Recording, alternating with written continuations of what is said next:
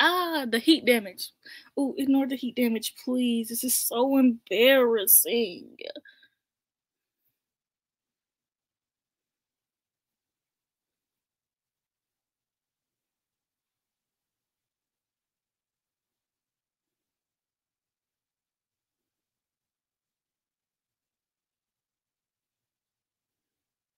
Hi, guys.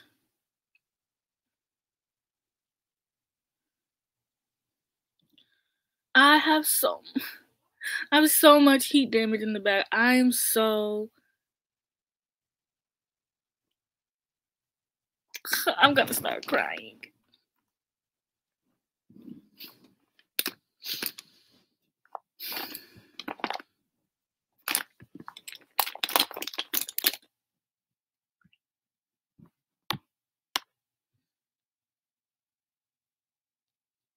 I'm doing fine. To go back to work tomorrow after being off for 3 days, so not like that fine, but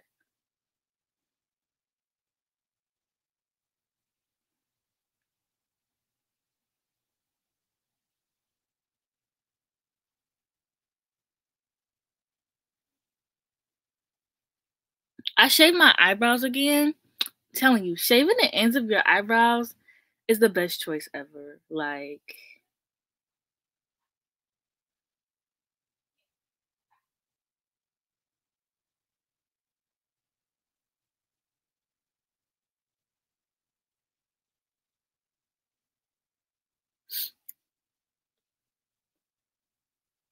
these comments be coming in mad slow. Like,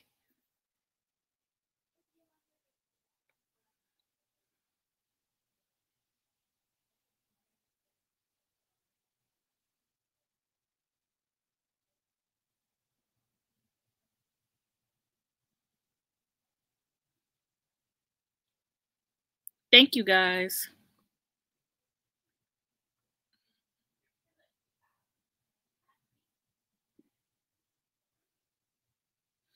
Um, besides getting into Twitter shit, literally going to work. I got it in a book box. Not like a I got it it was like a not a sponsorship, but you know how companies send booktubers like boxes? It was like one of those things.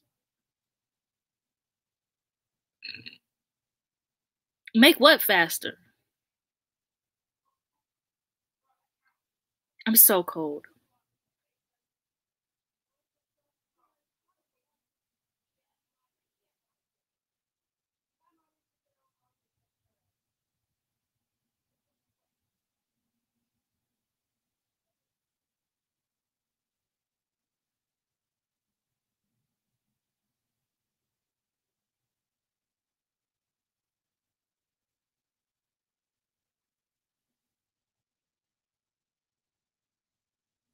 Oh no, I'm saying the comments aren't coming in slow because of you guys, but on StreamYard the comments come in slower than what they are. One eyebrow looks darker than the other. They come in slower than what they actually are on YouTube.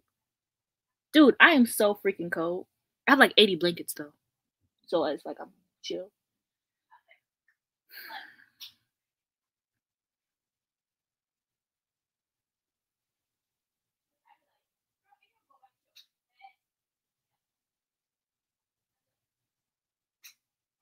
Not I'm ready for the chaos. We're doing my makeup because I'm about to film a video. I'm gonna film 20. No, that's not what I'm gonna film. I'm filming books I want to read in 2021. Not anticipated reads, but just like regular books that like I already own, which is the exact same list as the books I want to read before 2021. But we all knew I wasn't gonna get to that shit, so nobody's gonna be surprised. But and then because I'm not doing Vlogmas anymore. I'm really critical about my vlogs for some reason, and I don't know. I'm just really critical about my vlogs, and I know I told everyone that I wasn't going anywhere, but also just looked. It's not that I looked ugly, but I just like having like a day where I do my makeup, and I just didn't feel like it was fun. So maybe next year, but I'm not doing Vlogmas anymore. So that means I have to actually film videos. So I'm doing 2020 books I want to read in 2021, and then next week I think I'm gonna do series I want to read in 2021. Or Haley and Bookland actually uploaded a really good video where it was best and worst books she's read in each month of the year. And I think I want to do that one because... Oh, I just got a Fashion Nova sale text. Anyways. But yeah, I think I want to do that one because that's actually such a good, interesting idea. Like, I just think that's so fun. No. I do film a lot of videos, but I got some cute clothes coming in, and I like to wear my cute clothes in my videos. So if I film 20 videos in one day, that means I can't show you all of my cute clothes that I'm getting.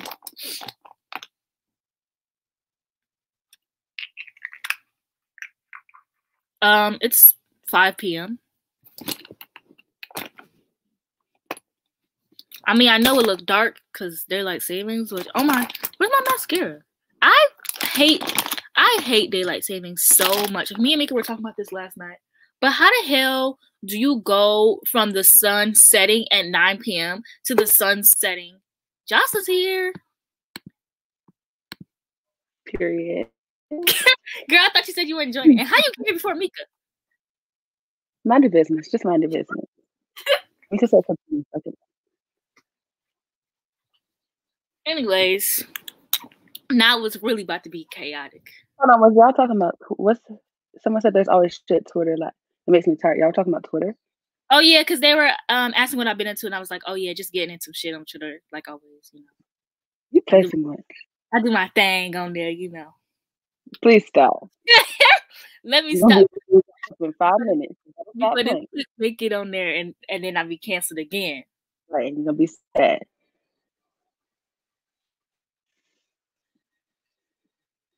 Now it's about to get good. That's what I just read.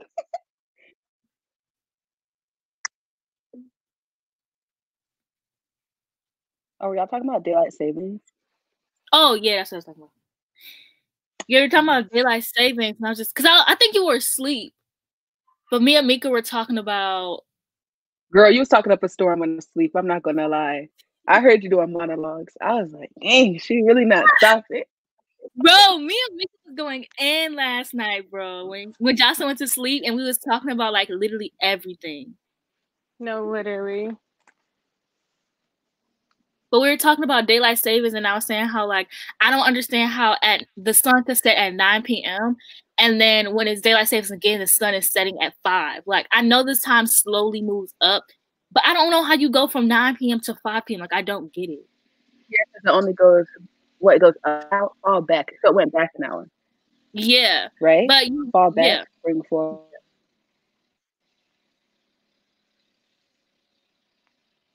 Y'all just froze.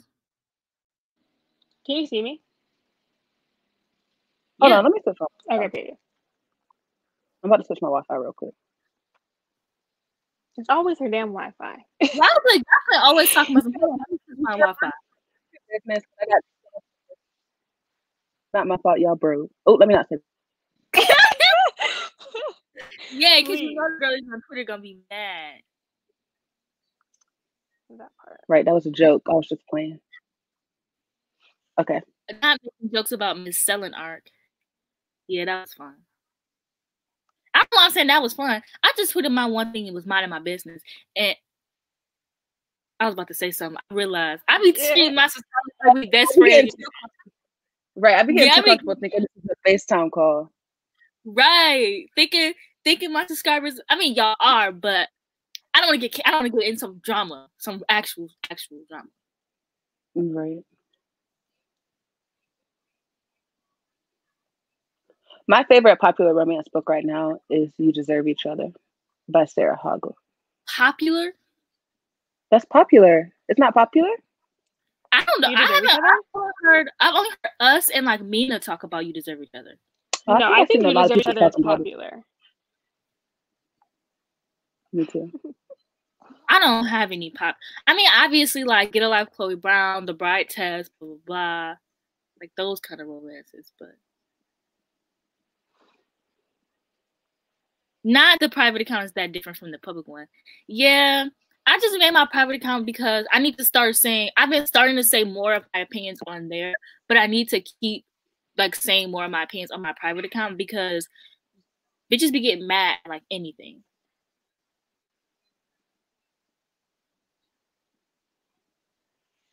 Okay.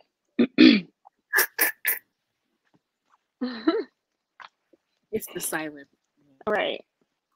It's because like we're really still just waking up. Yeah. Which is sad. So fucking sad. The fact that my laptop was frozen though.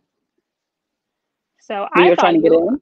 Yeah, I thought all of y'all were still sleeping. So I was like, I'm just gonna sleep too. But yeah, I woke up at like 12 and Mika was Jocelyn's screen was like had the J on it, and then Mika, your one, I was like, why is it so dark in this daytime now? No, hers was dark. It's her blinds, I think. Oh yeah, I forgot about them blinds. Yeah. Look, y'all, I'm Jocelyn. Girl, mind your business. Please. It's such a cute hairstyle, though. I can't lie. It is. Oh, which Hades and Persephone romance are you reading? Because I was reading A Deal with the Elf King. That's Hades and Persephone? Mm-hmm. Oh, I didn't even know that. Yeah, especially because she's really into like herbology and plants. Oh yeah. Please.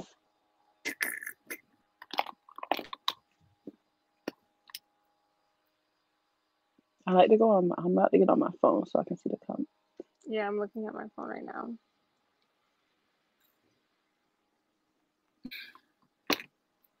Yeah, because the comments coming in slow. That part. Who's the author, Gabriella? Oh, I think I know what book that is. I'm about to look it up.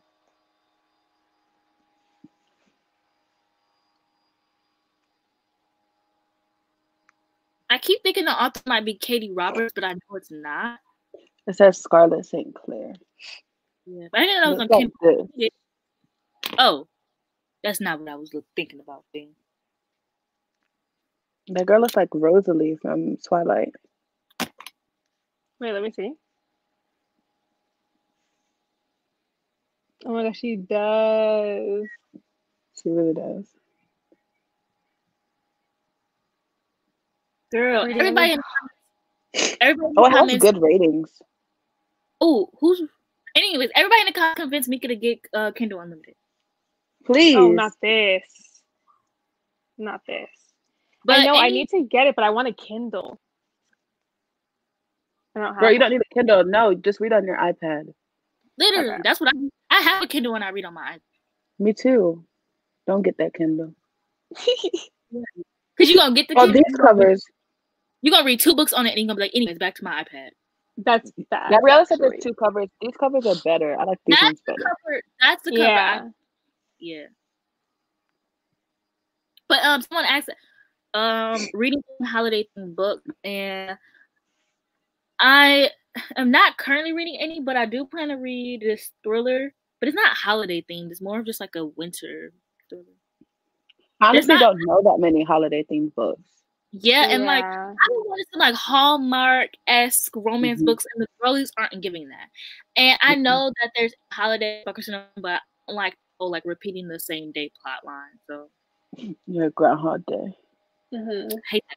It's my least favorite fucking trope. Except the only time it works is in Happy Death Day. But that's not really a romance, so I feel like that's why it works. You know what? No. It's this movie on Hulu, and it has that one man from Brooklyn Nine-Nine. Girl, I don't watch that. Palm Springs. It's called Palm Springs. It's a romance. It's about this guy. It's about this girl getting. Her sister is played by the girl who plays Veronica on Riverdale, and then she's getting married to Dick from Teen Wolf. And he doesn't have a beard and his face is shaved, and it was weird to look at. Anyways, so her sister's getting married, and she's kind of like the fuck up of the family, and she ends up meeting this guy, and she's attracted to him, so they about to sleep together or whatever. And then he at the end of the night runs into this cave, and he's like, "Don't follow me," and she follows him anyways, like the dumbass she is. And then she wakes up the wedding day again, And then she finds out that he has been stuck in the same day for like a long time, and she's also stuck on that same day with him. Right.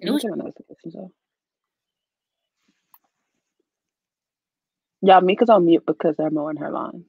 Who mows the lawn? Yeah. Dark. Why did she just talk right now? Why did she just talk when she was muted?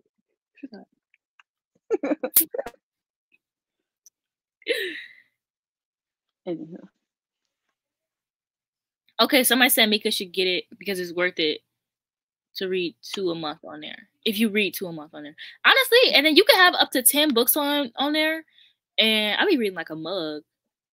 Yeah, I read more than 2. I'll be reading like about 10 a month. Yeah, I'll be reading 10, especially because we get in our romance mood, so that means like we're reading constantly. Like I read like 3 Kindle Unlimited books last night.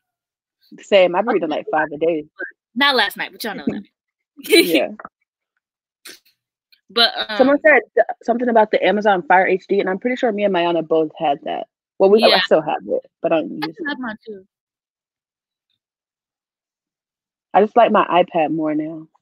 Plus, you can always get Kindle Unlimited for that month free to like check it and see if you really want it, which you will. But there are months when like not months, but it'll be like a month or 2 where I'm not reading anything. But once I read one book on there, I'm not reading any of my physical TBR. Same. So it's like for me, it's a really good balance. I also agree, Gabriella. He should not be with a bare face. That was really terrifying to watch. I think that was scarier than his character on Teen Wolf. I never seen him with the bare face. It was scary, to be honest. I'm gonna Google it.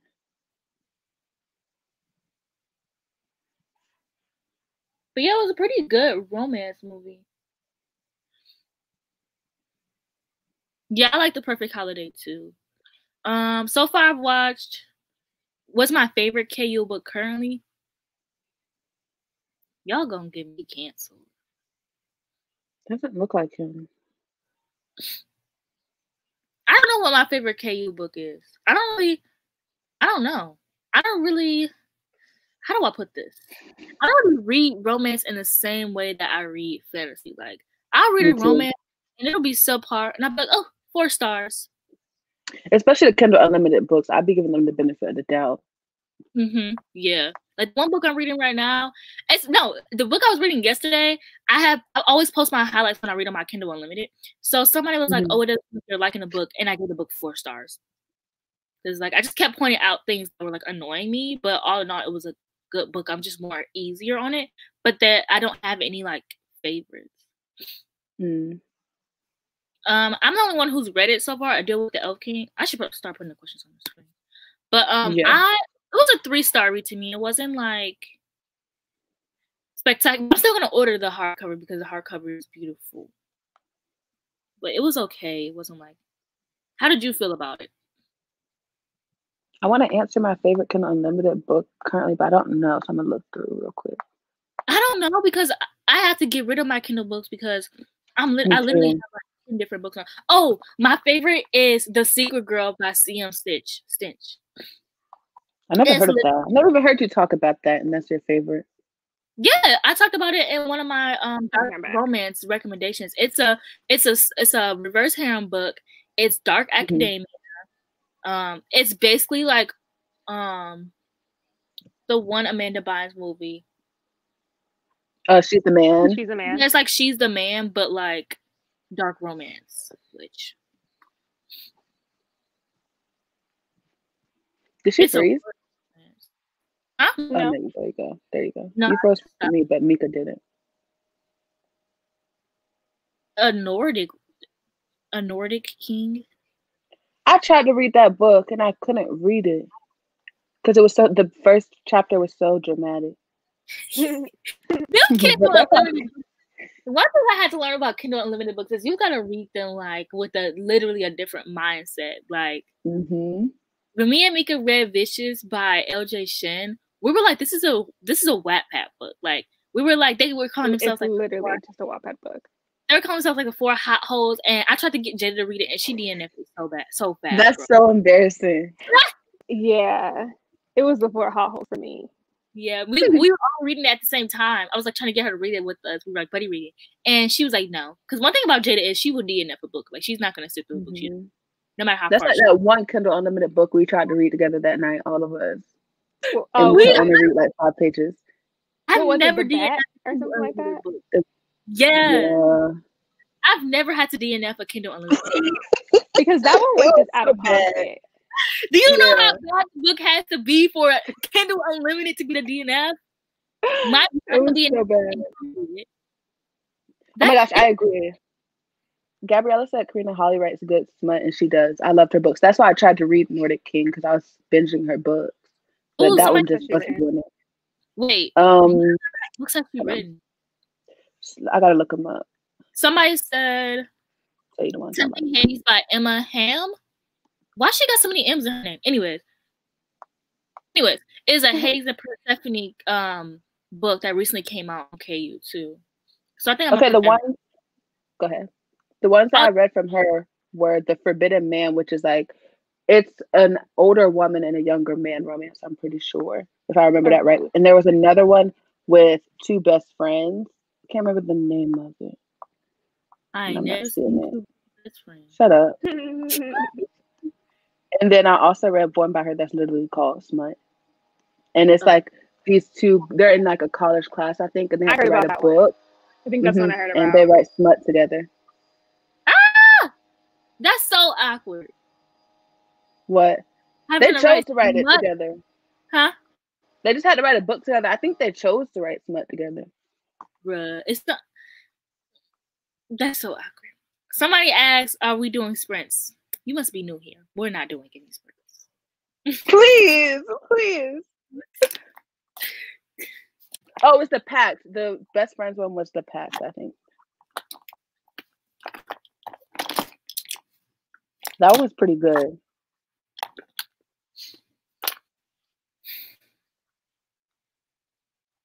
Man, my Kindle Unlimited got canceled because I didn't have any money in my account when they took the money out. And they removed all of my Kindle Unlimited books.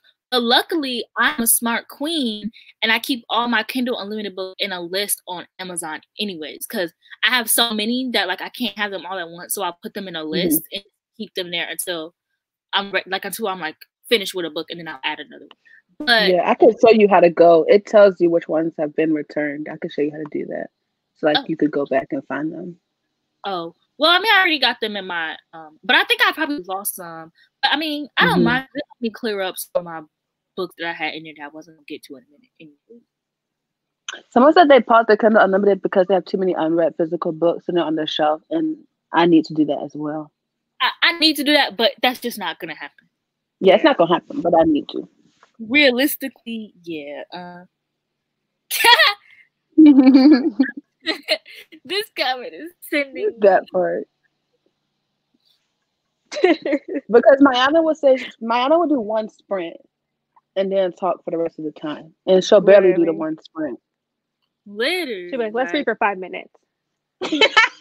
Let's read for 2 minutes, guys. Like 80 YouTubers on here do sprints. I am not the one. Yeah, a lot of people do sprints now. I like it. I want to talk to my girlies. Period.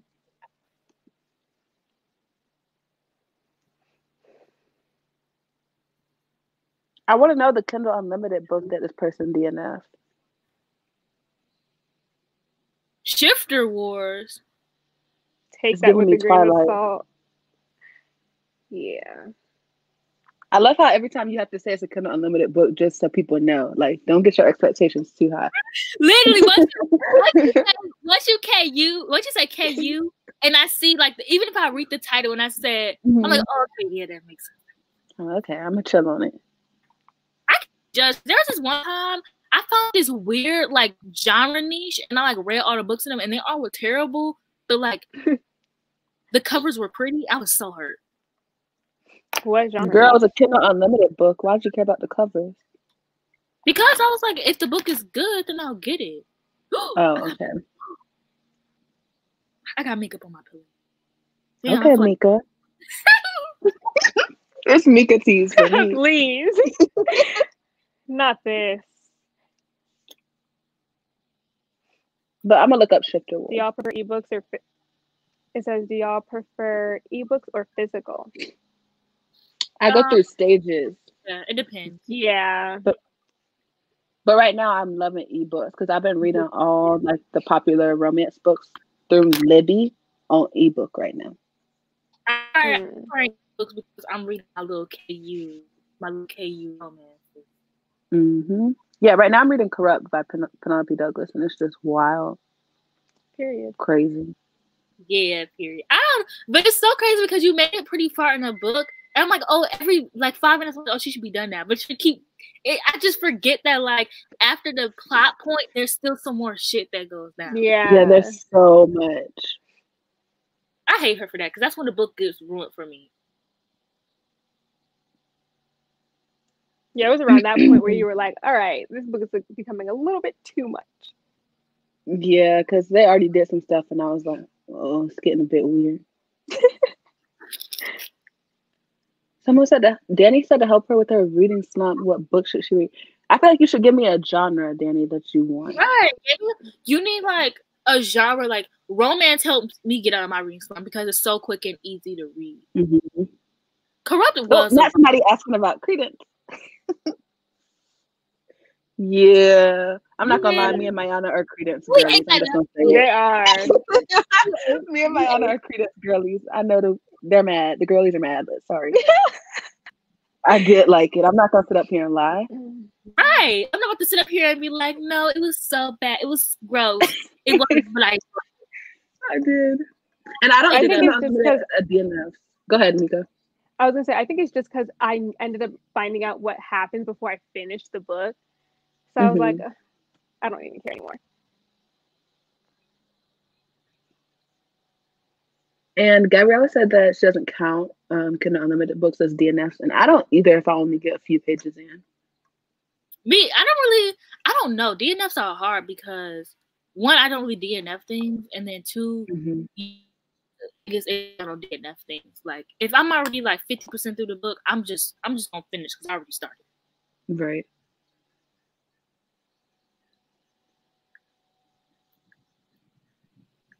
Okay, Danny said fantasy.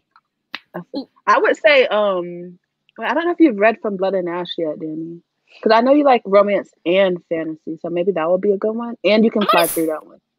Somebody said Radiance, and I haven't read it, but I do know a lot of people like enjoy that book. I've read Radiance, but I think, like they said, it's heavy on romance. So if you're really looking for fantasy right now, I don't feel like it would hit the spot. Because it's like a fantasy romance, like, but it's really just a romance. Yeah, so yeah, I would say From Blood and Ash. And no, I didn't love who she ended up with in Credence. I didn't. I don't care. Okay.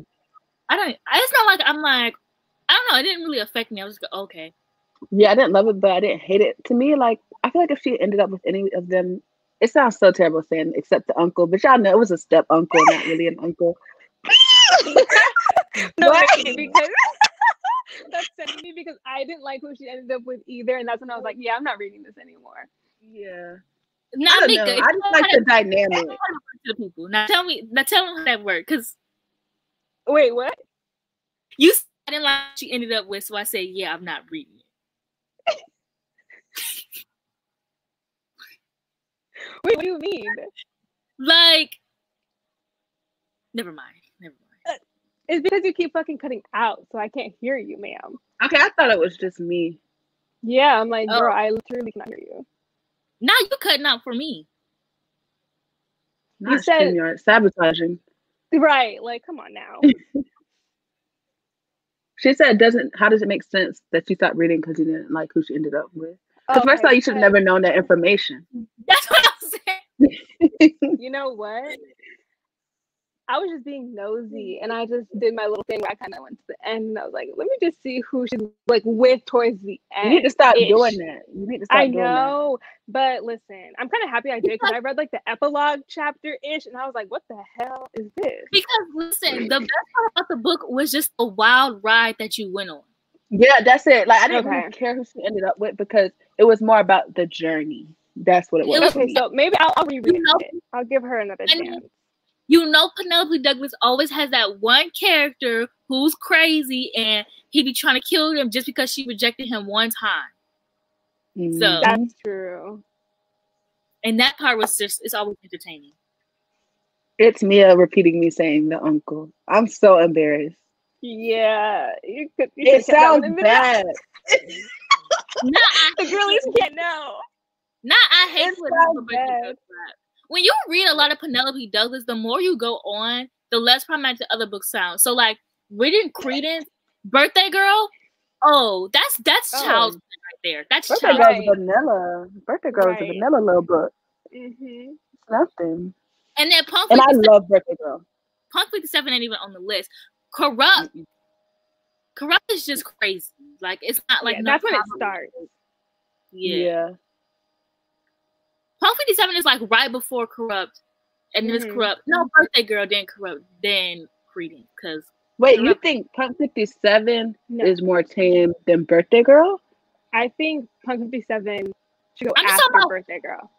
tame wise, Yeah. not tame, but like problematic wise, But and like yeah, problematic relationship wise. To be Yeah. honest, I feel like Punk 57's relationship was more, I guess, more toxic than Birthday it was. Girl. Yeah. It was, But I it was guess- toxic. Like but less Birthday Girl, problematic. Birthday Girl, you know, she's dating her dad, and and Corrupt, she's in love with the nigga. I mean, Ooh, that is something else. You be thinking you on FaceTime, girl. Please. I'm screaming. Y'all ain't that. Y'all ain't that. Anyways, Anyway.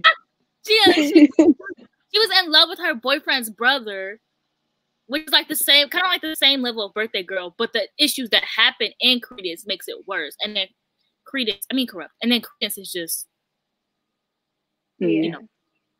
But I Yeah. think To Penelope be honest, Douglas Penelope goes Douglas is wild. in the Corrupt series. Like, man, I really need you to read Kill Switch just so you can experience what I had to go through. Because that book, Hold on, who said no? Dating her dad. No, her boyfriend's dad, not her actual father. Oh, I must have heard that. Whatever. I mean, that wouldn't surprise me. Well, no, Penelope Douglas would never go that far. We don't know. That girl Yeah. would be going off. yeah, she be questionable. Actually, but that's where I would have to draw the line. I would have to be like, I would have to call her husband like his wife. I always wonder what her husband thinks about these books. Literally. He probably doesn't really know. Like, you think Girl, he's reading them? he's probably not reading them, but the synopsis is right there. He probably like, honey, what That's you writing over there? And she got to tell her. I feel like the book I just be worse. It's me struggling to get this concealer out the past 2 minutes.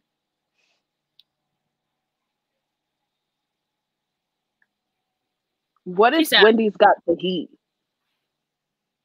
What is that? That sounds like, A shifter romance? I don't know. I just thinking about Wendy's, the place, the food place.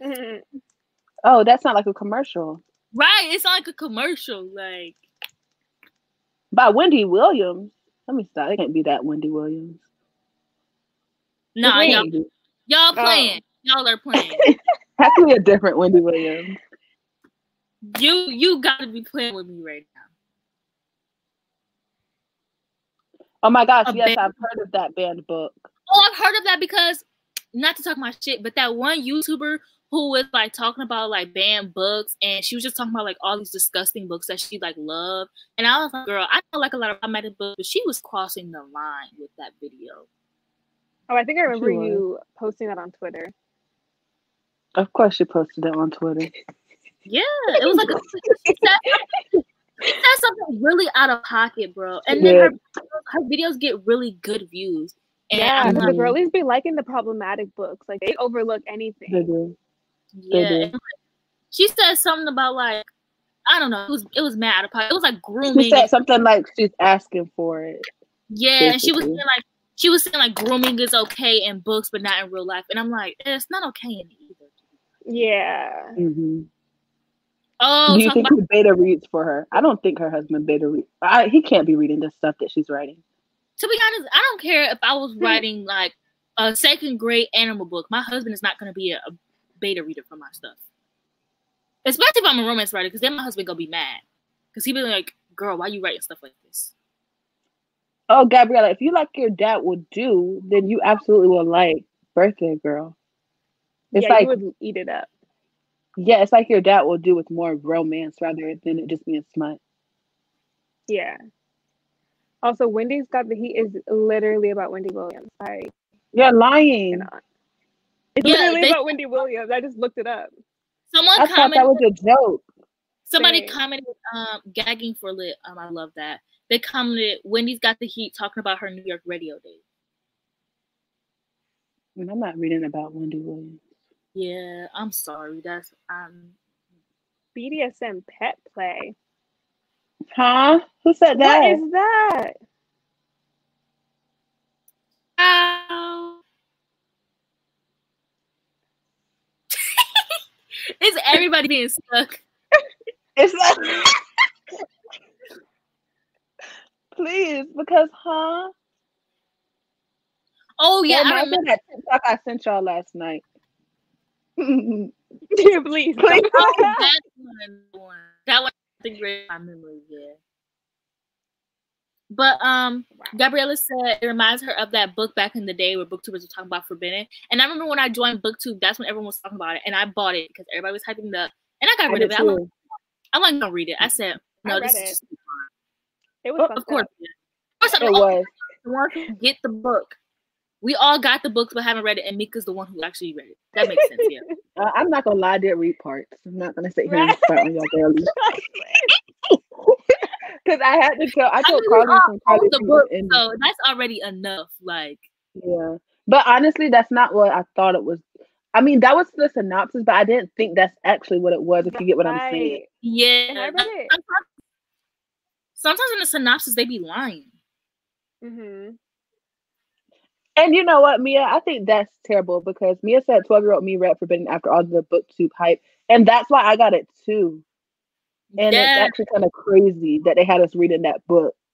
Right. They had people like in my family sometimes like to come in my room and be like, oh, what's this about? What's this about? Imagine they point and I'd be lying to my family, I can't lie. I'd be like, oh yeah, this is about this. Because I'd be embarrassed. But I think with Forbidden, I couldn't even come up with a lie like for that. Like I would just be stuck. Yeah. Like, and then they're gonna lock my ass up. Because that's but at the time, it's so funny how at that time it wasn't even problematic for them to recommend that book. It wasn't. It's just like that other book that they was hyping a couple years ago. It was a very, very big age gap. I think All the Ugly and Beautiful Things or Wonderful Things. It's like a huge age gap. Like the girl's very much underage. Everybody was giving it like 5 stars. I hate BookTube. And I think the girl, I'm not joking, I feel like she was like 10. And the man was like 20, late 20s. And they was hyping it.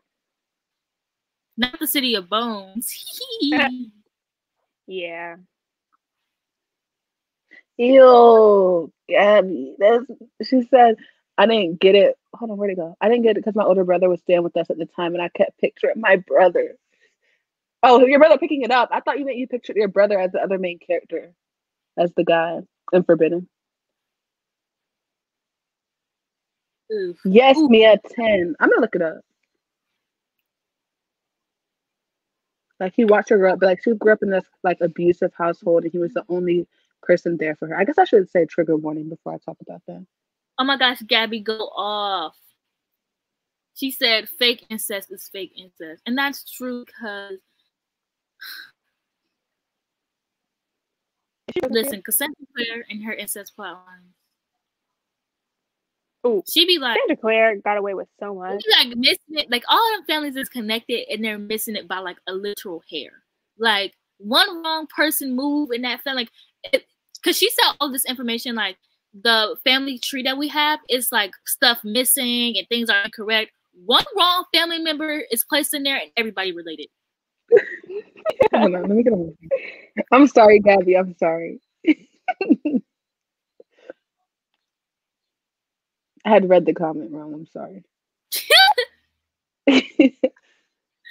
You almost just ruined Gabby's reputation. I know. I'm dead. Almost got the girl canceled. Literally. Yeah, that's the title. The 8 File. He just said that. And actually, she was 8 years old when that book started. So it's just nasty. City of Bones is actually Harry Potter fan fiction incest between everything. Like if you really like think about it and like you've read Harry Potter and then you read the Mortal Instruments, like a lot of stuff from Harry Potter is in the book. Like the whole room thing is literally from Harry Potter. Yeah. I just remembered I have Chipotle. I'm gonna go get it. Okay. Yeah, I understand why you would cancel the Mortal Instruments because of the fake incest, because it was very it was uncomfortable to read, especially I reread it and it was way more uncomfortable for me than the first time. But I was like, that's kind of weird because I read it when I was young and I didn't really I guess I did realize what I was reading, but I didn't at the same time, if that makes sense. Yeah. And it's like I reading it as it came out. I'm so glad I read it afterwards, and I already knew about the incest, and I kind of already knew about the stuff that happens. But then incest get worse because it's not even just incest between Jace and Clary. It becomes incest between that whole other plot line. I'm like, girl, we just incest, and you gonna give it to us again? Yeah, she said I'm not gonna do it once, but I'm gonna do it twice, so y'all also get the real thing. Literally, like, girl. She said I'm gonna give y'all fake and real. Right. And you know what? I think I should sue her for that. That emotional trauma that I went through. I don't know why that out of all the tropes. I don't know. I feel like there was a time when, I don't know, incest was just really popular, and that's such a weird thing to say. Right. But and I think really popular. Bitches who don't got no siblings or bitches who aren't close with their siblings. Oh, absolutely has to be someone who doesn't have siblings. Cause ain't no way. Wait, but I think, didn't they say Cassie Clare has a brother? Maybe people just say that as jokes, though. Maybe they, hopefully, because I'm scared. I see someone said, like, save Cassandra Clare's brother. I saw that tweet. Oh, I did see that tweet. Maybe they're not close. But even if you aren't close, like,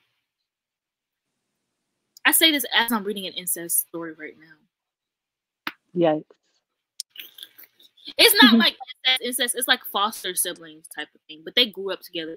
I'm just really curious as to how this is gonna work out because it's a dark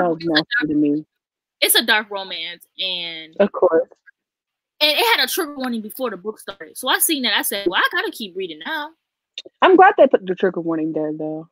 Yeah, but dark romance, like when you go into dark romance, you already know in general. So I feel like it's about to be some really crazy stuff if they put a trigger warning in the beginning. So it's like, well, I gotta finish it. So I just want to see what's going on. Nothing interesting. He had a motorcycle game. That's it. I think about stuff like that too, Gabriella. From just watching stuff like Lifetime and stuff.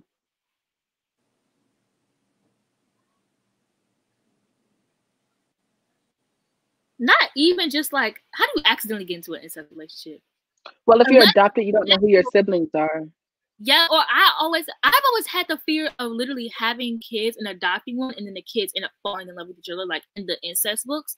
I never have I had that fear. Listen, after seeing Flowers in the Attic, I've never seen that. Okay, let me tell you. Growing up, I didn't know about the incest because in the movie I watched, it wasn't in it, and I also was young, so I think that they had hints in it, but I never picked up on it because I was young. So me and my grandma watched all the time together. So when they made the Lifetime adaptation, they put the incest in there. Mind you, this was my favorite movie growing up.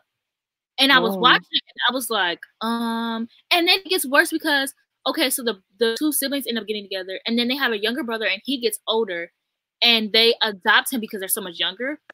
Wait. No, they have a son. My bad. Because, yeah, they have a son and then he ends up getting older, and they adopt a daughter, and the son and the adoptive daughter end up in a relationship.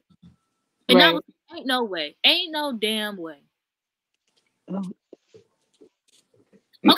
Okay, Danny. So maybe people were joking when they said that about Cassie Clare then.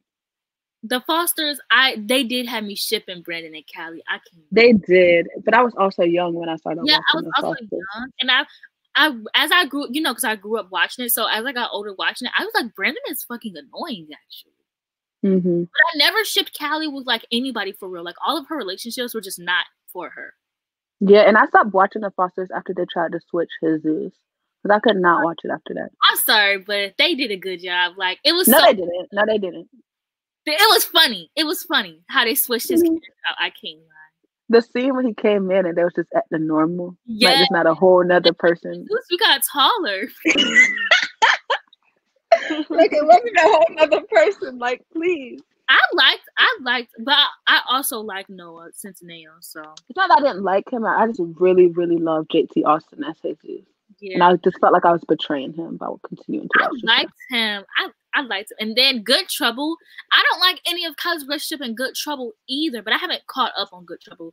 But The Fosters in Good Trouble is so good. Like, I'm gonna need them people to create more TV shows because those were really good TV shows. I never watched Good Trouble, but I really did love Mariana. She was one of my favorites. Oh my God, I love her. She dresses so great, and I just love her. And the Good Trouble just has such like good plot lines, like really important plot lines. Like one of Mariana's plot lines is that she's a girl working in this industry that's mostly for men, and so she realized the women were getting paid less than the men. So she did not little Debbie's teas. Yep, little Debbie teas, but they did it good. And so, so she like creates this little thing, and she's like asking women how much they get paid, and then she realizes that women of color, which is like her and one other person, are getting paid less than the white women in general. So she's trying to get them to fight. She's trying to like fight for them and all of this stuff. And I just thought it was just like they just have such good like plot lines. Grey's Anatomy is like that too. They have a lot of really important plot lines throughout the whole series. Sorry. Stop, because I'm going to keep trying to make you watch the show. Because you're going to watch it. It's good. I feel like you keep putting a gun to my head at this point. Because I want you to watch. I don't doubt that Noah did well. I just can't see anybody else playing Jesus. Who's racist? What? Who's racist? No. Who said get out the chat, because we don't do this here. Not John Ambrose. We don't do that here. Yeah. Wait, who is racist? Yeah, but who's racist though? JT Austin? Like, what are y'all talking about? That wouldn't surprise me. I can't lie. Yeah, I don't think I'd be that surprised, but I don't know about it. Noah Centineo is not racist. I had to think about that. Oh, she might just be or they might just be talking about when you were talking about how women of color get paid less. Oh, yeah. Yeah, the wage gap.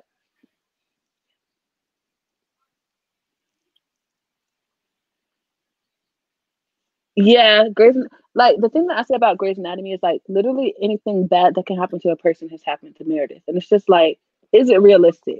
Because they're literally just in a hospital. Like when I'm talking shootings, bombs, plane crashes, like it's getting out of hand. Like how? Let me get my mama on here so y'all can discuss this. Yeah, I'll be eating my Chipotle. Y'all should watch. Both of y'all should watch. Season 17, I think that's on TV right now. I'm a little bit bored. The person said that there's 16 seasons. I gotta finish Shameless first. Yes, hurry up and finish Shameless. But I don't want to finish because I don't even come back. Not her not even letting me say bye. Right. But I don't want to finish Shameless because this is the last season. Like, I haven't even watched the season that's currently on. Like I need to watch the episode that just came out on Sunday. But I low-key go ahead. I'm also low-key happy that it's ending in a good way because I like rewatching shows all the time. Like I'm always rewatching shows, and like Shameless is gonna be like my Glee, like something I watch like twice a year. Oh, 100%. I don't know about twice a year. Someone wants to know your order, Mika. Oh, okay. So I get the burrito bowl with white rice, and then I get black beans, the like corn salsa, and then I get the medium sauce, which is the green one. And then we always have to get the sour cream and the cheese. And then I add extra guacamole at the end because it sounds nasty.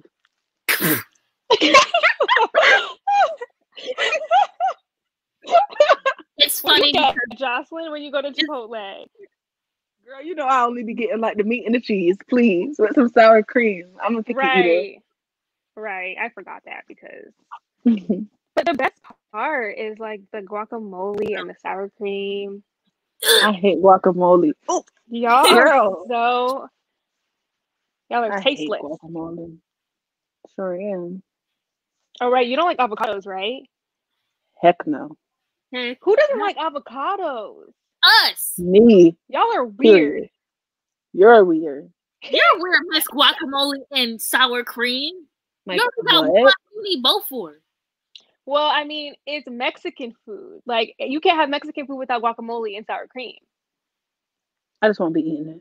Yeah. I just be sitting cute, minding my business.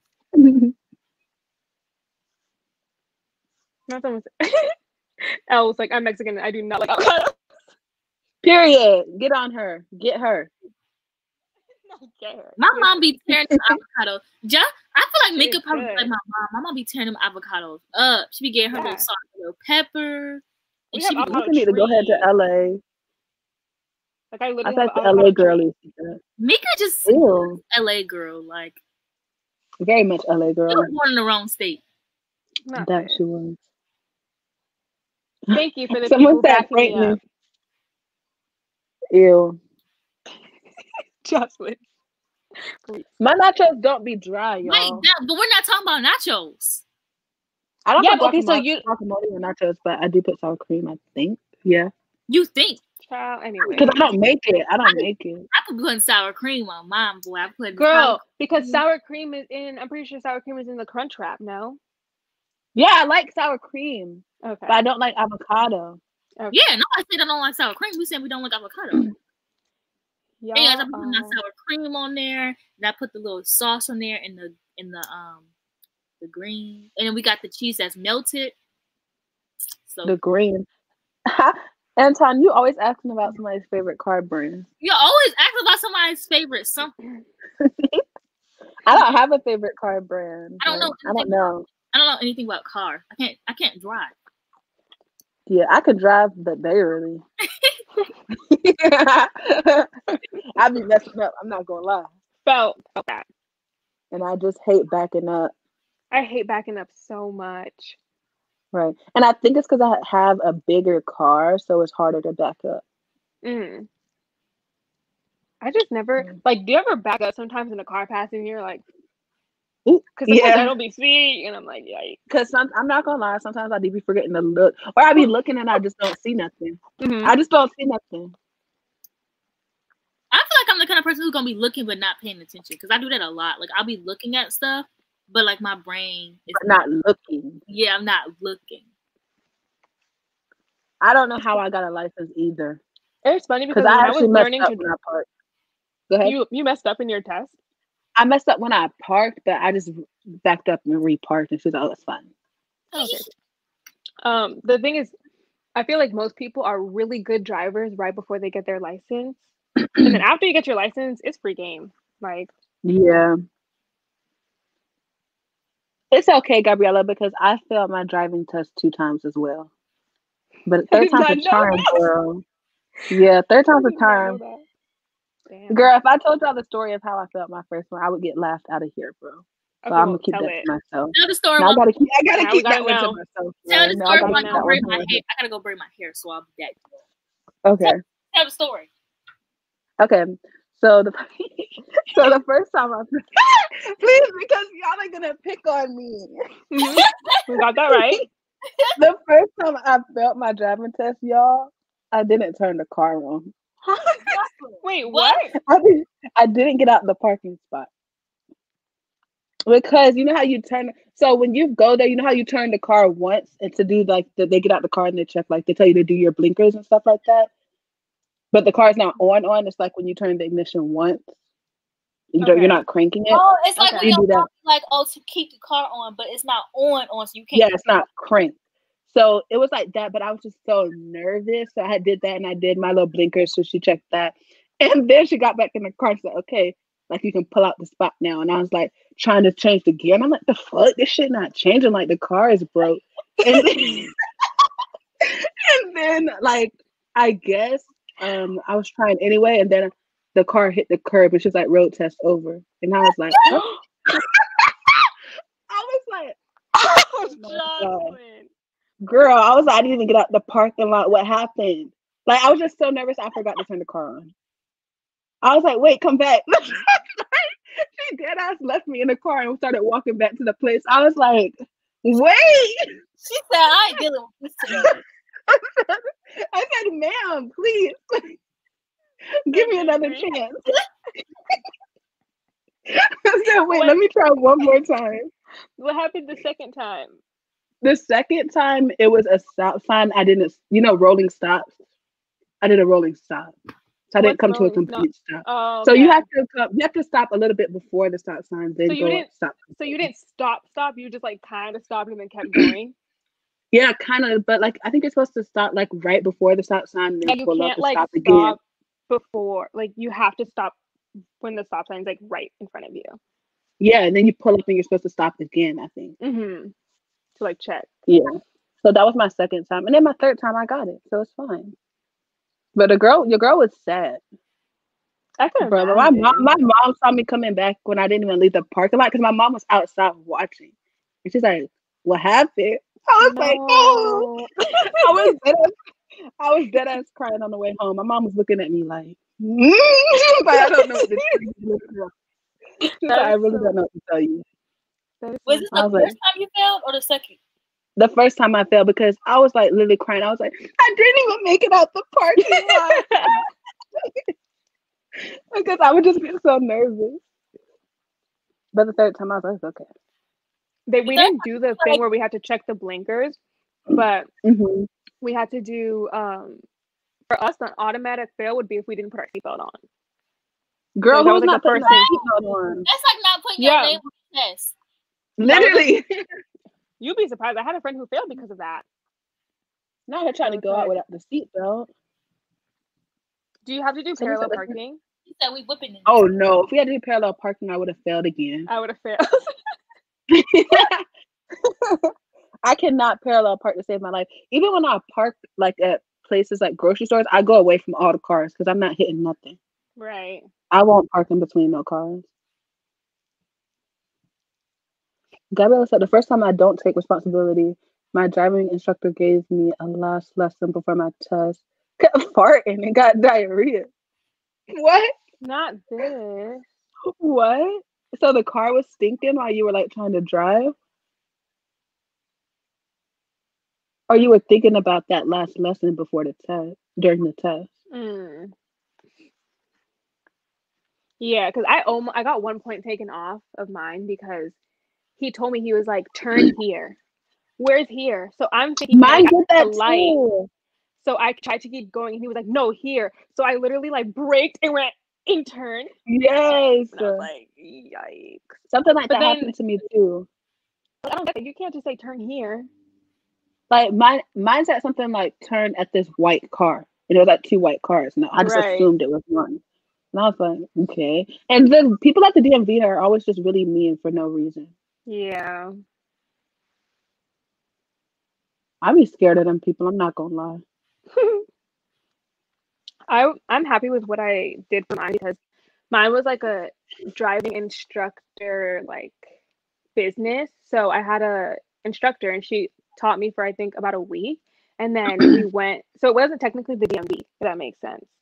So I got my certificate for my license at that place that I like learned how to drive and then went to the DMV to just get my actual license. Oh, that's nice.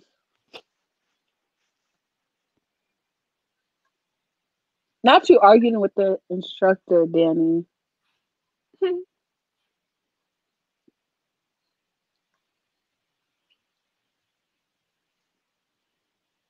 Yeah, Gabriella, if I had to take my driver's test in New York, I would fail. Like, I can't even imagine trying to parallel park. Like, I can't do it. Yeah, my mom taught me, but it's just like, there's just so many things you have to know, and then also if the cars are parked too close together, it's a no for me. I'm also just not good at backing up. And like I won't back up into a parking spot either.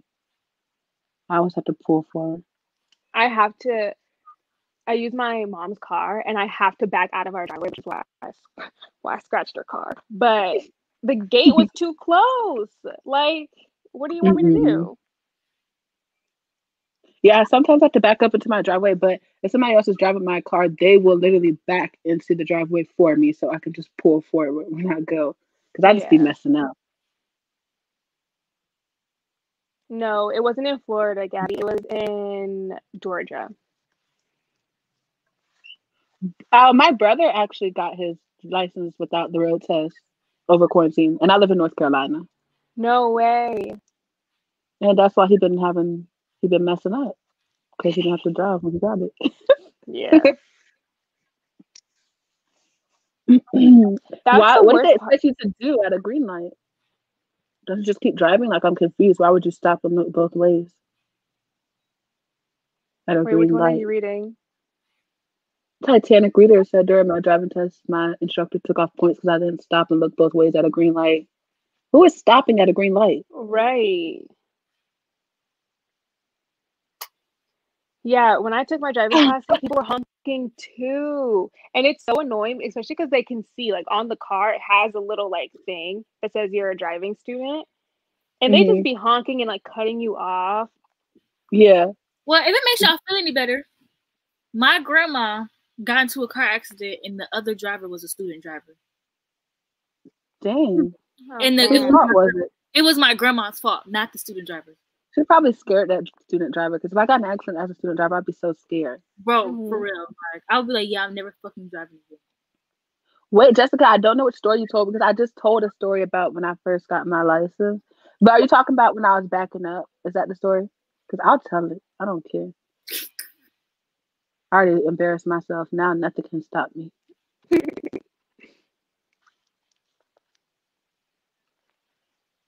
I'll tell the story about why I don't like to drive. Okay. When I was, first of all, when I was growing up, I always knew I did not want to drive. When I was 13, my mom was like, oh, like, Mayana, you should just, like, pull the car up into the garage. So I'm like, no.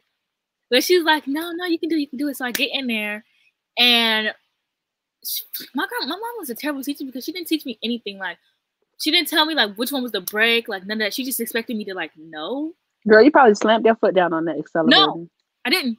What did you do? I was, like, pulling up, and once we got to the garage, I could not figure out how to stop. And, like, girl, you couldn't find the brake? No. And I didn't stop. And then my stepdad decided this man wanted to be Superman and jumped in front of the car and tried to stop it.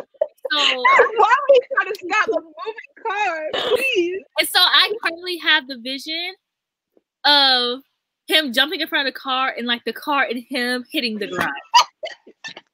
Oh my god. No, because it's really sending me because why would he try to stop the car? Literally, he literally thought he was Superman. He was like. Because the way I would have just let that car hit. I'm not getting between the car and I'm dead. Not the Edward Cullen, please. Please. Okay, no, Jessica, I didn't tell the ditch one. The ditch one, I did tell them I was bad at backing up, so that was a part of that. I was trying to back out my driveway, and there's like a ditch on the side of my driveway, and I backed up into the ditch. Like, the car was leaning off the driveway, and like it was stuck, like it couldn't come out because there's nothing below the ditch, so it's nothing for the wheels to go on. They were just sitting in the air, and I had to go get my dad and tell him that I did it. And I was late to work and everything because I had to get another car to drive to work. Was he mad? He was dummy mad. Because when I went and got him, I think I tried to play it off like I didn't say what really happened. I was like, I think I just went off the road a little bit. And then he came outside and the car was like literally hanging off in the ditch. He was like, okay, so you lied. I could just imagine. Yeah. I'm bad at driving. Oh, you hear my dog talking? I thought that was a sneeze. Also, someone asked how old we were when we got our license. I think I got mine when I was 19 or 18. 18 or 19. I can't remember. I got mine literally this year, so 18. It never happened. I'm getting mine next year. I'm actually so ready to drive now. Like, first of all, I'm tired of paying for work. I just hate asking people for rides. And I'm tired of leaving out an hour before work. Like, I want to just leave out like 15 minutes before and hope I get there on time. Like, I'm just so tired. And I'm tired of like depending on people. And I hate that, like, if I want to go to like Michael's, I have to wait until my mom literally is like, oh, I'm about to go somewhere down in that area. Because then thinking of Michael's because it's kind of far. And so that means I really never get to go. And like, I don't know. It's just really annoying. I still get nervous to drive, but my favorite thing about driving is just going places by myself, listening to music, chilling. Like, just driving is just so surreal sometimes. I just know I'm about to be at Barnes & Noble by myself. I'm about to be at the movies by myself. Like, girl, I'm about to be doing everything by herself because I love that. Driving is just so stressful, depending on like. It is. But I feel like you guys live in small towns, so it's easier because there's less like traffic and stuff in Miami.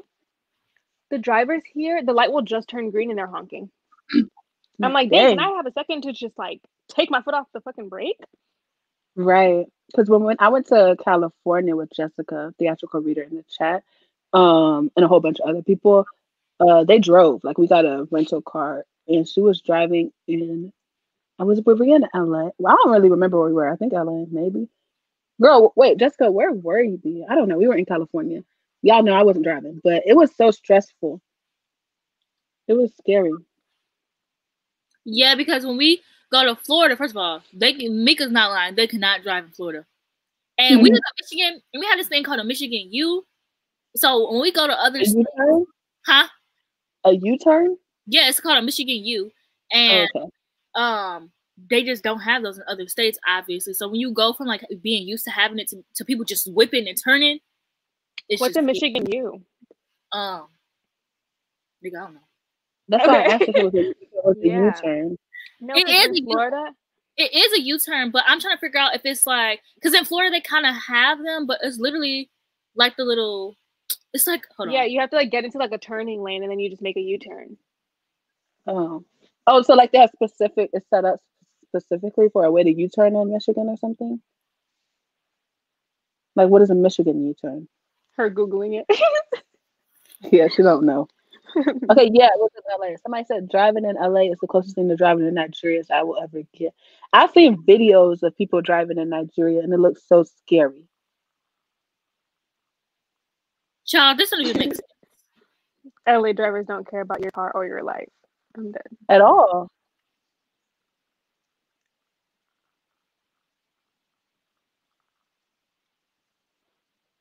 What's a cul-de-sac? Oh, yeah, we do have a bunch of these. Yeah. It's hard to explain, to be honest. That's okay. But what it says is it's when on the secondary road, the drivers direct to a right turn. Within half a mile, within 1/4 of a mile, they queue into a designated U-turn or crossover lane into the median. When the traffic clears, they complete the turn and go back through the intersection. Okay. So it like low-key looks like this. Oh, like so designated type road. Okay, yeah. We don't have those. We have like, it depends on the city, I guess, that you're in. Because some have it and some don't. What the heck? I don't think we have it, but I don't know. What is a cul-de-sac? I thought a cul-de-sac was the end of a neighborhood, that little circle in the end of a neighborhood. Yeah, that's a cul-de-sac. It is like the end of a road, kind of like. Oh, so there's like two types of cul-de-sacs.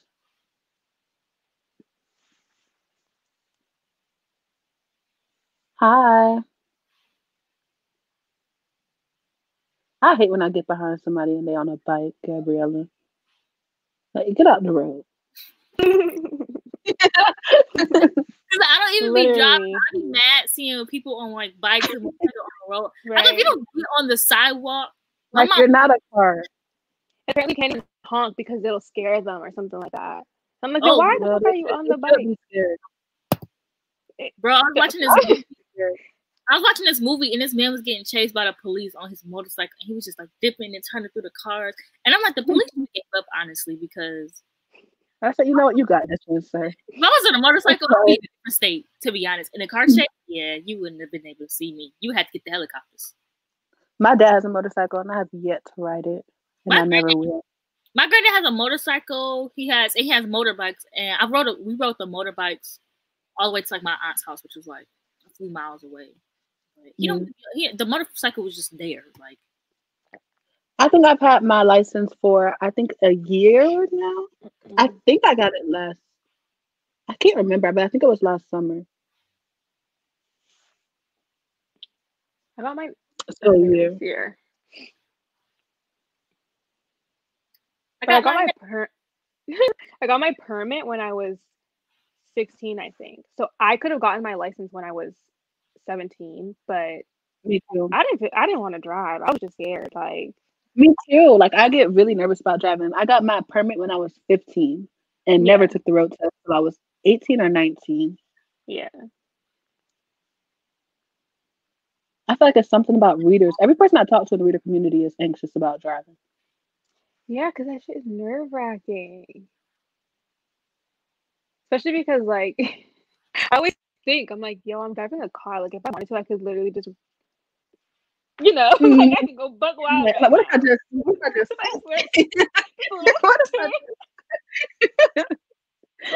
It's crazy. It is. And I'm scared of car accidents.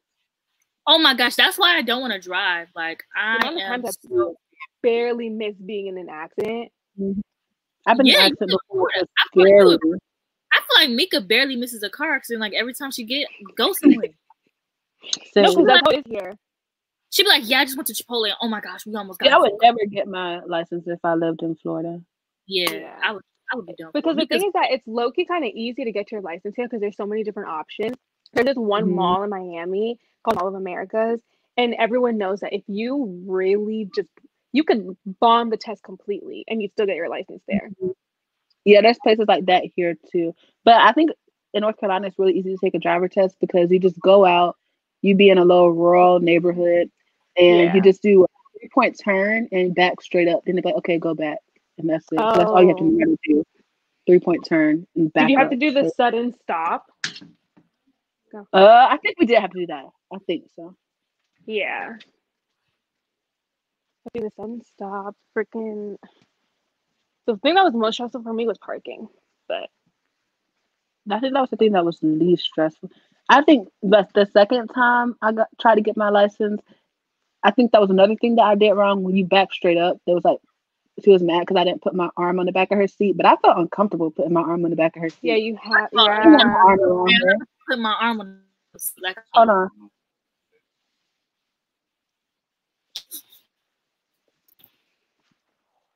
Weird. I'm not putting my arm on the back of your seat if we're not dating. Like, that's too intimate. Bye. That's way too intimate. That's my brother. They don't even. Yeah. My driving lesson place didn't teach driving on the highway either, but my specific driving like instructor let me go on the highway because, listen, I was a good driver up until I got my license. I don't know what the fuck happened, but so I was on the highway, and it's so scary. And like the other day, my mom forced me to go on the highway, and I'm like, like I'm like, this hard. I think the craziest thing is merging. Yeah, the hardest part for me is merging. I just get scared. Mika said, "Coolesties." No, literally, but when you're in the merge lane, I didn't realize that if you just keep going straight, it just automatically merges you, no matter what. But these cars don't. I don't think it's like that here. They won't let you through.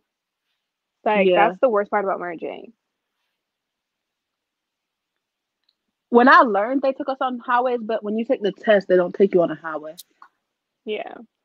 And when I was learning and I took on the highway, I blacked out, bitch. I didn't even drive on the highway, bro. He was like, okay, pull into the sheets. And I was like, I was driving that whole time? Because I didn't remember nothing. How many lessons did you take before doing your test? I think I took 3.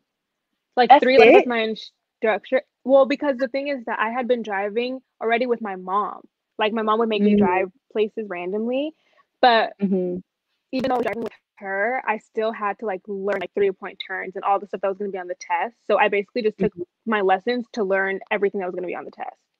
And she made me do it over and over and over again. So it was 2 hours every day. It was 2 hours for 3 days in a row. And That's then, good. yeah, I just had to do everything. So did y'all have driver's ed like at school? Because I took driver's ed at school. So I think it was 2 weeks after school. And the first part was like written, you know, that type of stuff, learning how to do that. My sister and then had the to do second that. part was driving. No, we didn't. Yeah, my sister did that. I low-key would have learned how to drive. Sorry for cutting you off, Mika. No, it was good. Oh, not me saying good for Mika. Right, like bitch, what? Don't worry about her down here. But Mika was literally in the middle of her sentence. Yeah, I don't know. I thought you were talking to me, but go ahead. But yeah, like we didn't have it at my school because I low-key would have tried to learn, like even if I didn't want to, because it was like at school, and my mom was like late to picking me up anyway, so I would have learned. But yeah, we had to go to one of our malls here. And I wasn't doing that. Oh, see, no, I just went to school. I think it's very convenient to have it at school, but it's always getting taken out of schools and being put back in. So I guess it just depends. At least here. I wish they said y'all must be from the East Coast because I ain't heard someone call the freeway a highway. What's it called? A freeway. Oh, we call it. Well, I'm not from the East Coast, but we call it a freeway. But I mean, people just call it whatever. It's not really like a East Coast. Yeah, I'm from the East Coast. I do always say a highway. I don't really hear people say freeway though. Yeah, I've never heard someone. Well, I mean, I know I've heard it used before, but we usually say highway. Yeah, we call it the freeway, but I know like that's not something I was like, oh, y'all call it the highway. But now that I think about it. Me too, Danny. They gave me a paper and I went to DMV. Well, I didn't get my license. I got my permit. Yeah. After taking the test. I did my permit test online. So I had to do like, it was like 15 or 16 hours of like reading this thing. I wouldn't actually read it. I only read like the drug and alcohol part. And then you have to do like of course that's the only part you read. And then you have to do like the road stuff. And the test was so easy. It was because easy. I know my sister told me she had to do the written one where she had to like go to the DMV and actually like take it. But the one online, it was just like it was common sense questions. Like, oh, if someone is in front of you and they're going slow, do you A, cut them off? B, wait for them to like turn or something like that? So it was so easy. Right. The written one for me was a bit easy too. Bro, Gabriella said, I just want some hot guy to put his arm on the back of my seat, and I felt that. Right. I think the most that thing a guy can do is back a car up. And that I said, because they just do it so effortlessly. Meanwhile, I'm like, oop, gotta turn back in. Oop, let me go forward a little bit. Oop. I can't do it. If he did the arm on the back seat, I'm gonna be like, yeah, so when are we getting married? The most embarrassing thing is like when you're backing out and the car waiting to get the spot that you're in. Because I'd be doing the exact same thing. I'm like, I'm backing out and then I'm like, oh, wait, I gotta like go back in. Wait, I gotta go back out. Wait, hold on. And I know they're looking at me like, this bitch clearly does not know how to drive. Literally, one time I was doing that at Sheetz, and I guess my brother's friend saw me because she literally texted him and was like, "Your sister's struggling right now." Like, first of all, mind your business. Like, why would you do that? That is so funny. Like, why would you text him that? Good night. Good night. Who going to bed? I don't know how to pronounce the name, but Bakita, maybe. Good night. Oh, Anton. Oh wait, no, they said good night to the person. I know it was Anton. The highway is called a turnpike. I heard only turnpike when I used to watch Jersey Shore, and they call it a Jersey Turnpike. That little dance move that Snooki would do. We have a turnpike here too, but like there's like different highways here. Yeah, there's like different highways, so you can take the turnpike to get to a certain place. But like we have like the I-95. Like there's different names for it, but the turnpike is still technically highway. Huh? It's the name of a specific highway, or yeah, it's like the name of a specific highway. So you can take the turnpike to get somewhere, and usually the turnpike's faster. Okay. How do we get on a driving topic? I don't even know. Because Jocelyn was talking about her driving while I put my weight. Oh, right. But I don't know how I started talking about that. No, wait. I don't think it's 150 to get no permit. I don't remember if I paid for a permit. I think I only paid for. I paid for my test. I did pay for a permit and a license, maybe. No, I didn't pay to have to take the test. I don't think. I paid to take. I think you don't have to pay to. Well, if you did it at school, I think your school covers it for you, because I had to pay to do the online test. It was like $20, and then they gave me like a certificate to go get my permit. And then the same thing with my driving lesson. Since I did the lessons with them, I didn't have to pay to get my driver's license. Okay. Yeah, I definitely don't think it was 150. If I paid something, it was like $20 or $40. Yeah. Also, the turnpike, I guess you could say it's kind of like a roundabout, because when you go on here, when you go on the turnpike, it like curves. Does that make sense? Like it's like a really sharp turn on the highway. Which my mom made me take the turnpike once, and I was like, I feel like I'm about to fly off. Oh, Anton's right. We did start talking about this from their question. Because they asked, like, what's our favorite car brand? And then it's... Yeah. You're right. Hi, Tracy. Yeah, I don't think we have turnpikes. Hi, Tracy. Why do I feel like everything is just more expensive in Canada? Whenever I hear people talking about stuff in Canada, they always say how expensive it is. Or even when you look on the back of books, the books are always more expensive. Oh my gosh, them taking driver's ed was a requirement for gym? What? That's crazy. I don't think it was a requirement at my school. Like, we had it, but you didn't have to take driver's ed if you didn't want to. Are y'all gonna watch the Wink show on Netflix? Probably. Hopefully they fix the outfits up though. Yeah, the outfits are ugly, but I'll probably still watch. It's sad because they just missed a huge opportunity to have them girls styling and profiling. Right.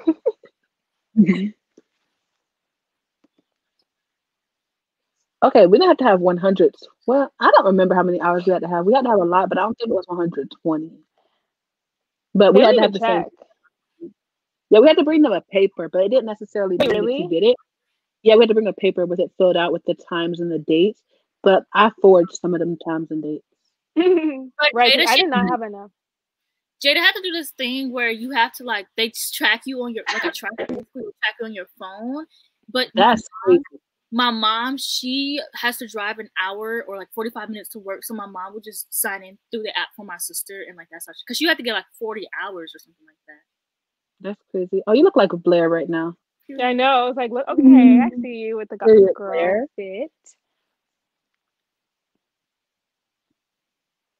Yeah, I did not have to give any paper because I know you had to have like a specific amount of hours for the day and night. And I that's why I hate driving at night. Like, last time I drove at night, I hit a curb, and I'm like, I'm never doing this shit again. So, hold on. Sometimes I want to. Everything is more expensive in Canada because our taxes pay for healthcare. Like, I feel like that's a good reason for stuff to be more expensive. Yeah. Like, I feel like if we wanted free healthcare in the United States, I wouldn't feel upset that things cost more. Yeah, I would, but you know. You said you would be upset, or you wouldn't? I said I wouldn't, but you know how other people would, yeah. Because, you know, some people don't have empathy, but that's fine. Not Miss Dark Academia, Mayana. Period. I'm about to go murder somebody real fast. Oh my gosh. Wait, Tracy, where are you from again? Oh, Australia. So you basically have a permit for 4 years? Y'all probably good drivers again. Dang, that's crazy. I would never get my permit. 4 whole years.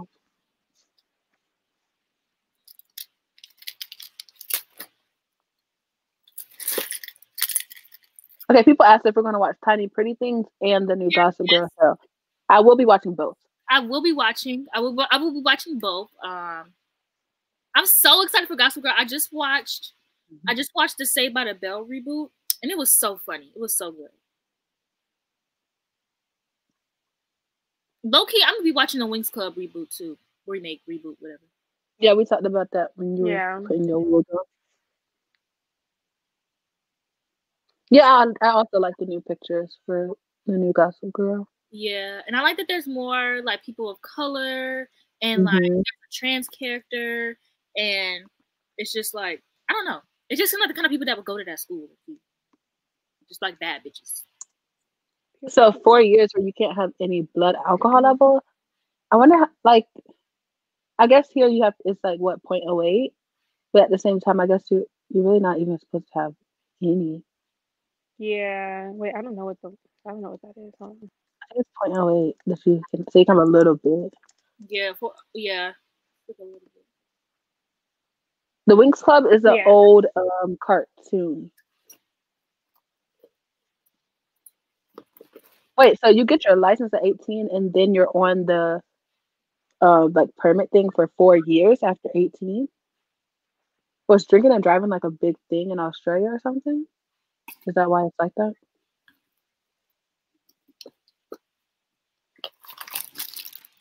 The most confusing thing about the states is that in some states you have to drive at 15 but not drink until 21. Oh yeah, I thought it was like that in all states. Yeah, no, and here you here you have to be 16 to get your permit. Oh, we have to be 15, and then you can get your license at 16. Yeah. Gabriella, I think Mayana is still going to Florida. Right, Mayana? No, we're not. You're not going no more? No. Oh yeah, no, we're not going anymore. Or they're not coming here. Not me saying we're not going as if I'm supposed to live here. Where are you going, Nika? Because I didn't know that's why I'm not going. Well, I still might be going with Brittany, but now Jake.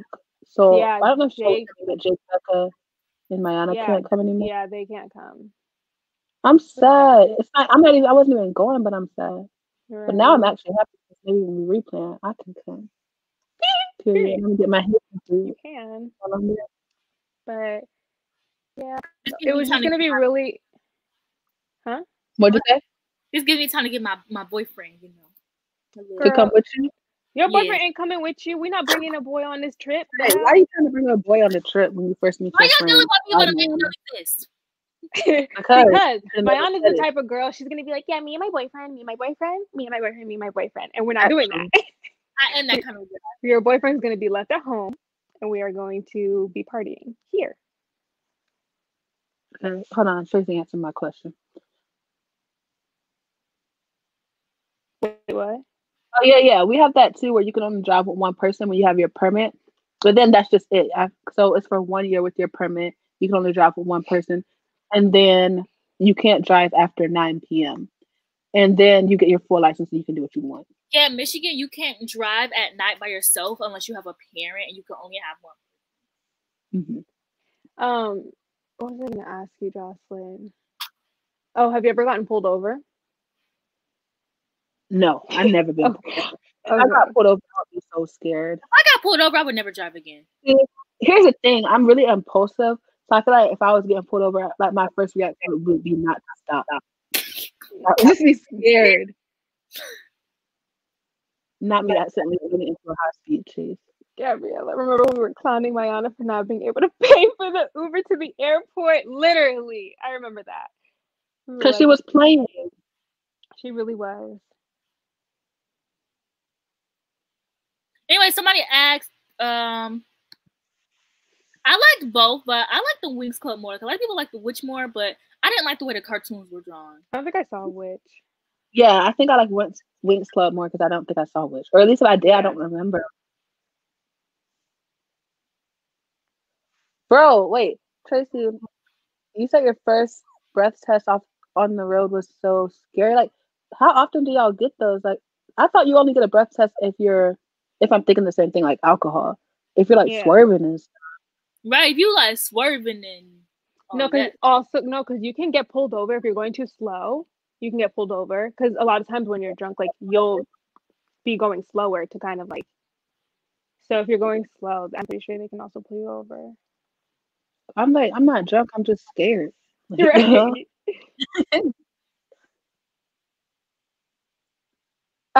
Mayana, where are you going? She's not going nowhere. Right, I'm about to go film a video. Y'all know my other barely leave the house. Right. My other going to YouTube. Literally. I'm going to YouTube.com. That's crazy. Did y'all have to do those? Go ahead. No, continue. I said Tracy says random. The police like chill on the side of the road and stop every car at night to check. That's crazy. Well, I bet y'all don't have a lot of DUIs and stuff then, since there's so much stuff going on to stop it. But what were you about to say, Mika? Oh, I was gonna ask if y'all had to do DARE, because I remember I had to do DARE in like 5th grade, and they made us do like the sobriety test, and we had to put on like the drunk goggles and like walk in a straight line. Yeah, we did that too.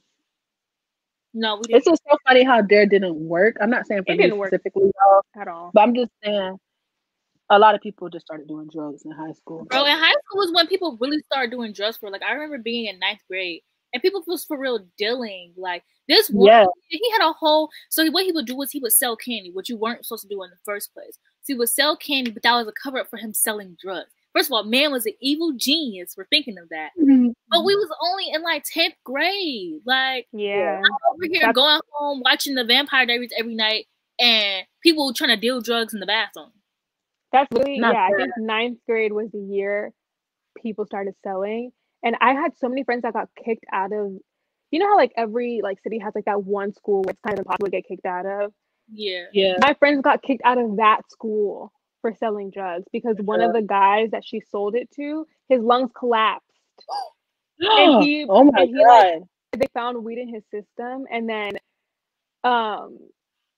he had to tell them basically like where he got it from, and he was like, yeah, I got it from her. So she got kicked out, and I was like, damn, not this. Yeah, like there in 9th grade there was this guy that I had liked, and he ended up getting expelled for coming to school high on lean, and I was like, not on lean.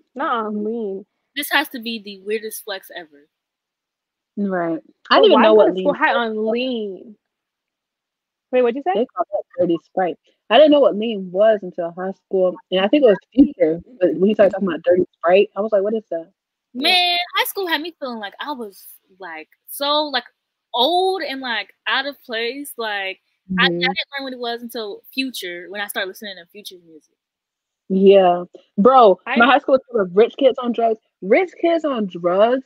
They don't. It's not like they're just smoking weed. They be like smoke it like crack to them is weed. Like they literally they get expensive, and it's like, relax, please. But it's like coke. Yeah, right. In middle school. Coke in the bathroom, but we talking like it's nothing. They be talking about black people on drugs, and they be in there like. I was in 7th grade the first time someone offered me lean, and I was like, huh? I didn't try it, but it's. I feel like somebody. I feel like somebody probably tried to offer Mika some coke or something in middle school. Me too, because I feel like I don't know, Miami's wild. Right, Miami's a crazy place. Yeah, more just, especially because they have money, so they like their parents give them money, and they don't really care what the fuck they do with it. So and it's funny because the drug dealers just be finessing them. They be paying way too much. Yeah, because they'll pay like Tic Tacs. What? Gabriella said they were doing pills like Tic Tacs. Not Tic Tacs. Bro, I don't know if anybody else did this, but in middle school, people used to pretend like they were smoking.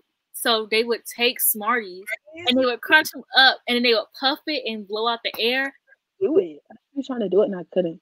I couldn't do it for nothing. That's how I knew I wasn't made for drugs, because I couldn't even smoke. Right? Yeah, that's what I knew that it wasn't for me, because I couldn't figure out how to do it for nothing. They was like, it's so simple, Mariana. Like, really? I can't do it.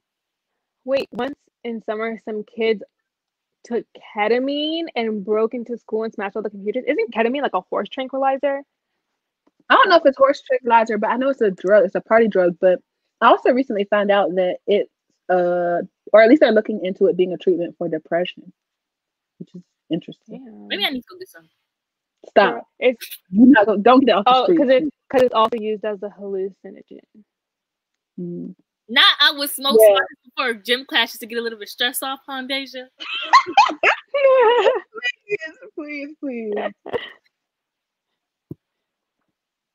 Someone said, I feel so prudish, and then someone said, I feel like I had big nerd vibes. Of course I did too, y'all. Oh yeah, I don't know nothing about these drugs, and I wasn't doing them. Right. Yeah. This is what other people did. I just know because I was quiet, so people still feel like at work, people will literally just be talking about their drama because I never say nothing. They just be like saying, so I just know all of the tea because they little friends would be like, oh yeah, Mayana won't say nothing. And I wouldn't. Yeah. I would say something to my sister when I got home. Like I just know everybody's tea. Mm-hmm. I remember I was shook. I don't know, my friends smoked in high school. I always used to be shook too, maybe in the beginning, but then like a lot of my friends smoked, and they're like, "Do you want to?" And I'm like, "Not really." Yeah, I know. I just not into that type of stuff. Me and my friends, I didn't do alcohol until I went to college because I just wasn't into that stuff when I was in high school. Yeah, like we would like my grandma. She was the kind of person like who would get kids like alcohol and stuff like as long as you had it at her house. Like she knew you was gonna drink anyway, so she was like that person was like as long as you do it at my house, like I really don't care. So I have, and plus alcoholism is like in my family, so like you start drinking at like 17 in my family, and it's just like something you do like at home. So at home, like I would have like wine and stuff, and then you know once I started 21 is when I started having real alcohol. Oh my gosh, my 21st birthday, I had a Long Island iced tea. I did not know like literally every alcohol to think of in one drink. I was gone for it. I was out of there. I was out of there. Yep. And oh, continue, Nika. I was gonna say how in Miami, I think the reason why people start drinking so young is because most of the people here like come from different countries, and obviously in different countries they start drinking young. So parents don't really care. They're like, yeah, you can drink as long as like you don't, get arrested. But yeah, I don't know. Did Jocelyn just not disappear for you? Yeah, she did. I gotta put my charger up. Oh. Yeah, like I like that we're talking about this kind of stuff because I feel like booktube is so like taboo when it comes to like talking about so taboo. Yeah. It's real life. Like what? Yeah. It's a part of life. And it's like it's things that people do. Like me and my friends, like when we just chill, like we just like it's just something we do. It's not really like she's not talking about coke, y'all. Yeah, I ain't talking about coke. I'm just literally talking about just smoking. Like I'm not talking about coke. I remember seeing someone tweet, I forgot who it was, but someone tweeted like, oh, why does all the American like TV shows have kids like partying and drinking, going to clubs and stuff? That's not realistic. But in reality, it's very realistic. Like maybe not to the degree of TV shows, but yeah, TV shows obviously take a little bit too far. It's not gonna be aesthetically pleasing like the TV shows, right? But people are going to bars and clubs and partying because that's what teenagers do sometimes. Yeah, like I'm reading the comments. When I thought the coolest thing ever was when Lala like uploaded that vlog and she was like smoking in it. I was like, this is so cool. Like I just love because I wish that people would talk about it more on BookTube. Like Cam from what's Cam's username? The Book Eater? Are you talking about the Book Eater? They tweeted about like how they wish that in books like they shown like new adult books they would do drugs more often. And I'm like, yeah, because in Crescent City, like that was so realistic. Like homegirl would just go in the club. Yeah. And I feel like it is more important to show it in new adult books because at least with that age range, it's not like you're necessarily promoting it. Whereas if it was a YA, people would feel like, oh, you're promoting kids to do drugs. Exactly, yeah. And like new adult, like it's literally something that like we do. Like I always thought what was like Pretty Little Liars? Probably high school. What were your high school years? This is a good question. Lang. Mine were fun. Like mine were cool. Yeah, I mean freshman year because I went to that performing arts high school, so it wasn't like a typical. High school experience, y'all. My school was literally victorious. It was so much fun, and like art kids are very like open. It didn't feel like a normal high school experience because we were all there to like do something we actually like doing. So that part was fun. And then when I did online, all my friends still invited me to parties and stuff from like my friends from middle school and from high school just invited me to parties. So I feel like I still got the high school experience. Yeah, I felt like mine was just normal, just chill. I had my friend group that I would hang out with. And I don't know, I was never bored or nothing. I just had a close friend group that I liked. Yeah, my first 2 years of high school was like my best because I went to two different high schools. So my first high school, I went to school in a museum, and it was just like the best thing ever. In a museum? Huh? In a museum, you said? Yeah. Oh, that's cool. The Henry Ford Museum, actually. So we were surrounded by like cars, and like sometimes during our classes, like we would be like, "Oh, we're gonna go out in this exhibit today and just do." What the heck? And then my 10th grade year, we have this thing called the Village, where it's more so just like buildings and like stuff like that. And they have like horses walking through. So like sometimes, Girl, what? This sounds like a movie. yeah, literally like you didn't tell me this. it sounded Right. like until the horses walk by and they just would poop as they was walking. Yeah, horses do that a lot. Yeah, and we would like have days where there was like this custard place, but it was kind of far, so like we would leave class early to go get custard. Like it was really fun, honestly, but it would be annoying when like people would come because we called it the fishbowl, the 9th grade class, because 9th grade was separated from the rest of the years. So we called it the fishbowl because all of the kids, like not all the kids, but parents and like classes who would come by, they will all like literally be watching us while we learn and was like doing our homework. Like the worst thing was when you were taking a test and you would look up and some white lady was just looking at you in the window. Not bad. But the museum was open? Yeah, it was open. Yeah.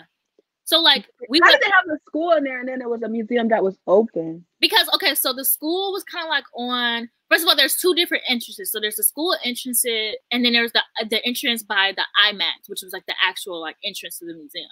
So our entrance, like our area, was just like one long wall. So all of our classrooms were one long wall, and actually, if you move it was like a little thing. All the classrooms, like you could literally just walk. There was 4 grades. Yeah, but the ninth graders was in the actual museum, and then 10th, 11th, and 12th graders were in the village, which was separated from the museum. And then in the village, it was different because it was like the outer skirts of the village. So first of all, walking from the museum to the village for a classroom was like the worst thing ever. Like that literally was like a dead ass mile. And I would have to walk.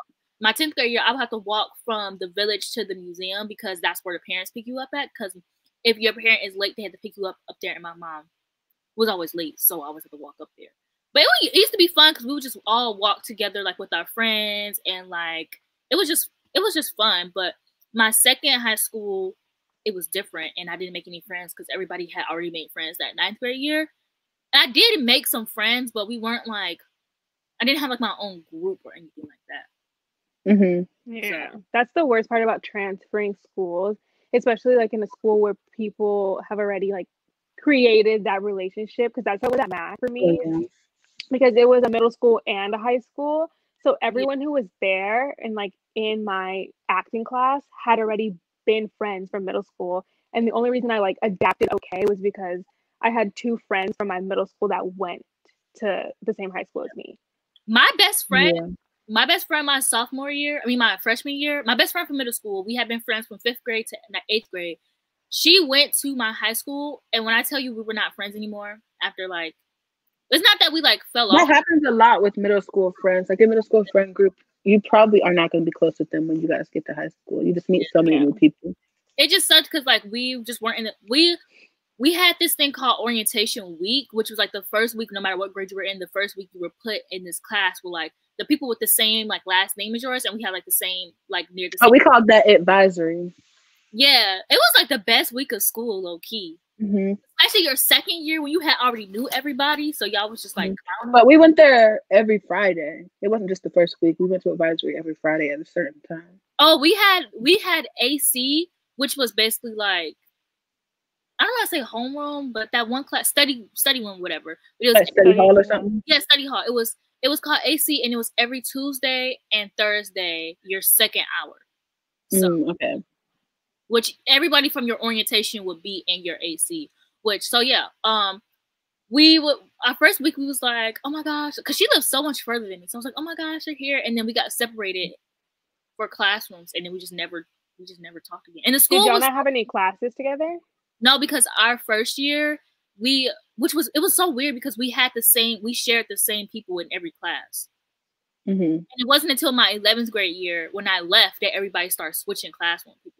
I used to be so mad because all my friends would be like, or my other friends would be like in other classes. Yeah.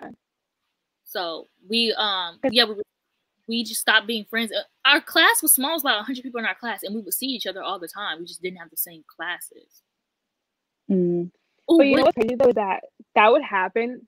Like if you were in a class with someone one year and you guys become really, really close, and then the next year you have no classes together, and then y'all just stop talking. You just stop. You just fall off. That happened to me that happened to me my junior year. We didn't fall off, but we just weren't as close. Mm-hmm. But I just feel like when you're in school, a big part of your relationship is actually seeing them and being in classes together. Because when you're in classes with somebody, you see them every single day. Bro, like even if you're in a class with them and the teacher is like, all right, we about to get assigned seats, bro. You'd be sad as hell. Mm-hmm. Especially if that was like someone said they hated high school because they were the only Black girl in their school for 5 years. I wasn't the only Black girl in my school, but you know, in high school you have like AP classes, honors classes, regular classes. I was always the only Black girl in my AP classes. Mm-hmm. Yeah, it was weird for me because I went to a majority Black. I don't know why I say majority. Everybody was Black. Like it was very rare we got somebody who wasn't Black who went to our school. So it was kindergarten through 8th grade, and everybody who went there was Black. Mainly because everybody who went to the school went to our church, because it was like our church low-key was a corporation. They had a church, a funeral home, school, like you name it. Period. Yeah, so everybody Jada like, saying that she thinks that she thought you were on FaceTime this whole time. Yeah, I heard you. Know we be talking up here like we just friends. I heard you in there singing, Jada. Sounding good. But yeah, so going from like an all Black school to like a school where it's like majority white people was like so different. Or like being in classrooms, there would be sometimes my second high school where I would be in a classroom and I would be the only Black person in the classroom. Mm-hmm. Like that really sucked. This happened to me all the time. Yeah. I graduated in 2018. I graduated from high school in 2018. Yeah. I graduated in 2016. I graduated this year. 2020 gang or whatever. It's so funny because, well, it sucks because the fact that we didn't get any prom, like I didn't get any of that experience. Mm-hmm. It's okay because listen, when we become our rich housewives, I'm gonna throw us the prom that we never had because I hated my prom. So let me stop. I did like my prom. Lucky, I hate it. Did you go twice? Did you go junior and senior year, or just once? No, I didn't go. I didn't get to go junior year because since I did online, like I was gonna go to my friend's prom. Like she asked me to go with her, so I was like, "Oh, period. Okay, I'll go with you." But junior year, I feel like junior year prom doesn't hit the same as like senior year. Yeah, but they're together though. Y'all have like prom like different years. We literally only have prom like our senior year. No, you could go to prom. So you could go as a junior and a senior. Yeah, but that's what I'm saying. Like, I feel like it wouldn't hit the same. Because I was about to say, I thought that like having like a junior prom was like only in like movies. No, it's juniors and seniors who go to prom. So you can go your junior year and your senior year. Oh yeah, we didn't have that. We just had you could actually I think if you could find a prom date, no matter what year you was in, you could go as long as it was like a senior. But they have to be a senior. Like 2 freshmen couldn't go to prom. Yeah. But we didn't have like a junior prom or anything like that. Yeah, it wasn't a junior prom, it was just prom. Well, yeah. But yeah, I went my junior year and my senior year, and I almost didn't go my senior year because can't even really remember junior year prom, to be quite honest. I don't know, but it just wasn't all that, I think. But my senior year prom I can remember really well, and I liked it. I'm glad Did y'all have a prom for 5th grade? No. We had a dance. One. Yeah, I had like a dance prom kind of thing, yeah. We didn't have any for 8th grade either. For 8th grade, no, we did an end of the year trip. We didn't do prom. Yeah, we did an end of the year trip, and then low key we had like an end of the year week where like we did one where we like went to the beach. We don't have beaches in Michigan, so it literally was cut grass with sand through on top of it, but whatever. And then we did like a cedar. I didn't know Gabriella was older than me for some reason. I thought she was my age. Also, Amber, no, my school did not do one. Period. Come by me and you. We're probably the same age then. Even though I'm young for my I was like the youngest always in my class.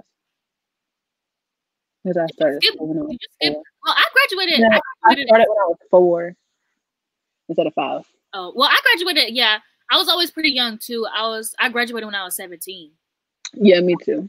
because my birthday's in the summer. Yeah, you're like my sister. Yeah, me too. But Tracy asked if any of us hope to go full time on YouTube. For me personally, no. Right now, BookTube is just like a hobby for me because I'm in school and I'm like, I plan to do what I do when I get out of school full time. I would like to be full time, but I'm not like, oh my gosh, I need to be full time. Like if it happens, it happens. But low key, Yeah. even if I do get enough, I don't think I will because I need to keep my job to interact with people because I don't have friends, so I don't go anywhere. So Maya always saying that she has friends, she doesn't have friends in her state, even though Jake is in her state. I mean, I actually do have friends in my state. Okay, so I have friends, but yeah, you need to stop saying that. Yeah, you need to stop saying that because you stay saying you don't have friends, and that is not true. I don't really call Jake. Jake's my bestie. He's not my friend. He's my bestie. But that's your friend, your best friend.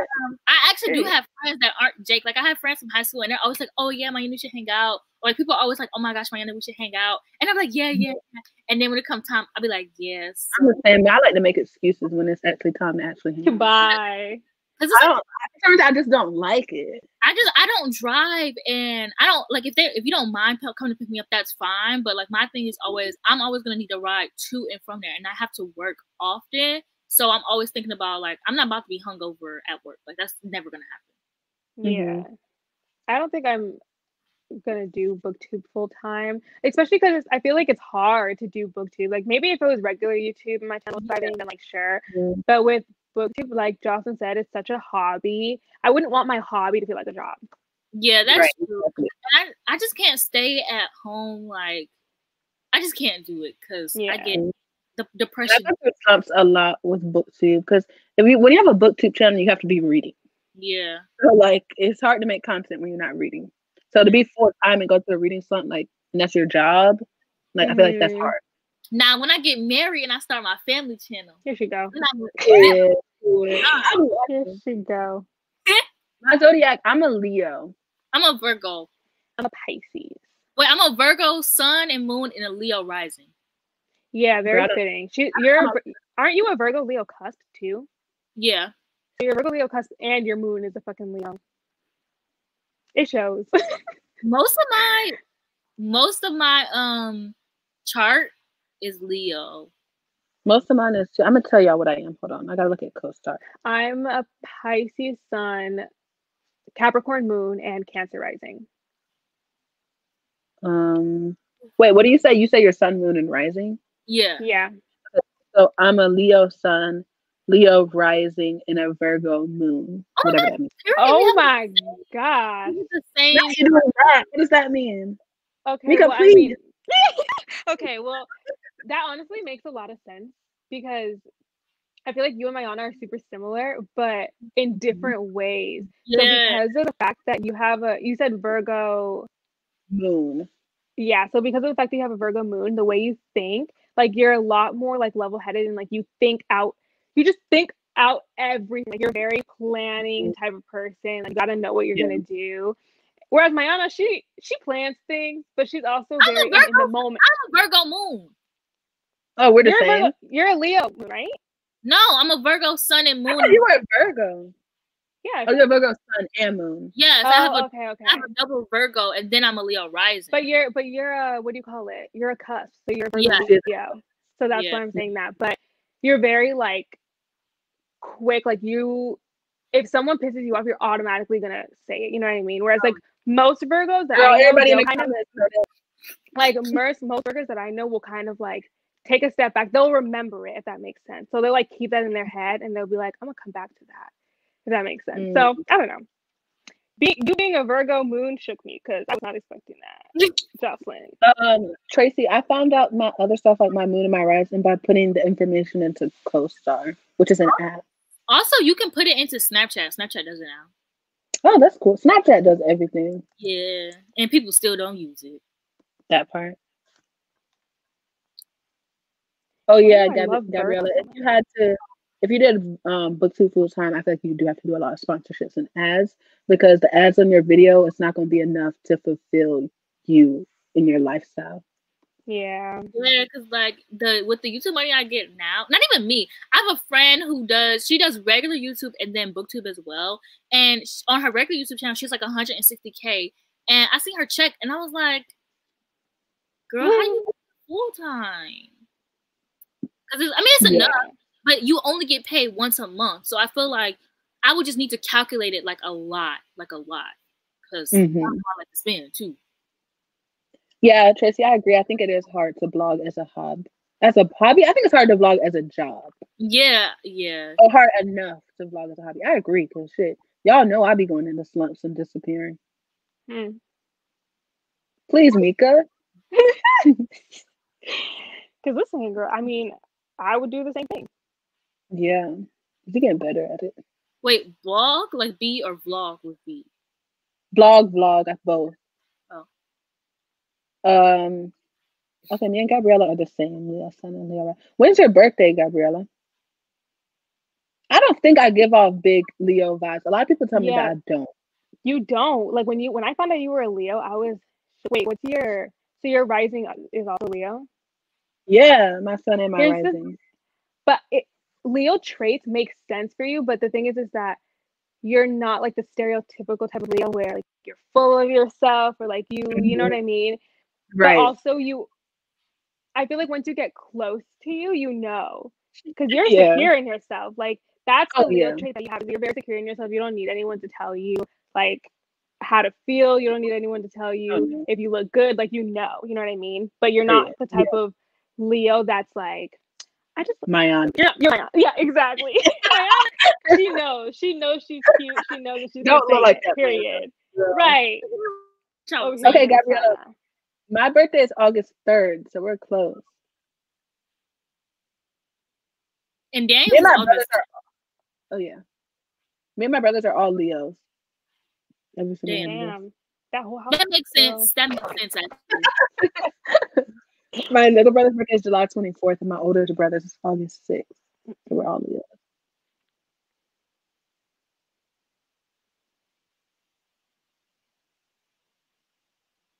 What's an aqua sun? What's aqua? Aquarius. Oh. I was like, the color? I didn't know that.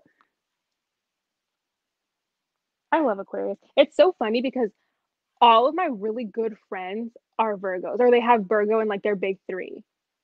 And like Virgo and Pisces are sister signs. So it's literally like yin and yang, the complete opposite. So that's why y'all be getting really irritated with me sometimes, because when I'm on my sensitive shit, y'all are like, this bitch go. Because like because me and Anna can't relate to being sensitive. Like I try, but I can't relate to it. And like for me, because my moon is Capricorn, and then Capricorns are fucking bitches, and then the fact that my sun and my rising are water signs, I'd be going through it mentally. But let's be real. Yeah, because all my freaking friends are Virgos. Because Jada is a Pisces and I'm a Virgo, so like we get along. I wonder if she knows her other two, because we get along. Yeah, so she told me. The same person. Me and Jada are literally the same person, except not at the same time. But Jada's a Cancer moon and a Capricorn rising, so mine and her chart are switched basically. Oh, okay. But I remember that one night we were all playing Among Us, and Mika was getting so mad because we kept figuring out that she was the imposter. And me and Jocelyn just kept going in, and Mika was so sad. And Jocelyn was like, all right, I gotta stop. But we was having so much fun. No, we were having fun, but here's the thing is that y'all were going in, and you already know I don't like being an imposter. So here's the thing, like they were literally, I'm over here just like, yeah, I'm the imposter. And they would get mad at me for saying I'm the imposter. I'm like, y'all, I don't even want to play the game. And then Jocelyn was like, man, I hate being imposter because she can't do shit. Girl, and I was like, that. Come on, y'all. Yes, y'all know you said it exactly like that. She was like, man, I can't stand imposter with me because she can't do shit. And I was like, I'm gonna stop playing because y'all taking the game a little bit too seriously. And Mika was getting so mad. Mika was so quiet over there, and me and Jocelyn were like, nah. Me and Jocelyn was like, I did not do all that, y'all. Me and Jocelyn was like cussing each other out. We over here giggling, and then Mika was like silent. So we was like, all right, y'all, we're gonna have to end it. Yeah, I was like, maybe we should wrap it up for the night. That's not having it. Same, Gabriella. Because here's the thing, Gabriella. It was the energy in the FaceTime call. Like, it wasn't just me, Mika, and Mayana. It was like Jake, Becca, Sam. There's like a lot of people on the call. Yeah. And we were all just like, also, my brother and my god brother were there. Like, it was a bunch of us playing. Yeah. Yeah. And me and Mayana, when I feel ganged up on now, I'm like, yeah. The whole energy, like, you ever just be mean to people and you get, like, you thrive off of it? That sounds really terrible. But y'all know, when you start just getting mean and it's fun to be mean. I mean, it happens. Sometimes. Yeah. Child, I was getting adrenaline. I was like, yeah, you're getting the adrenaline. But that's why, like, I feel like I have to, it depends on my mood that day. Because sometimes I'd be dragging too. But yeah, also, that day, I was like, this is too much. I'm like, I don't want to be imposter again. That was the day where Jake was the imposter ever. After the fact, I was like, dang, maybe I was going too hard. Well, it was just so fun in the moment. We had got on FaceTime. I think Mika was like sleep or something. We had got on FaceTime. Me and Jocelyn was like, dang, we kind of did go on her a little bit. Yeah, y'all went in. I'm over here like... We were both like, it was a little too much. We went a bit too far that night. It's funny because they always realize after the fact. Like, once they reached it. Yeah. Y'all know I love you. It got quiet on the FaceTime call for a bit. Everybody was just like, didn't know what to say. Nobody knew what to say. I was like, And it was like 8 people on this thing on call. Yeah. Yeah. I didn't expect it to get quiet. I thought y'all was going to be playing. I just said I was. No, I felt bad. I didn't feel bad when you started being quiet. I was like, dang. Low key, just in the voice of reasoning, because I would have been like, so let's continue playing without Mika, y'all. Yeah, because I literally was like, maybe we should stop playing, guys. I was having fun. I was like, anyways, we could just, we can just calm down over there. Yeah. It's because Mayana knows, like, she knows sometimes. Yeah. Sometimes I just need a little break. When I do it, it is in a loving way, because I won't do that to somebody that I'm not close with. Maybe, I don't know. I can't say. Mayana's just really serious. Yeah, I can't say the same. Yeah, I had to learn that with Jocelyn though, because like I feel like we recently got closer. So now when you come for me, I'm just like, this bitch, here she go again. Like, right, I'm ready. But that's what you said, showing my love for you. Like, I won't say like, oh my gosh, yeah, we're such good friends. I'll just start being mean. And he's like, okay, she likes me. Yeah. Literally. Once we started tag team with Mika, I was like, yeah, this is a beautiful friend. Oh God, here. That's that we're going places. Not someone saying I'm a stereotypical two-faced Gemini. Oh no, not that. Not that. Getting it. It's the bragging for me. You know what? Right. Because a lot of Gemini will not admit that. Yeah, like, Gemini swear up and down that they are angels. Right. They be like, yeah, I'm not like. Bro, I think my dad's a Gemini. You said you think? You don't even know? I think. What is June 4th? Or June 10th? Ooh. I think he is. I think it's a Gemini. Let me look it up. I don't know. Yes, a Gemini. Yeah. My mom's a Cancer. My dad is a Gemini Cancer. Mm-hmm. My dad is a Libra. And my grandma's a Pisces. Your grandma's a Pisces? Mm-hmm. My mom's an Aries. I'm a Taurus. That woman be making Aries? Yeah, what's Aries mean? Fire. I always say how Aries are the fire signs that like they want to be fire signs so bad, if that makes sense. But in reality, they're the softest, in my opinion. I can see that. My mom is very soft. But they be going hard sometimes. Like if you upset an Aries, it's over for you. Yeah, my baby cousin, he's an Aries. You get an Aries mad, because they have patience. But if you get an Aries mad, like it's over. My baby cousin, one time my mom gave him medicine when he was like, like a baby. And babies don't like medicine. He did not talk to my mom or any of us for a year. A year? What? Yes. He never forgot about it. All because of all because she wanted to be she was like, yes, come to TT. And I'm not good at holding grudges like that. I am. I could hold a mean grudge. There's one thing I I can do. can. I don't like being mad at people, but I still hold that grudge. It's not like I'm never gonna forget it, but I'll let it go. My grudges aren't like, because people are like, oh, it's not good to hold grudges and have this hate in your heart. But it's like, my grudges aren't like that. My grudges are like, I want to seek revenge. Like, my dad, 1 year that's a Leo in you. I got scared. Like, my dad, he made me really upset because he didn't come like this father-daughter breakfast thing. So last year for Christmas, I got my sister this Frozen microphone, and she just sings on it like all the time. Cause you know how I love that type of revenge. Yeah, I just get like revenge on people. I think this year I'm gonna get her something that like makes a mess. You know, please just mess with him a little bit. Yeah, for me, like I'll be like, I want to hold a grudge, but I can't really. I hold it. One thing I can hold is a grudge. I never forget nothing. Well, I do forget, but if you do something to make me mad, I'm not gonna forget it. Yeah, me too, Gabriella. I'm more like, I'll just remember that. Go ahead, Mika. Oh, I was gonna say, honestly, like, you want one? I've definitely, I feel like I'm the type of person though where well, yeah, because when me and my Anna got into our fight, I held that grudge. Girl, y'all both held that grudge, to be honest. To be fair, we have little birdies whispering in our ear. That's true. That's true. They kept that grudge there. I literally think that if it wasn't for that person, me and Mika would have made up that same week. We probably would have. We definitely would have, because like we were whatever. we know. Yeah. But it made our friendship even stronger. That's true. Because I think that was something we needed, especially because we always talked, and we would FaceTime every single day. So we would never have like a chance to like set boundaries and be like, oh, this is what I'm okay with, this is what I'm not okay with. And then us having that break, and when we finally became friends again, we communicate like a motherfucker, and that's on period. Sometimes I'll had a lot of time to reflect. Like, okay, what happened? Sometimes now I'll say something mean to Mika, and I'll be like, even if she's not upset, I'll see the way she responds. I'll be like, oh yeah, I'm so sorry. Like, I really didn't mean it in that way. Just because of like the way she responds, I can kind of tell sometimes. And sometimes she's like, girl, I didn't think anything of it. Like, I know you, but I just feel like it just the need to apologize just makes it like better. Yeah. It just shows that you think about somebody's feelings. Yeah. And we know.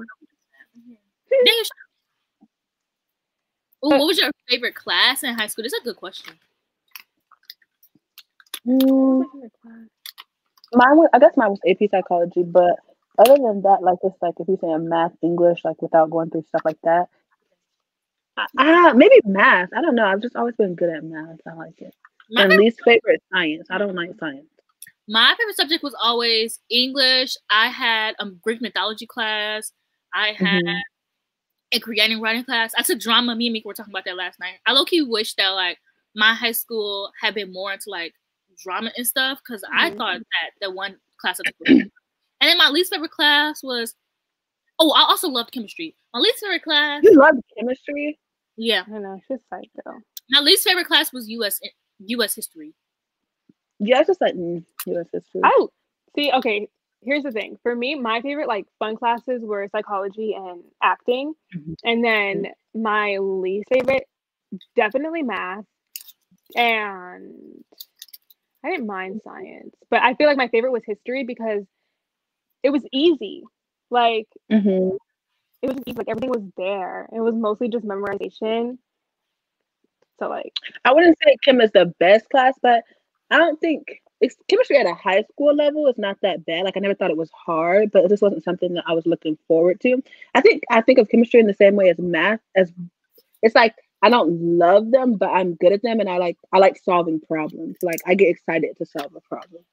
I'd rather physics. I would not rather physics. And it was weird because like I don't even like math, and physics is literally just math but like letters. And I thrived in physics. I purposely went out of my way to not take physics. My physics class just wasn't good. My teacher just was not good, to be honest. Yeah. I like chemistry because I low-key think it depends on the teacher, because I was like getting like a C average in chemistry.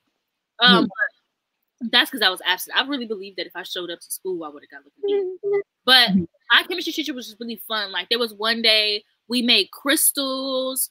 There was one, yeah. There was one day he let us make s'mores. Like we roasted marshmallows, and he like tried to fit it into like the course or whatever. And we did that. So we would just do like little fun stuff with chemistry. So it made it. I think that's really why I liked it. Gabriella, I also had a forensics class, and that was pretty cool too. And I also had like I don't remember the exact name, but it was kind of like a law and justice class, and I really liked that. We did a mock trial at the end. Oh my God. I was a lawyer, and I had a partner lawyer, and he was this white boy. He actually wanted to be a lawyer when he grew up. He fucking ruined the case. Like he was ruining it for me. I was like, maybe you don't need to be a lawyer.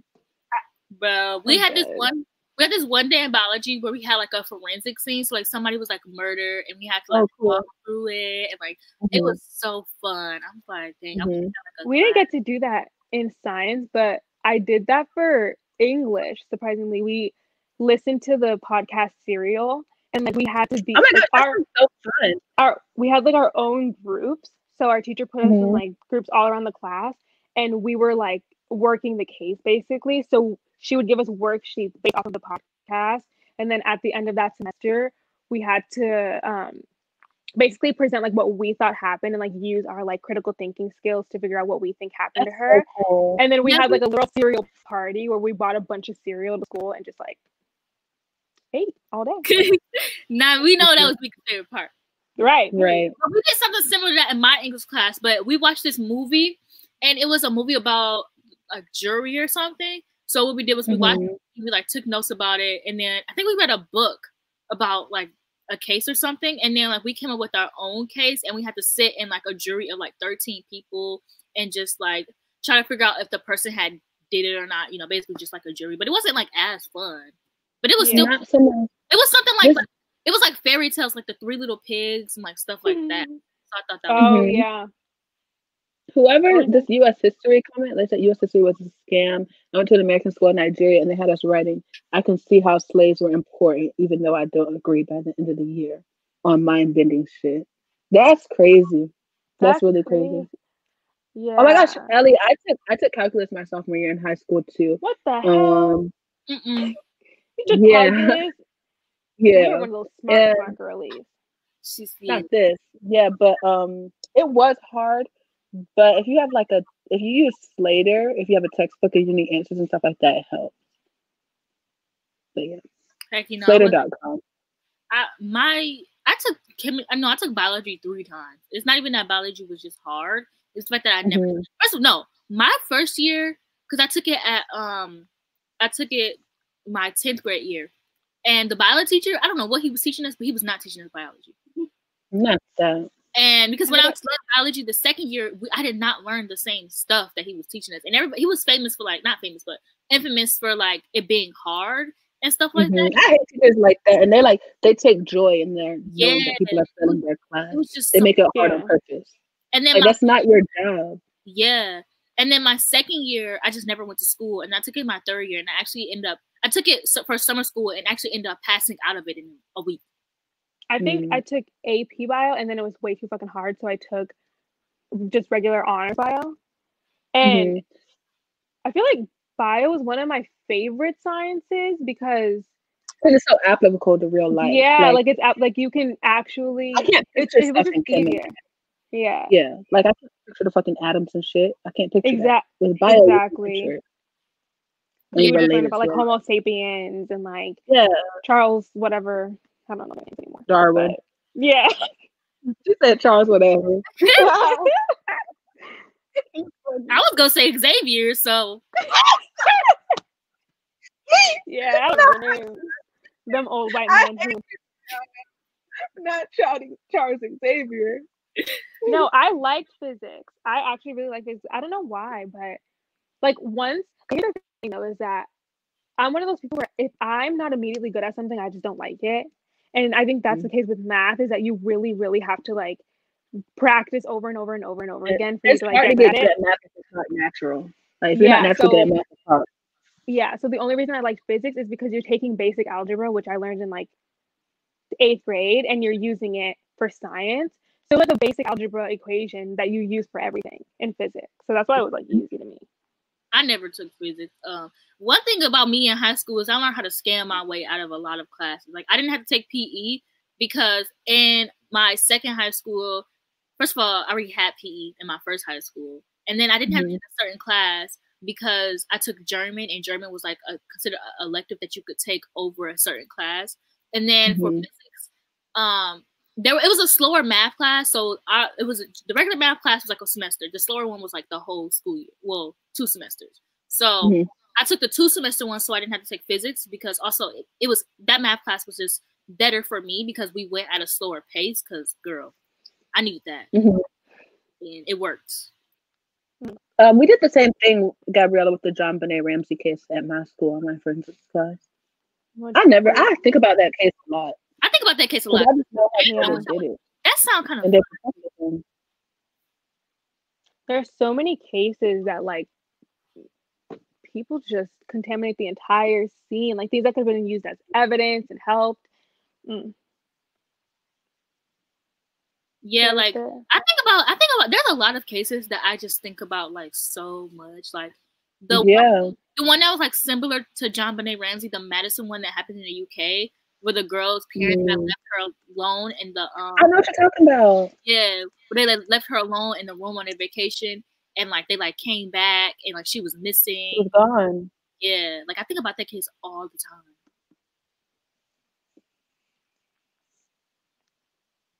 Yeah. When I got to college, Madeline McCain. Yeah. I'm the opposite. When I went to college, bio made more sense and chem didn't. But like when you go to stuff like organic chemistry, it's just hard and stuff like that. Man, in high school, what were you saying? I was gonna say, dang, I wish my school offered forensics. The hell? It was so fun. And I'm trying to get into a forensics psych class right now. But go ahead, Maya. Oh, I was gonna say I had psychology. I took psychology thinking I was about to like really ace that stuff, and I was thinking like, oh yeah, like I'm just about to be a psychology girl. I don't know if it's like psychology in high school is all about vocab, really. Yeah, right. And you need a good teacher. My teacher was one of them teachers that just came in, put a movie on, and sat down. Like he didn't really put a movie on, but he was like that kind of teacher, you know. Like he would literally just come in and be like, "Yeah, so turn the page, blah blah blah. You're doing this today," and then because it's crazy because I did not pass that class, but I still remember a lot of the stuff that I learned. Like so I'm thinking like if I had a better teacher, I would have. Psychology was fun, and when I did psychology, I took it online, and the thing is that it's what made me want to like major in psychology, but I was just thinking about like the long term effects. I'm like, I probably wouldn't be a good psychologist, but anyways, it was just so much fun because it was listen, but I just remember like it was a lot of vocab, but it was so interesting reading like the studies that other people did and like learning about like how that affects you and like growing up and stuff, how like the way you grow up can like affect your that was interesting as hell. Yeah, I'm so glad my teacher sucked, man. Tracy, I'm in college right now. Mayana's taking college classes, and Mika just graduated. Mika's thinking about doing what is it called? I'm gonna do semester at sea, but for now I'm taking a gap year, and then I applied to like a few schools in Florida. I'm not leaving Florida. We're doing in-state. Tuition is crazy. Yeah. Oh, not somebody said me as a psych major. Well, somebody said, do you have any theories on the Madeline McCain? I'm a psych major too, Kimbo. I think Mika just said it's not for her. Yeah. But I don't know if I have any theories. I don't have enough theories because that's not one that I know a lot about. I just know the basic story of it. Yeah. Like I don't know anything deeper than that. It's like I don't really know. I don't think that like her parents. I don't know. I think that her parents could have had anything to do with it, but I really think that like somebody was watching them and peeped how, because the parents like kept going back to the place, so they peeped that the parents probably was going back, and they probably just went in there and like took her. Or I think it was like I don't remember correctly, but I think she was like not treated as well as her younger siblings. So homegirl probably got up and walked away. Like, it's literally so many theories. But I know John Benet Ramsey, I believe her brother did it. Her brother did that. Mm-hmm. Orgo made me cry too. It's okay. It's hard. And who said that? Someone said something about, was application for college process hard for you? For me, it wasn't that hard because I started it like my summer of my junior year. So like junior going into senior year, I started doing all my stuff and getting it together. And I started writing my essay that goes with everything, like my Common App essay, at the end of my junior year. So like I had a whole year to get everything together. Yeah. I did not keep so up. Stressful. I did not keep up with German. I should have. It would have came in so in handy. Like, there's this German edition of Daily Education I want to get, and I'm like, I don't remember anything I learned. I can tell you mine is. Because say hello. Dutch is hard to learn too. German was actually pretty simple, especially because I already know, like, I know a little bit of Spanish because, you know, I'm in middle school. I don't know if anybody else in middle school like did electives and taught them Spanish, but we learned Spanish. You had to learn Spanish. But they never, instead of like teaching us, like, they would teach us the same thing every year. So no, they didn't do that in my school. Yeah, in my school they taught us the same thing every year because we had, I think it was just my class because we ended up having like a different Spanish teacher every year instead of the same one. So she didn't know what we all learned. So she was like, yeah, let's start from the basics. So we learned something new every year, but I knew the basics of it. So going into German, I feel like a lot of other languages like French and German, they're all like pretty similar. So once you learn one, it's easier to learn the other. So it was a little bit easier, but yeah, I mean, I took Spanish like my whole life basically, and that shit, like, it's weird because I can understand now when my friends talk in Spanish, but I still I can't really speak it that well. But French is so hard. Like, even though I can understand Spanish, French is one of those languages where even like French people, if you sit down and you try to learn French, even they kind of don't understand it. I have a friend who did like the same French class as me, but the French speaking version, and you have to learn all these conjugations and stuff. And she was like, girl, I don't know. She's like, I just speak it. No, that I noticed that with a lot of native speakers, they don't like necessarily know how to like, they know how to, it's more natural. The conjugation it's just natural, yeah. And like writing is hard for them. So like in my school, you could take AP Spanish, and then that's when native speakers could come and take that Spanish class because they're not as good at like grammar and actually writing because they're just used to speaking, unless in their household they did a lot of writing. Me trying to minor in French. Yeah, I mean, it's great too because this pisses me off. My whole family speaks French, and my mom never thought it would be a good idea to just, I don't know, teach me when I was younger. I don't understand that. Like, I don't understand people's families that speak, well, I do understand, but they speak a foreign language and they don't teach their children, because I'm like, I would want to know so bad how to speak a language. I would be so mad. I'm so mad. And my mom, like, what she'll do now, because y'all know how extra my mom is, so she will randomly speak to me in French, like random at the most random times. I'm like, ma'am, I don't know what you're saying. Like, now you want to choose to speak to me in this language? Really? Oh, and for me, I took Spanish since 7th grade until now. So I still take some classes in college. So I feel like I can hold a decent conversation. And sometimes I watch booktube videos in Spanish because some of my subscribers, I don't know, they make Spanish YouTubers are those bitches. I can't lie. Like, videos, they're good. Yeah. But I took French my 3rd grade year, then I took Spanish, and then I took Chinese my 5th grade year. And then we took Spanish for the rest, and then I took German. And mind you, we never got that far in any of these languages. So it's like, oh yeah, I'm telling people that I learned all these languages, but I can't tell you anything except my name. So it's like, a guy was arrested for Madeline's crime recently. Oh, that's crazy. And yeah, college is expensive. I would definitely go ahead and start looking up scholarships and stuff, because there's really a scholarship for almost anything. Yeah, because a lot of people don't put in the time to look at scholarships, so it's easier to get them than what you would think. Yeah, but the only thing for me, my issue was that a lot of the scholarships I found you already had to be in college for the scholarship, which is helpful. I was looking. I remember you had to be a senior in high school. I guess because of you had the gap, so it was harder. Yeah, but Yeah, because And Gabrielle, go ahead. I had to pay out of pocket for my class, and I mean, I always knew it was expensive, but I had to take like 5 courses, and it was gonna be like $2,000. And I was like, no, I didn't expect it to be cheap, but I didn't expect it to be like $2,000 for 5 courses. And one of them, Gabriella, I did do this. I wrote about my trauma in my Common App essay a little bit, not all of it, but you know, you gotta finesse. Sometimes the girls be having too much trauma. You read about, they can be like, actually, we're gonna get you some help. Yeah, you actually just need some help. Don't worry about college right now. Yeah, think about yourself. Let's focus on you right now.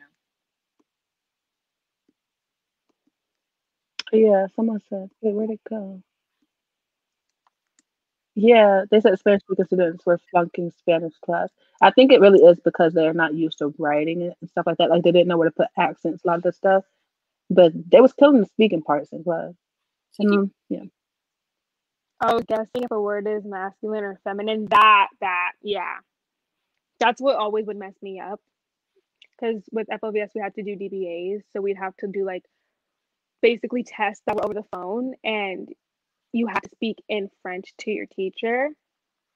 Oh, I would be struggling. Well, like Mika will be like, because Mika, obviously me and Mika were like on FaceTime all the time. Mika would be like, hold on, man, I gotta take my DBA.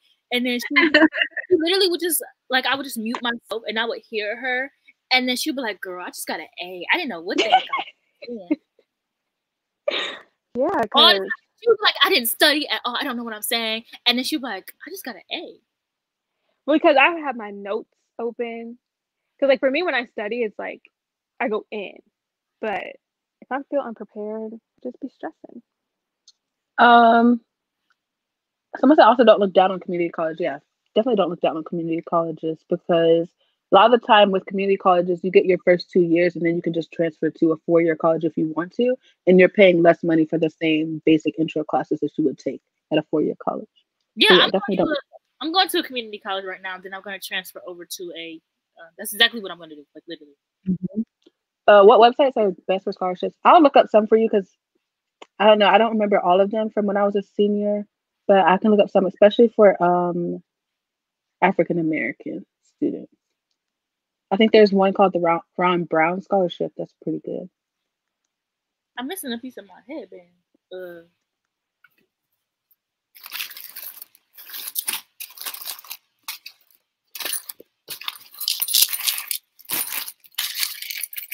They will also give us a spreadsheet of scholarships at my school, so sometimes I didn't have to go look them up myself. I don't think this is gonna stay.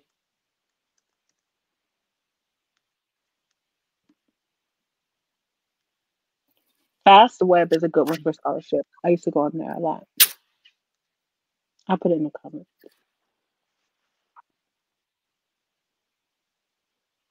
How does semester at sea work? Okay, so basically, if you want to study abroad, it's this thing where you can apply online, and I'm pretty sure like it's certified through like University of Chicago or something like that, and you can take classes. So you have to find out like if your college like accepts credits from that, if that makes sense. So it has classes for literally everything, and it's literally just one semester that you take on a cruise ship, and you can have like roommates and stuff, and you travel to different parts of the world. So there's different like voyages you can choose.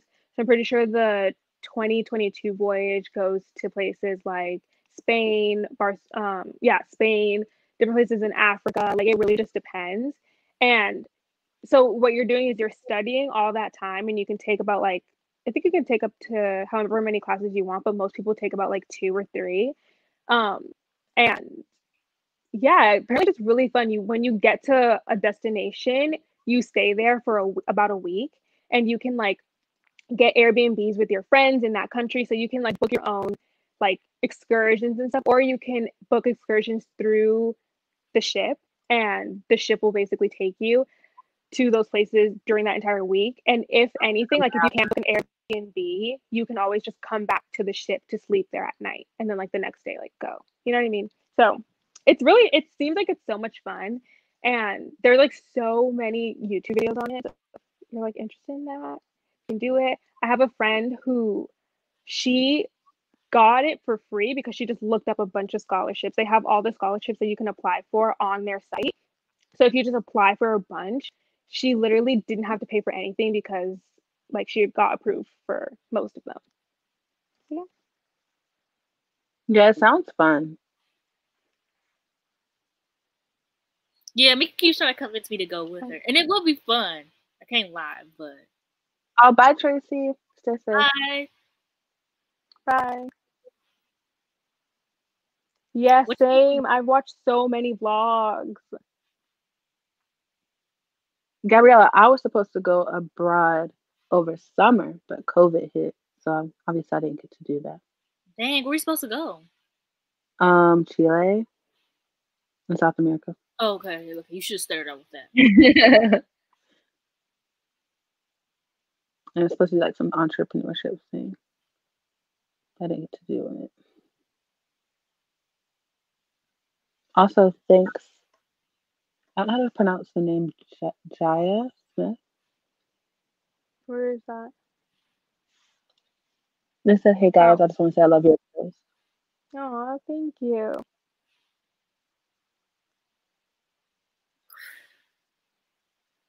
Oh, girl, good luck. Yeah, girl. I will. That would be cool. That ship would, I feel like that ship would sink because it'd be too fucking lit. Giggling in the back. Right. Oh my God, the comment underneath. Please.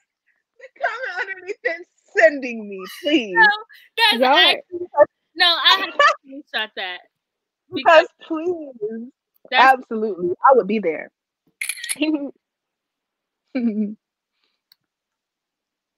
Nah, that would be that's comedy. Literally. No, you are literally too funny for your own good. Cause that comment, I think I'll be thinking about that for the rest of my life. Literally. Did you like the those Daniel? Mm-hmm. Oh, you did like it. I had Daniel try one of the Ferrero Rochers. Did he like like it? Yeah, he said he liked it. Wait, did you get the thing from Starbucks, Mika? What thing from Starbucks? Oh no. I forgot about that. I need to try it. No, I forgot about it. Wait, so Kimba, was this girl? Well, doesn't everybody attend online because of the pandemic? Right. Was she able to go there because she lives in Australia and gets to a lot of people from my school? They live from lots of international places, and they come on campus and move here for college. And then, who is his channel? Who are you talking about, Gabriella? I'm not sure. Yeah, we have been on here for a long time, but I don't know. The conversation just flowing and it's good. Right. We just be talking. Right? We do. And I need to find my AirPods case because they're about to die.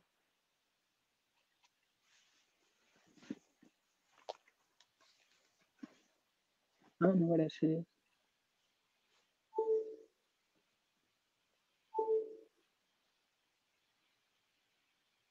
Off of it, man. Oh, because she's about to film a video. You already know how she be coming. Yeah. I don't be looking cute until it's time for me to film a video. Oh, are you on your iPad, Mika? Yeah. I didn't even tell. I thought it was your laptop. I could tell it was her iPad when the camera fell. Please. But other than that, you couldn't tell. Really good quality. Somebody's asking what lip gloss you're wearing, Mika. Oh, it's not lip gloss. I'm using this like Blistex. Yeah. Bye. Can't believe it's 1 a.m. there. Oh, bye. Oh, the entertainment. Me, I should say that. That would be me. Entertainment gone, but I don't want everybody else to be like, what are we, chopped liver? The whole chat just went good today. Oh, Perry, you just got your blanket from Imposia. Is that the blanket you're wearing right now or no? That's the one with the hood, right? Yeah, the Imposia one is the one with the hood. I don't even know where I have mine. I think it's on my beanbag chair. Oh, here's mine.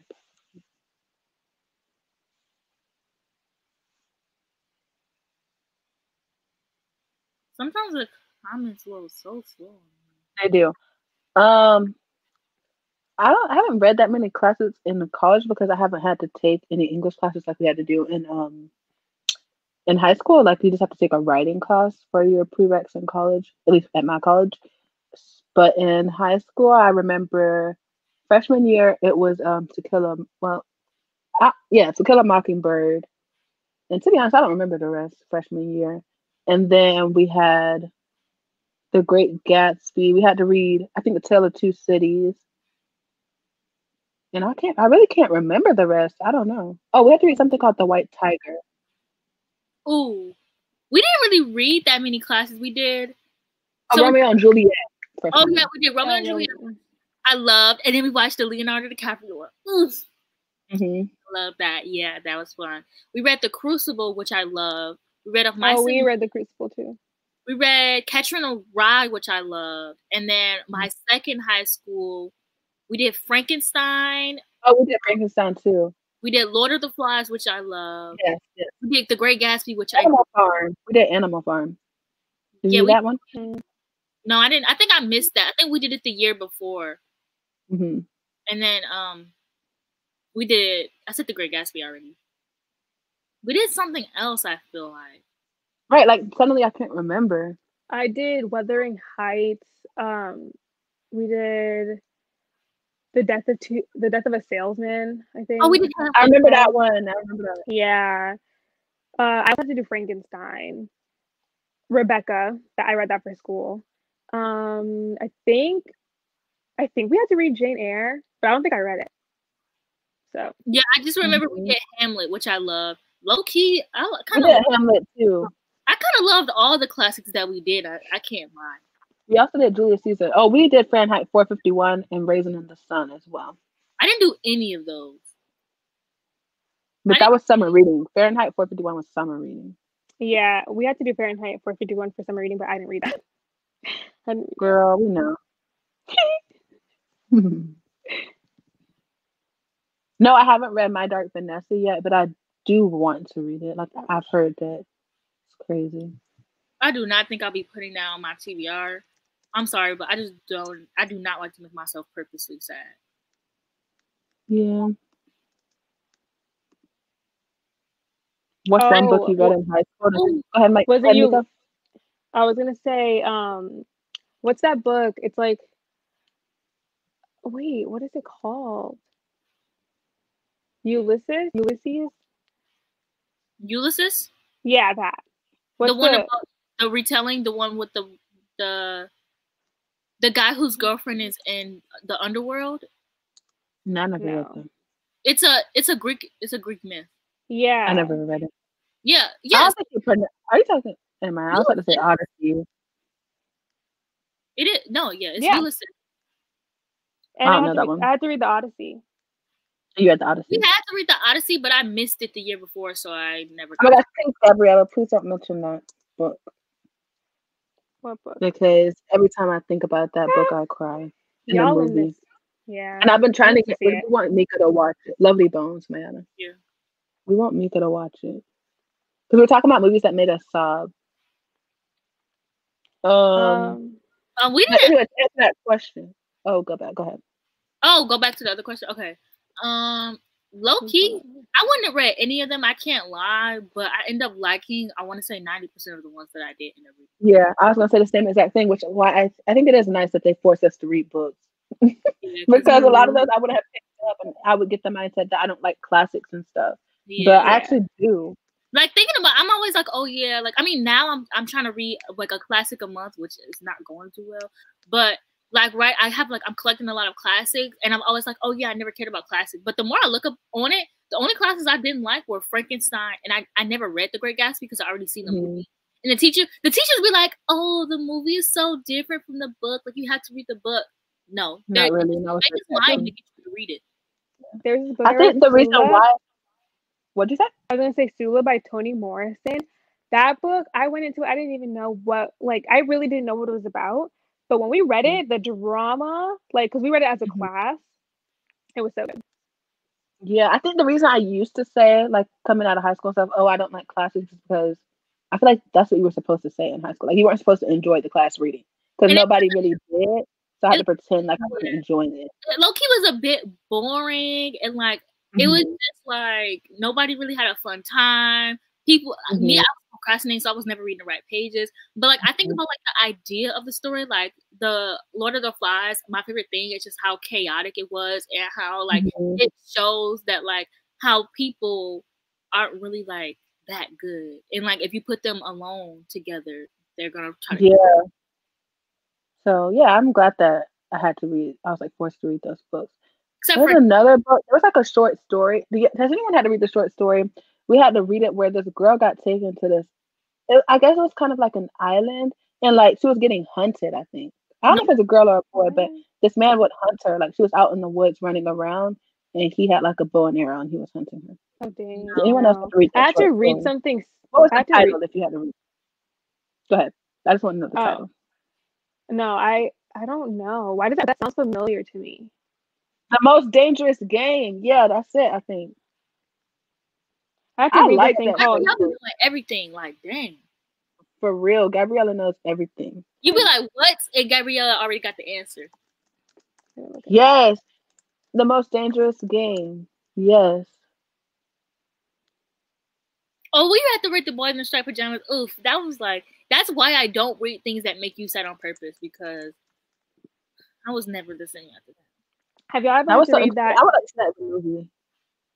Go ahead. Have you ever read that short story? I think it was called "Where Are You Going? Where Have You Been?" What's it about? So it was about this girl who saw this guy one night at like this drive-in, and he ends up like finding where she lives, but he's like very predatory towards her and tries to basically like break into her house. It's like really, it was like a really short thriller-ish book, and I remember being traumatized because just the way it was written was. It was some really of the stuff they had us reading. And it's funny because I don't know if it's changed now in high schools, but some of the stuff they had us reading in the content, like they didn't give us no trigger warnings. You just had to read it. Yeah. And I wonder if they've changed that now. And also, do y'all remember the short story The Lottery, where they just I read somebody's name gets picked and then they just stone them? Yeah, I read that I didn't read it for school. I actually read it like last year, and I liked it. I thought it was an interesting story. Yeah, it's a graphic novel too, and it was fast. It was what? It was fast. Yeah. And then Gabriella said, "Anyone read The Giver?" I loved The Giver. When I read it in 6th grade, and I loved it. And then the movie came out a few years ago, and I loved it. I never read The Giver. We never had to read it for school, so I never read it. It was so good. You should at least watch the movie. Okay, yeah, because I've never seen the movie either. Wait, hold on. I like this question.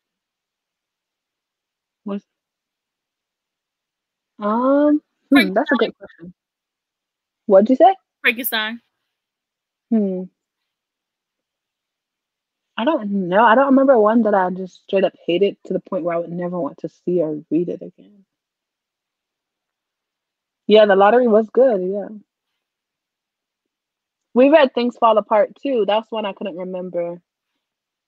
It's funny that it says Songs Fall Apart. Right, I seen that and I was like, oh, I remember Ender's Game. We never had to read that either. Yeah, we never had to read that. No, but people say it's really good. We read Unwind by Neal Shusterman. First of all, it made me mad because we read Unwind by Neal Shusterman my junior year. We read the sequel my senior year, and it was a trilogy. So why didn't we start reading it like 10th grade year? Anyways, but I thought that was like one of my favorite books we read in school because it was just like What was it? Sorry. It's called Unwind. Oh, okay. I And it's remember it's hearing that. it was a dystopian, and it's like a dystopian world where you could literally abort your kids after they already been born, like after the age of 13. Because And why am I about to put this on my TBR? Because that really sounded interesting. it's so good. Like I was so shook with reading this in high school. And so these kids get sent to like this camp where you're about to get, it's not called abortion, obviously, but like that's the idea. And so they use your body parts. And so they're like, if you're bad, they'll send you away to get like aborted. And then there are some kids that are called like, I think it's like tithe. And it's like a church, it's like a religious thing. So they'll like volunteer you to go to it. And so these 3 kids who are all different from each other end up becoming friends, and they're like on this like crazy. It was so good. It was so good. My friend read it and she really, really liked it. Yeah. I never had to read Tucker Everlasting or Pretty Shiny Things. Pretty Shiny Things mean Tiny Pretty Things, like the sequel? I didn't know if it was Tiny Pretty Things or if that's in another book. Right. Which but I'll look it up. I need to finish Pretty Little Things in like 3 days. You never finished the book? No, I never finished it. Like I just stopped reading. What the heck? I know, right? It's a good book. I was enjoying it. I don't know why. I think because I want to read some romance, and it's like YA, and I'm not really into YA contemporary, even though there's nothing wrong with it. But I'm surprised that y'all had to read Perks of Being a Wallflower as required reading. Right, man. I love that movie came out my 9th grade year. And that was the year I was reading like John Green, and like that's when I was starting to get really depressed that year. So like, I feel like those books had a big reason to why a lot of people were depressed. So it was like being depressed was part of the culture. Being depressed was like 2013, 14 culture, bro. Because think about it, like you remember that TikTok that was like, "Oh, I wish I was a teen in 2014." That was the year my depression was like at its all-time high. Yeah. Especially that I feel like everybody just had to be depressed that year. Right, like now that I think about it, I think John Green triggered my depression. I feel like John Green triggered a lot of people's depression. Cause ain't no way everybody. Cause think about all the stuff that came out that year. Ain't no way everybody just happened to be depressed that year. I thought a lot of things was centered around depression that year, depression and suicide. Because I remember a lot of books that I read that year was about that. Luckily, I did not read anything that had to do with anything with suicide. I did. What was that book that just became a movie on Netflix? Not just, but it's like I think it was this year. I know which one you're talking. All the Bright Things, All the Bright Places. Yeah, that one. Yeah. That's not read all of those. I remember I walked into my grandma watching that. I was like, Granny. I never saw the movie. Not a romance movie. Because the trailer low key made it seem like it was a romance movie. Right. I mean, it was a romance book, but not really. They had a suicide pact. Yeah, John Green was that. My favorite John Green book was Looking for Alaska. Like, I seek great things. My favorite quote was that if she was the rain and I was the drizzle, we would be a hurricane. I knew that whole quote by heart, bro. Like, girl, I know that was your bio. That was my bio. Yeah. It was. If she was the rain, I was the drizzle. Of course. It was like I just laid there with her. Not to have sex, not to kiss, but blah, blah, blah. Hey, man, I'm actually reading the whole paragraph. Right, like knowing about heart and shit. And then I loved his other. I didn't love it, but Paper Towel. My just died too, Jocelyn. I'm dead. Is she coming? Not it's putting me on mute when I took them out. But yeah, the font. I love The Fault in Our Stars ruined me. Like I sobbed during that movie. You said what? I sobbed during that movie. Oh yes, I read it and I loved Augustus Waters so much. And that's the year that like Ansel Elgort, he ended up being in Carrie the year, either that year or the year after. And like I love horror movies and I loved Carrie at the time. Yeah. So my obsession with him just spiked. Like, do y'all remember where you were when you did y'all cry reading The Fault in Our Stars? Yes, I remember where I was. Yes, I was in my writing class, which was a computer class. So I don't remember where I was. And I literally was like in the back of the computer class sobbing. This one boy literally was like looking at me like, yeah, my friends, like I think I was like buddy reading with 3 of my friends at the time.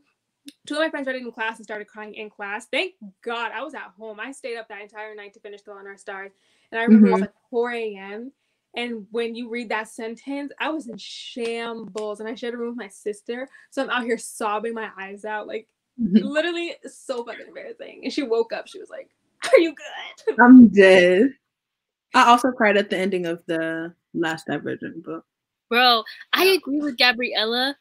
I need to find my copy so I can show y'all all of my annotations and stuff, because Thank God you can't get tattoos. No, literally, I'm sure it was sure so many people who could get tattoos and have it and have them.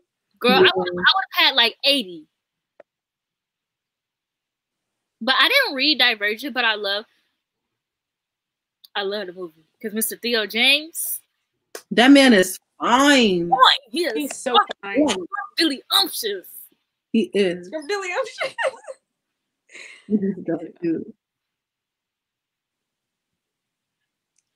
Making the eye contact with the movie theater employee. Literally me when I watched Me Before You. Same. Because that movie had me. That movie was I never want to feel how I felt in that movie ever again. I feel like it would be a bit embarrassing. I'm so glad you could not get a tattoo as a minor, because I would have a bunch. Like, imagine all these people walking around here with "It's a Metaphor" tattooed on them. Yeah. Or always, bro. Okay. Oh my gosh. Yeah. John Green did the bare minimum. And I remember like having that, putting the little cloud in the okay, like literally. That was like my sick.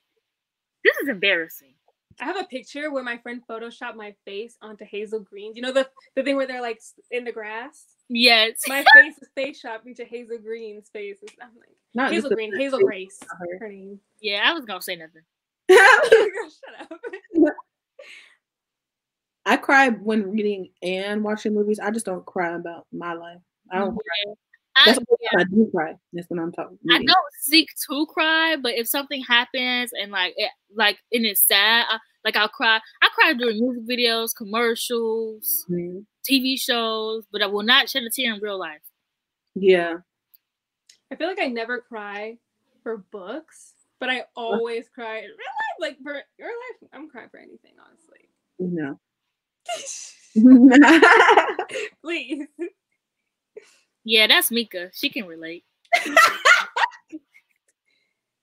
Yes, yeah, I feel like I'm the exact opposite. Like, it's like sometimes should I have cried? Like, I haven't cried in 10 years. Is this a problem?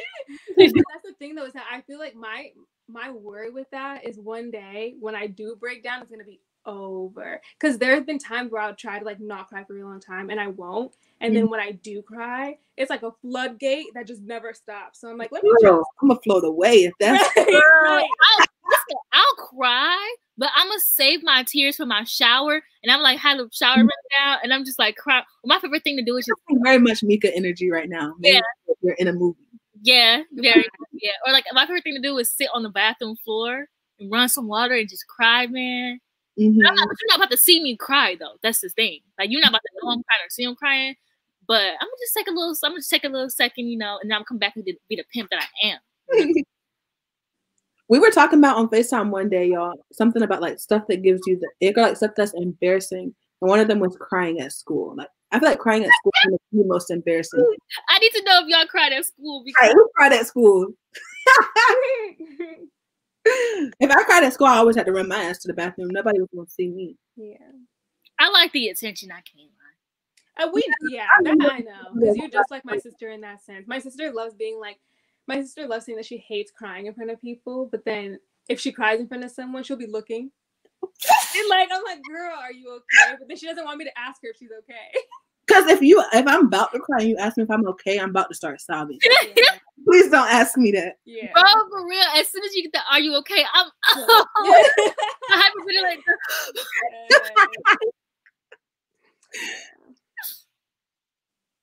oh my gosh. Not for a walk. Yeah. Not Yes. There was this one time I had to work at like 8 a.m. and my mom, she does not like getting up early. So she like said something really mean to me. I'm like crying. And I've never been so thankful in my life that my manager, because I was opening with my manager. She just opened. We went to the back. I think she noticed that we was crying but didn't say nothing. And then we just started joking the entire day. I've never been both crying? Huh? 2 people was crying? No, I was crying. Oh, I thought you said we. I was like, who else was crying? My bad. I'm talking about me and my other personalities. Please, Mayana. But no, yeah, I was crying and like she noticed, but she didn't say anything to me. And then she was like making jokes and we were like giggling and stuff. I've never been so glad for someone to not ask me if I was okay, because I had already got done crying at that point. You could just tell I had cried that morning. But if she would have asked if I was okay, I would have had to go home.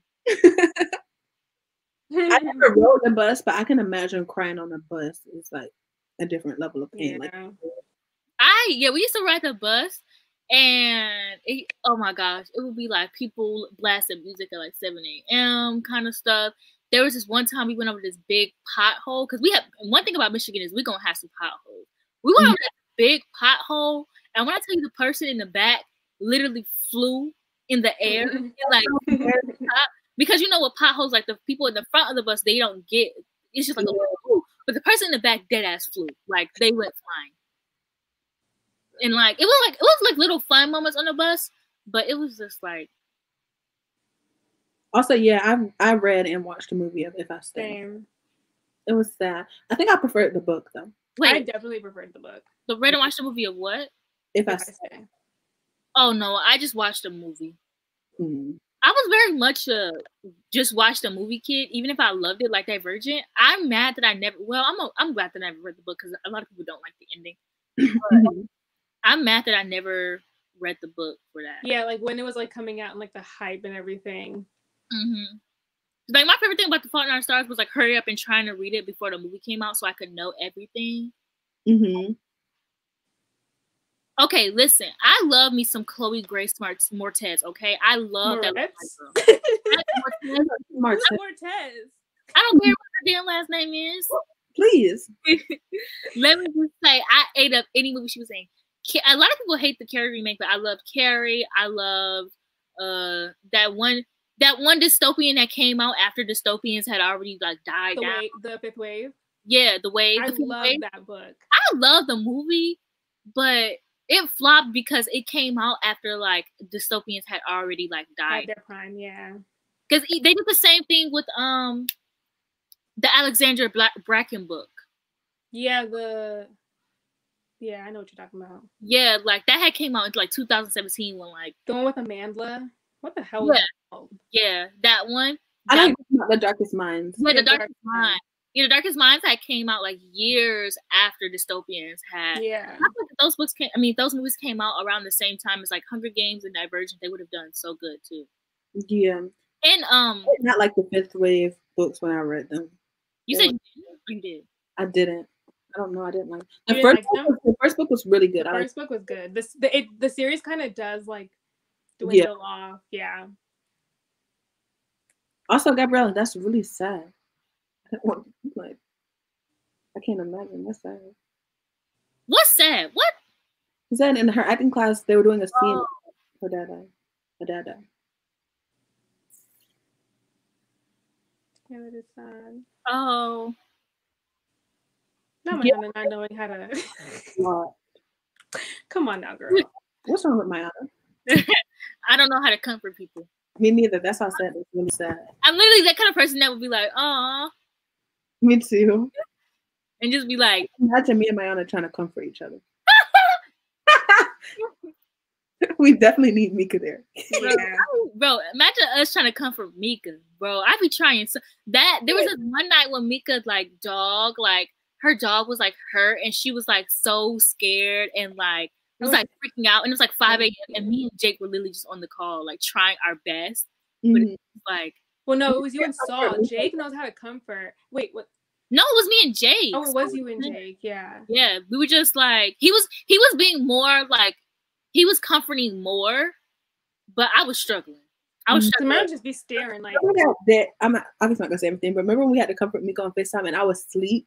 And it was Mayana just comforting Mika because I was asleep, and then I woke up. I literally had to wake up. When was this? I'm gonna tell. We be having to comfort you all the time. No, you don't. Don't be lying now. Don't be lying now.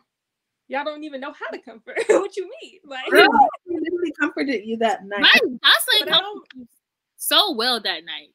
Wait, I did a good job that night. I'm not gonna lie. I was on my psychologist shit. That night. Wait, but what day is this? I just texted you. I just realized something. Jocelyn, what you do when you have a patient and that part. It's different with the patient, I feel. Yeah. Different.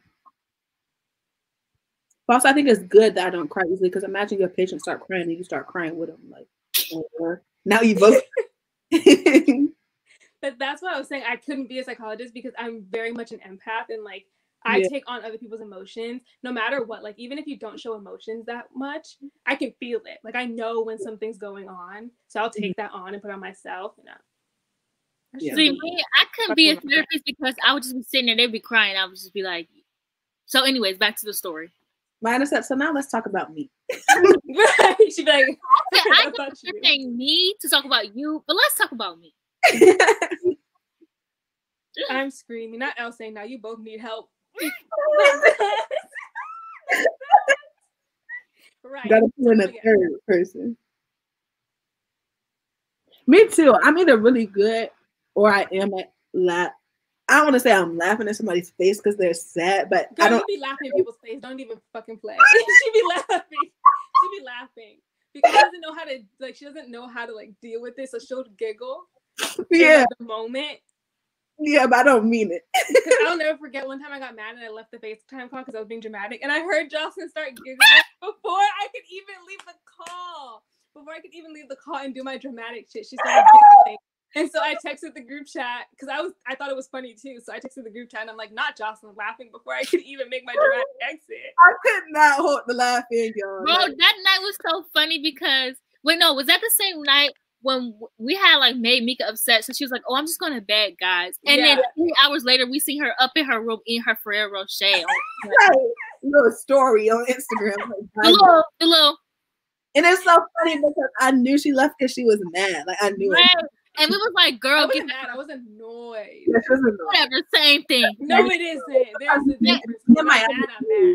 Same thing for me. Bully shit, and that's the problem. Because we're just teasing, but we do just want it back and forth. And we be like, damn. That's enough. We be tasked to get me sometimes. We be have to be like, whoa. The way I was holding that laugh, I knew she heard me. And then you tried to play it off. My favorite part was you being like, no, I meant for you to hear that. I'm like, bitch, no, you didn't. Now we both know. We both know that was an accident. What was I supposed to say? Shit. I had to come up with a little laugh. I cannot stand y'all. I think I would laugh too if my therapist started crying with me. I'm like, that's how you know your life fucked up. When the therapist started crying, like if my therapist started crying, I'm like, I want my money back. Not this. So, because one of us supposed to be holding it together, and it can't be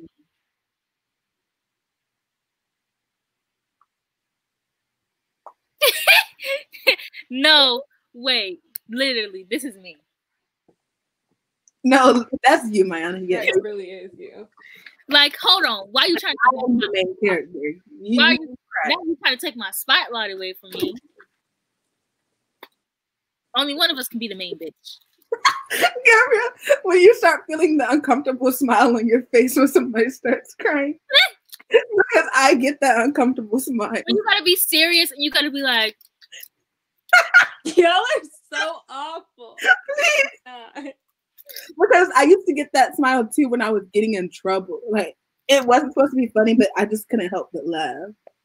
Man, you get in trouble with some siblings. When you and your siblings get in trouble at the same time, that should be so funny. No, not for me. My mom is crazy. And the thing is, Jada, she was the kind of sibling that started crying before my mom got the belt. Ooh, not the belt. So Jada would already be crying, and I'd be sitting there trying to be strong for both of us. Not the strong one. My mom did not like. She didn't like the crying beforehand, and she didn't like the trying to be strong. I don't know what she wanted from us, to be honest. But one. I don't really touch my friends. Damn. I'm not gonna touch them. The only person I hug is Jada. Yeah, I'll hug my friends only if like we're going on winter break or something. I'm like, okay, bye. Wait, I this is crazy. I feel like I'm such a lovey-dovey person. Like I always want like a hug. Not my not my friends, but my boyfriend, yeah, but not my friend. Oh yeah, if you're my boyfriend, I'm about to be all on you hugging stuff. I'm sorry, but if you're my friend, I'm gonna need you to stay at least 10 feet away from me. Yeah, like a greeting hug, that's fine if we haven't seen each other in a while. But that's about it. Not a greeting hug, bitch. Not a greeting hug. Are you kidding me? Wow. Like, it's awkward. Why are you just hugging for no reason? How you gonna hug and then still see each other after? If I'm hugging because it's just a hug. Like, what are you hugging for? I don't get it. Like, I don't know. You just be hugging. Sometimes you want a hug. Like, I mean, I don't know. It seems awkward. I don't know. In high school, I wasn't as emotionalist. So, like, me and my best friend in high school, we were just weird, though. We would always, like, hug, and we would hold hands. My friend in high school also was really weird, and she would flash the boys in our class. What? Yeah, the church hug is sending me too, y'all. The church hug is sending me. Blue. Yeah. I hug the men in my family like that. No, literally. Very much. Oh, actually, I don't even hug the men in my family. Like, yeah. One thing I hate about Black families is that they really get mad at you if you don't greet every single person in the room. Yeah. I was about to say that though, like, especially because I grew up having, like, that was the thing, you have to go hug or do the kiss cheek no matter what. Like, so in Miami, like, I don't know if they do this everywhere, but if you're greeting someone, now obviously not with the pandemic, but you always do a kiss cheek. Like mwah, mwah. No, we don't do that. Yeah. I will refuse at that point. My mama gonna have to whoop me because I'm not doing it. That reminds me of people who kiss their parents on the lips when they're old. When they're older, like if you're a grown person kissing your parents on the lips, like, I don't know, it's weird. Yeah, I don't know. That's a little much. But I used to do it as a kid. But I know some people in some cultures, even as a kid, it's weird. I think I grew out of that really fast. Very fast. Someone said, "Is Mika like the mom or older sister of the group?" Surprisingly, no. Who is? I am. Who is? You. Not me not knowing that. Right. Bitch, come on now. Not me not knowing this. Me. It's not me, because I'm the friend that's going like, y'all gonna turn around and y'all gonna turn back and I'm gonna be lost. Yeah. Jocelyn and Mika the kind of friend who just all over the place. Yeah. Is very good at giving advice and stuff like that. Yeah. But that's like if we drunk.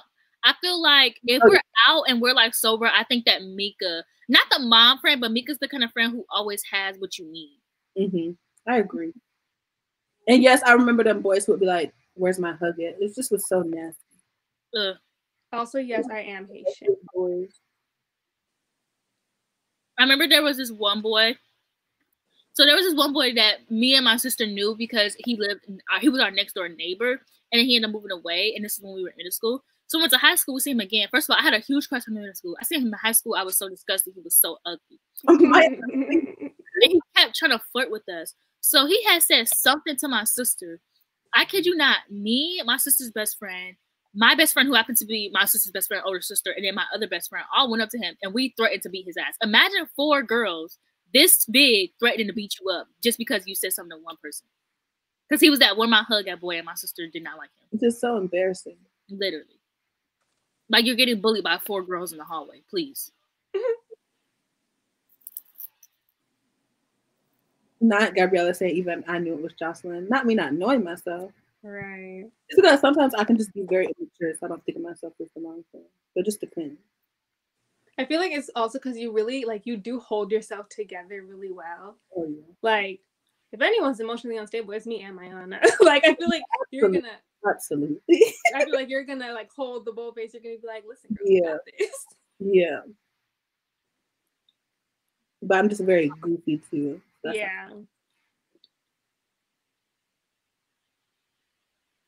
the French. The kissing. Yeah, probably, because... I'm literally thinking about this one time. I was so sad. Because I was talking to this boy and he like made me sad that night. I literally waited until we got off FaceTime just so I could cry. Not that. Meanwhile, mind you, we'd be on FaceTime until like 8 a.m. Right, you had to wait a long time to hold that in. Yeah. Yeah. I mean, I remember seeing the tweet on your private. I'm like, dang. Me too. What the heck? Girl, a bitch be waiting. I love talking about emotions. Like, if there's one thing I have no problem doing, it's talking about emotions. If there's one thing I'm not going to do, a lot too. We talk about emotions and just, Yeah. we talk about a lot of stuff. To be honest. Like, that's the thing is when I say I feel like you guys are good at comforting people, but just like not physically, if that makes sense. Yeah. Like talking to someone and kind of helping them like cope with their emotions or like give advice. You guys are good at that, but like you're not gonna get someone a hug when they start crying. You're gonna be hell no. I'm sorry. You're gonna have to just stay there. Right. You'll be okay without the hug. Bro, I remember my mom. She's a Cancer, so there's enough for you. So she would cry sometimes, and I would just hug her, and and I would just be standing there, just hugging her. Like, Mayana, I can see you just like this. I used to be like, and I would be like, it's okay, mommy. I can't. Me. You want my chicken? You said it was nasty. I never said that. Oh, that's what mom said. I'm dead. But yeah, and my mom's a black mom, so she's not gonna really let us see her cry. So it had to be something she was really. That's so true. My mom don't be letting me see her cry ever, and like when she does, it's so random. Bro, one time I made my mom cry, but not like it wasn't really me. She had other stuff going on in her life, and I was like distraught at what became was bad. Of Bro, course, yes. So bad. That was makes the sense. best I ever felt, bro. I was going in there trying to talk to her. I was like, "Mom, please." I felt so bad. That sounds like something that both of us would do, low key. Yeah, but like it wasn't even something that big. Like, I think I just made like a smart reply. Mm-hmm. She started crying. I was like, "What, bro?" That was the best thing. There was one year I always got something snarky to say. I always got I always got something to say. There was one year my mom was so sick of me and my shit, bro.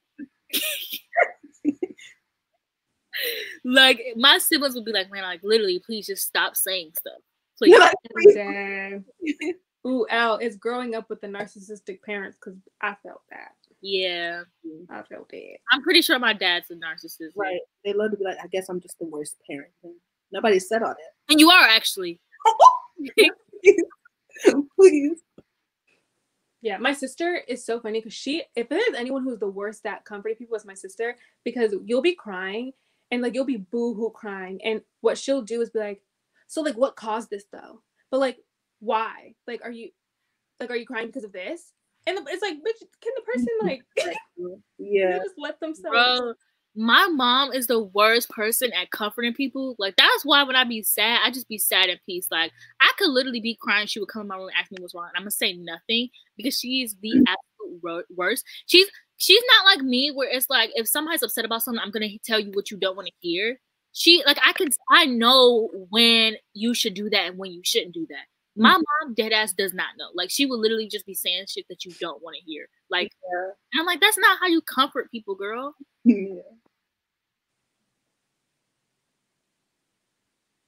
Yeah, seeing your mom cry is like the worst thing. Yeah. Exactly, Gabrielle. I was about to say that I can't cry in front of my family and I can't ask them for no type of comfort. It physically just it's just me. Like I just feel it's embarrassing. And I feel like that's why I don't even want to bring a boyfriend home. I just feel it's embarrassing. There's something about that I agree with though. I can't bring it.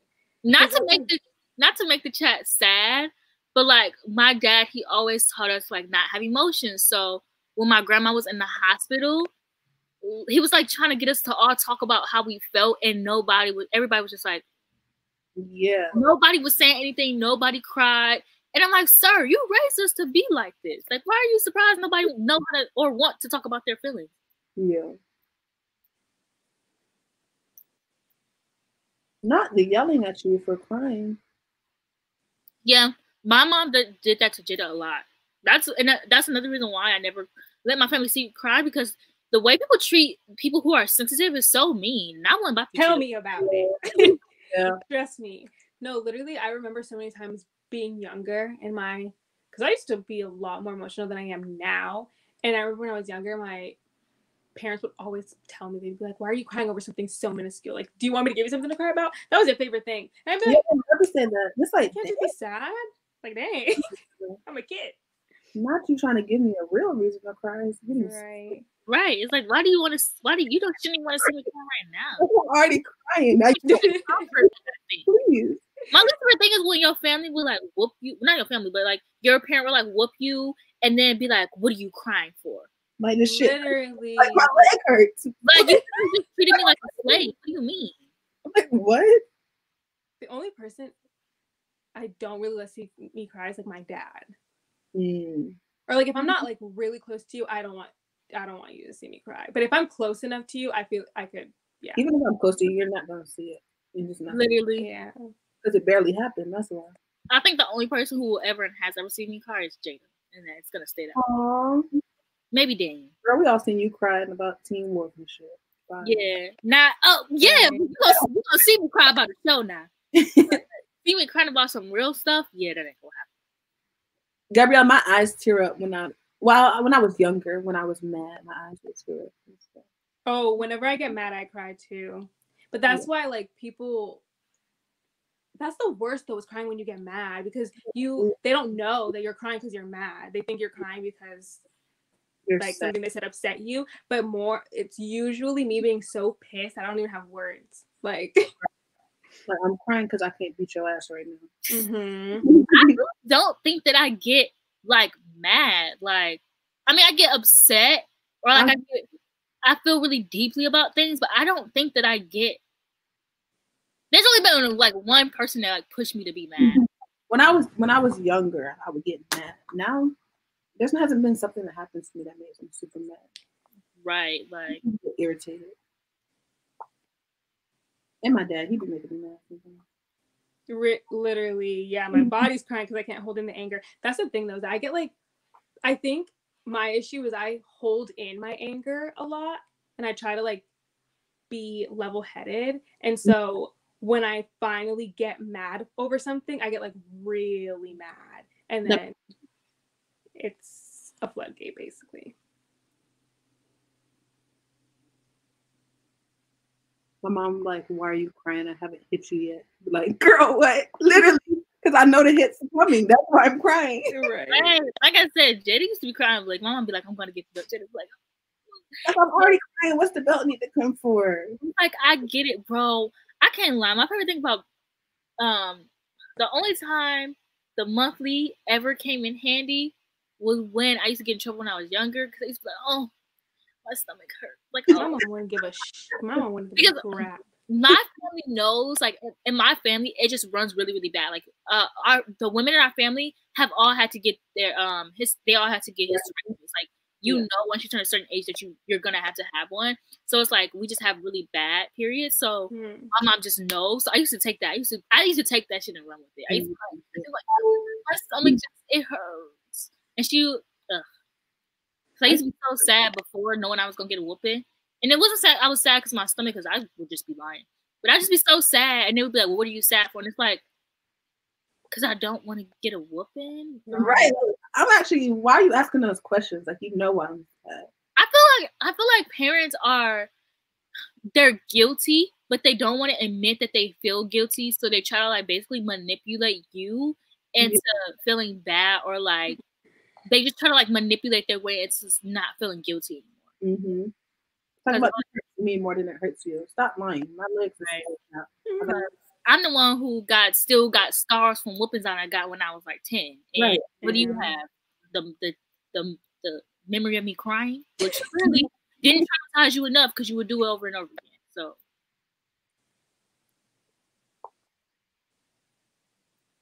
like, are you hungry? Literally. For a glass of water though, like you was just emotional.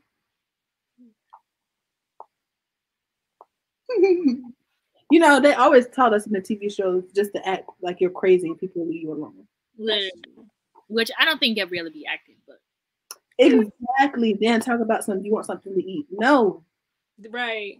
That was the worst. I used to have this bag packed for when I ran away. Never ran away. Mm-hmm. Never had any money. If I would have had some money, it would have been over for them. But also, then I had seen that video, that song by Ludacris and Mary J. Blige, "Runaway Love." I was like, yeah, running away ain't for me. So I unpacked. I had a bag packed. I remember one day my mom found it. It was like, why is this bag still packed? I was like, yeah. I did it before. I went to the woods behind my house and had my snack. But when I finished my snacks, I went back home. Yeah, that's not for me. No. Like you said, you can get your kids the same way you've been hit by your parents. no. Absolutely. I took multiple psychology classes that shows that spankings just are not it. So I personally won't be doing that. I just don't believe in it. Like, I feel like there are so many other ways. Let me tell you, my dad, the way he's disciplined me, first of all, my dad could never whoop me because my mom literally told him, she was like, you can never whoop you, whoop her. So my dad had to get creative. My dad used to make us stand in the corner and do squats. Or he would make me stand in the corner that's right by the window in the summertime so I could see and hear the ice cream truck running by. That is why I am the way I am to my dad now. As revenge. Because that was sick. But yeah, I would do stuff like that. Like get in the corner or time out or I think I mostly have. I've been thinking about that all the time, and I just think that our generation is going to be the one that just breaks all these generational curses and stuff like that. Yeah, we're going to be past that type of stuff. I can't lie. I might do a little pop on the hand or something like that, but ain't no taking you to the bathroom at a McDonald's or nothing like that. Mm-hmm. Did y'all ever have to? I think this is a Haitian thing. I'm not sure, but on the ground, get on your knees. Mm-hmm. And like that was like your punishment, which was so demeaning. I think it's more like I think it's more of like an international foreign thing because I've seen the knees thing just on their knees, and I've also seen rights like you have to. Yeah. My grandma, when she was alive, like she used to when I would get punished by her, she would put either salt or rice, and I'd have to be on my knees. Yeah, it was bad, but that hasn't happened in so long. Like. The last time I got an ass whooping, I think it was because I didn't wash the dishes or some minuscule thing like that. Why are you saying that like that was like 3 weeks ago? Like when was the last time you got a whooping? Probably like 3 years ago. Oh, wait. Yeah. It's a little too recent for me. That's a little too recent. Yeah, no, like I don't know. Not anymore, but I think that time my mom was just really mad. Like Gabriella is a clown. Like, please, Gabriella. Not this. Bro, but I think the last time I got a whooping, I might have been like young. Cause like once I got a phone, I stopped getting whoopings and my mom would just start taking my phone away. But then she stopped doing that too. Like I would be put on punishment. But she would stop doing that because I would need my phone for school. So she would like, yeah, just don't use it. And I would do it anyway because how was she going to know? Corey, I agree with what you said too about like you have scars from when you're 10, they have them, and then it's a cycle. Yeah. It's just more about not using the scars that you have as a reason to give your kids scars. Like you just have to overcome that yourself. Right. And it's like, it's just, I never want my kids to like just experience that. And I'm never gonna let my like anybody else whoop my kids. Like I know my mom would never do that. I feel like my mom's the kind of mom who like will whoop us all the time when we was younger, but like never touch my kids or anything, no matter how bad they are. But like my grandma, my baby cousin, he's really bad. And my grandma, she's like, oh, one day he like did something. He does this thing all the time. He's really impatient. So he'll lie and say that his mom is here, and then he'll go outside and sit on the porch, and his mom will not be here. And he's like 5. So one day I told my grandma that he did that. She was like, well, did you whoop him? I can't whoop somebody else's child. Yeah. Like the older generation, like our grandparents, like they really was like out here whooping other people's kids that they did not know. And I'm like, you can't whoop my kids. And not my nieces, my nephews, like none of that. Yeah, that's how I feel.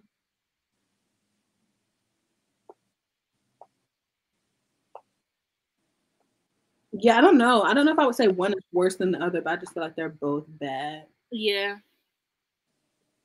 Because I feel like they're just so connected because physical abuse leads to emotional abuse, stuff like that. Like they're both so connected. I don't know if I could say one is worse than the other. And I think that they both have different effects. Like if you have had both, they have like different effects on you. Yeah. Y'all, this is literally stuff we talk about on FaceTime at 5 a.m. Literally all night long, we just be there chilling, like reading our little books. It hit 5 a.m. We like, yeah. So let's talk about like a memory you never told anybody. Oh, let's unpack real quick. Hold on. And then it'll just get silent for a little bit and then we sleep. Right. And I mean a little bit. Literally.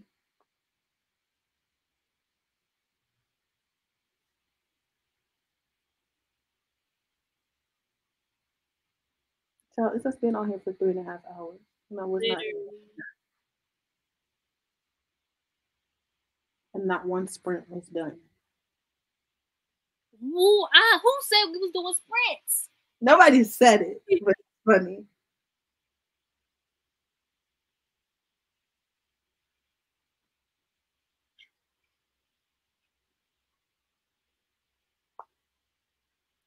Wait, I'm reading this comment.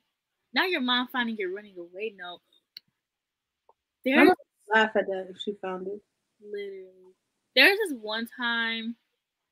No, that's too dark. That's too dark. I'm not gonna You're like, hold on, I was getting too comfortable. Yeah. Yeah, Gabriella, they are. Yeah, because even when I be reading, like, I be like, wait, y'all, I gotta tell y'all about this part I heard in the book. I can't do that if you're supposed to be doing sprints. That's sad, Elle. I feel like parents do that a lot with little stuff that they find out about you. They just go and tell your family stuff, and they don't realize the impact that it has. Yeah. Oh, I'm sorry that I made it heavy, y'all. Oh, not me. I didn't do it, but you know what I mean. Wait, what? Someone said this is super heavy. LOL, I'm gonna head out. Oh. Nice to meet y'all. I'm sorry if that was triggering. Sorry. You have a nice night too.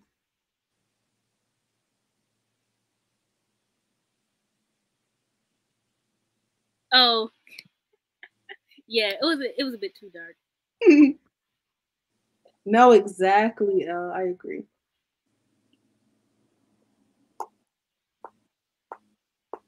Child, maybe we should talk about some happy shit. I know. I'm like, this Right. is a little bit too dark for me.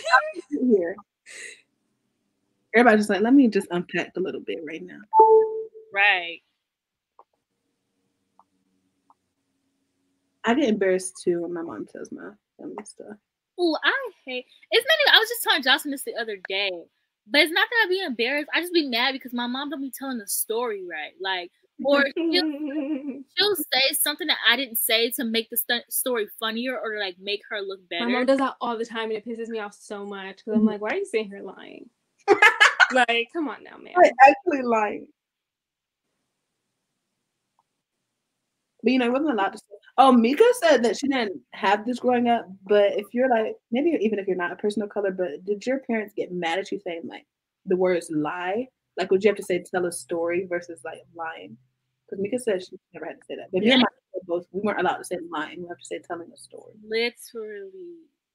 I feel like it more so happens with like older, like grandmas and stuff. Yeah. Which I still to this day don't get it because you're still not telling the truth. Like, right, it's a synonym for lying. Literally, like, it's not even like, oh, just don't say it at all. Just like, oh, totally. Like, why was they making it out to be like lying was a cuss word? Like, it was like lying was a cuss word. That's like when parents try to trick their kids into believing that stupid is a cuss word. No, literally. Oh yeah, I got in trouble for saying what too. I'll have to say yes. Oh yeah, I couldn't say what. Yes, ma'am. First of all, that whole like yes, ma'am stuff is so weird to me. Yeah. I never had to say yes, ma'am, but I always had to say yes. Yeah.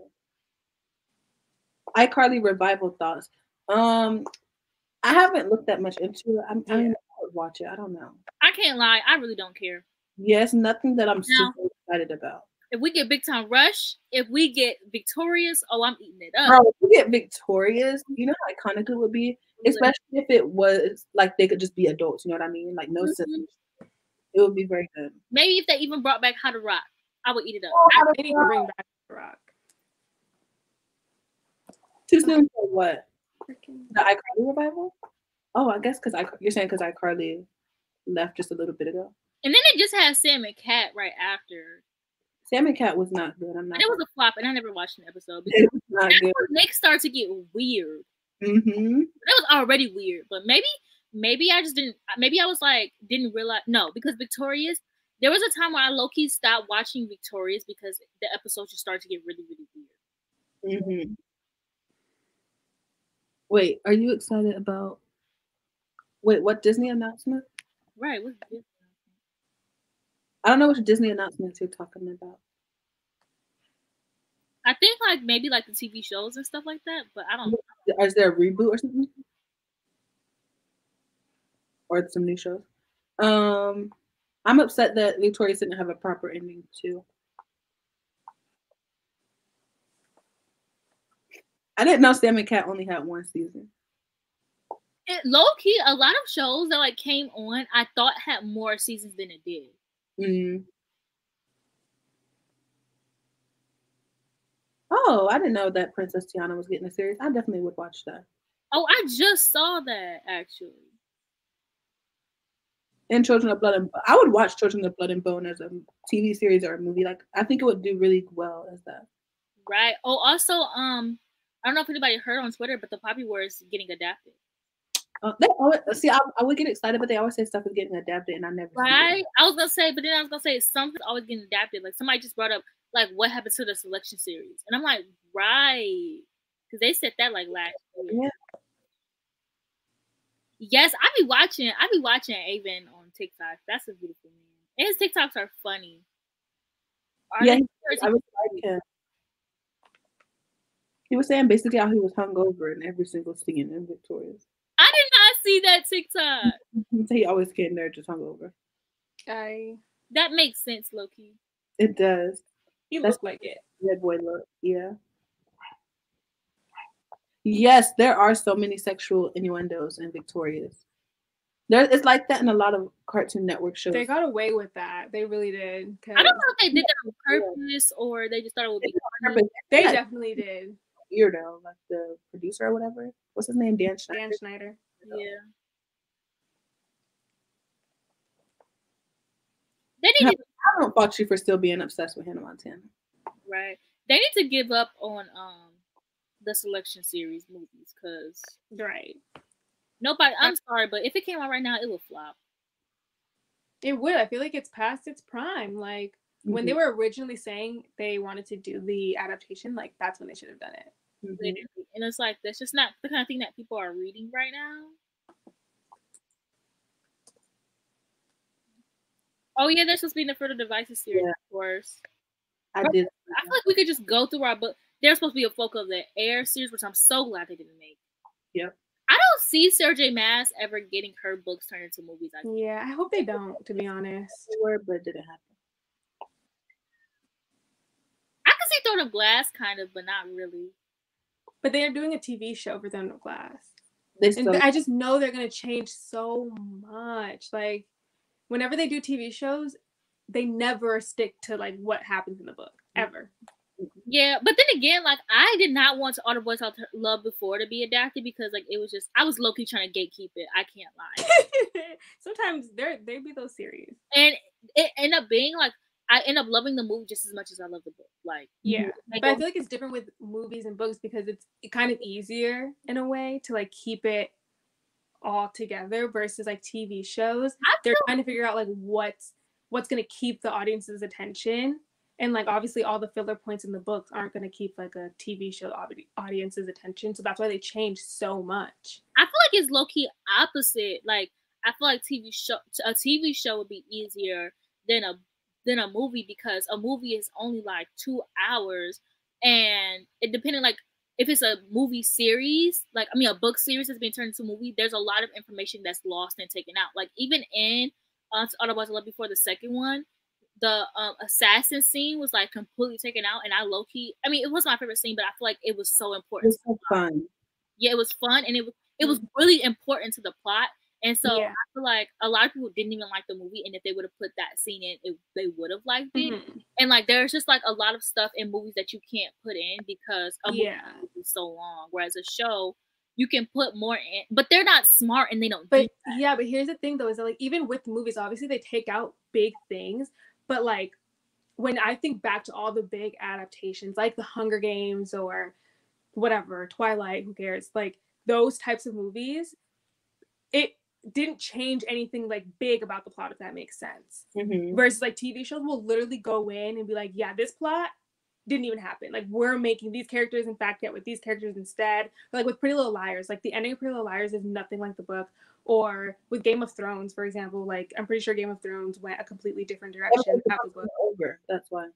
Yeah, exactly. So it's like they really just have free reign with what they want to do because it's not the author. Yeah, I feel like drug addiction.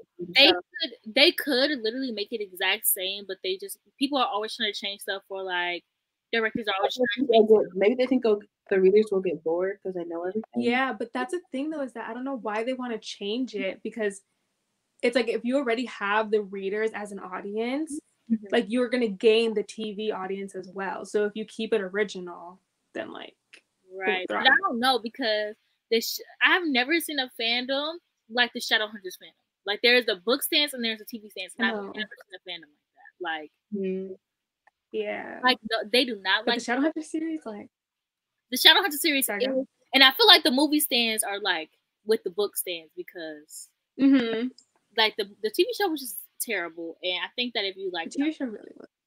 I think you're right about there hasn't been a lot of big YA adaptations. I agree, yeah. Like I couldn't name a good one that has come out recently, or even a big one. And it's like they're always like, oh yeah, we're gonna turn this into a movie. Oh yeah, we're gonna turn this into a movie. There's so many things, like literally books are getting deals before the books even come out. Like Tommy Adeyemi, like Children of Bone and Bone had a deal before it came out. Like was it Songs of Wraith and Ruin? No, it wasn't that. It was a recent book that just got a deal before it came out. I think it was. No, A Song of Wraith and Ruin did get a deal. Yeah, Such Upon Age 2, right? Yeah. Because that's how we read it. I don't know Black authors. Let them get their coin. Period. Yeah. I'm glad that Rick is writing his script too, because I know he like hates the original movie. Yeah, I personally like them, but I'm biased. You didn't grow up reading the book. Yeah, I didn't grow up reading the book, so I mean, we're gonna say the lottery scene is iconic, but they messed up the movie. The Corpus does not need to be a movie or a series. Please stop saying that. I am gay. Oh my gosh, there's gonna be a Ninth House TV show. Oh yeah, I totally forgot about that. If she even finished the series. The thing about Ninth House is it is good to be a TV show or a movie, because I can tell it just look good on screen because of the aesthetic, but I don't know about the story itself. Like, yeah, and we don't have a lot of dark academia TV shows. Like I was watching this show, it was a dark academia TV show, and it was so boring, so bad. And you know me, like I really don't. Queen's Gambit? Huh? Was it Queen's Gambit? No, not that. I haven't seen it yet. Because I know that's a dark academia TV show. And a lot of people were saying that it's not really dark academia, which made me sad. Oh my gosh, who said that? Someone said moment of silence for the Mortal Instruments movie. Don't say that on here. Right. Girl, go to your shit. Mayana and Mika live for that. Right. Hey, I'm kind of tearing these up. I can't lie. Talking about them, they're just okay. They're just okay, but I can't stop eating them. That's so good. I don't have any other chocolate. I think Tiny Pretty Things will be good. I think Tiny Pretty Things will be good. Like it's gonna serve. Yeah. Now back to the person who tried to come for the movie. Please leave them alone. Honestly, because I'm so sad. I think about it, like it really lives in my mind rent free. No. I hated Daisy Jones and Well, I didn't hate it. I didn't like it that much, but I think as a TV show or a movie, oh yeah, I'm gonna eat it up. I can't lie. Well, I have to watch Mixed Match, and I didn't even know that the adaptation for When Dimple Met Rishi already came out. But why'd they change the name like that? What? It's called Mismatched on Netflix. Why'd they change the name?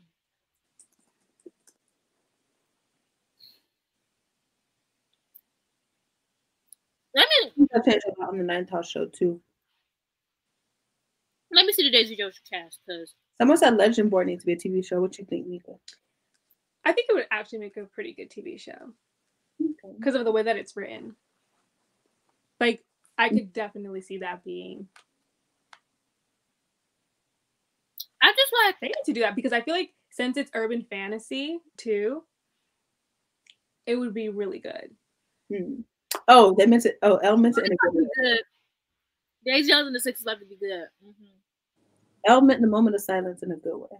So. Oh yeah, period. Okay. Sorry, I didn't mean to almost drag you.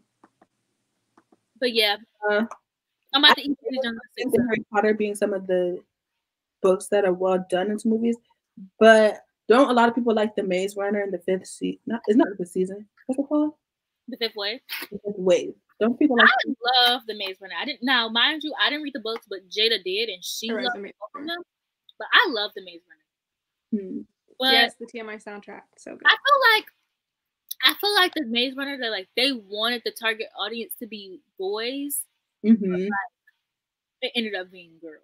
Also, someone said the way we still don't know technically if Clary and Jason's siblings are in the movie. We do, because in the end scene, they obviously couldn't put that in the movie and let that be okay. That movie would, but I'm pretty sure Hotch says something to like Valentine or something, says, "Oh, we can't let them know that they're like actually not related," which is still fucked up.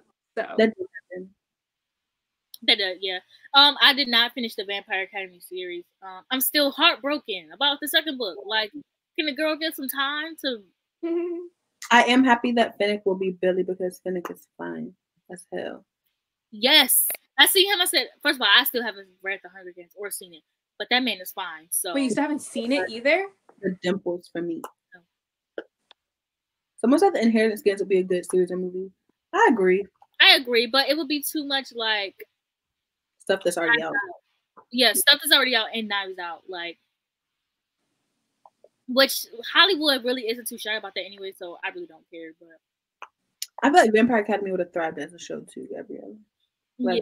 And I love that Adrian is 21 because I can just thirst over him and not so weird. Like, that's what I think about those books. One thing about reading Harry Potter was like I like loving the characters, but I'm like, all these characters are like children. Like, this is weird.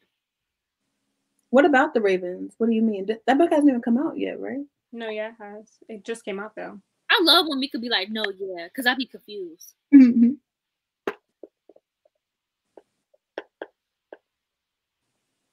Yeah, I feel like the runner's way better than the books. I've heard that too about the movies being way better. Yeah, I didn't really like the book that much. But I think the Lunar Chronicles is past its time. What is? Major Lunar Chronicles. Yeah.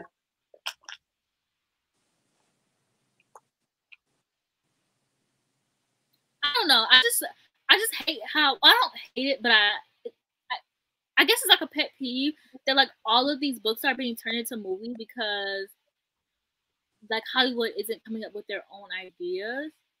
And it's like, I kind of like having this thing with like people who've only read the books, you know? Or like being, I don't know how to explain it. Used to, I still think Dylan O'Brien is so fun. Right. Wait, do you mean like you like having like the idea of it only being a book? Yeah.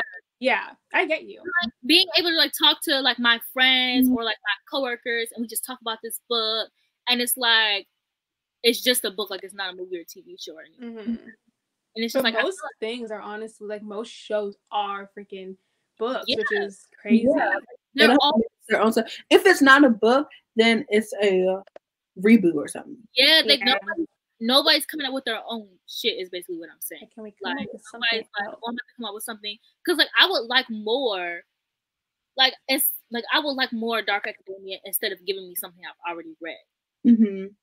Also, y'all, I think my biggest regret is that I didn't read the Bloodlines books. Like, I was obsessed with the Vampire Academy series, and I never went on to Bloodline. And y'all are hyping it in the chat, and I'm jealous. I feel like I'm gonna move on to it. Like, we can buddy read it if you want. I think I am. I'm gonna get those books. We can buddy read. I personally like the Winx Club trailer. Same, it was good. I don't like that. Like, obviously, they whitewash half the characters and their outfits. But a lot of people aren't liking like the whole dark thing, but I'll eat it up. Like I feel like one thing about our generation is that obviously like reboots, like nobody wants the reboots, but like everyone's always so harsh on them when they're really not that bad. Like the reboot was pretty good. You said the what reboot? The Saved by the Bell reboot was like, yeah. It was funny. It was like, it was more to the times, you know, like, or even the Sabrina reboot. Like, I love all the Sabrinas, like the cartoon. Yeah. Like Gabriella just said, it's because there's so much competition for TV viewership that they have to have something to give them extra attention, like being a reboot or adaptation, which is so irritating to me because like Netflix has so many shows. Like I think they need to cut it down a little bit because they have so many different things that there's like obviously a bunch of different options for you to choose from. Mm-hmm. And Netflix be getting on my nerves because they got one more time to give us a show and then cancel it. Like American Vandal. Please, if you have read American Vandal, please let me know because. Wait, read? You mean watched? I saw American Vandal. I mean, not read. I mean, watched. American Vandal was my show, bro. Like, it was so funny. They always had the cutest boys. Like, the little plot twist in the end. Like, it was just so good. They canceled The Get Down, which was also one of my favorite shows. But I kind of understand because it was, like, really high budget. But they just cancel almost everything, and it's so frustrating because like Julie and the Phantoms, like I'm so scared that it's not going to get a season 2 because it hasn't been announced yet, even though it has like a really big fandom. But even if it has a big fandom, you're not guaranteed. Like the show that everyone else loves right now, it got canceled. It's not getting a season 2. The Society? Yeah, The Society, they canceled it, and I'm like, I never watched it, but I want to watch the Witcher TV show, but I was trying to read the books first. Yes, watch Witcher TV show. It's so good. Read the books first. No, watch the TV show. Dang. I can't wait for season 2 to see my boo Jesker. And I love all the characters. Well, not all the characters, but I love the main character. Gabriella, I will let you know when the when the Bloodlines buddy read is happening. Henry Cavill. I have to reread Vampire Academy first. And Mayana's still on second book, so I can catch up. Right.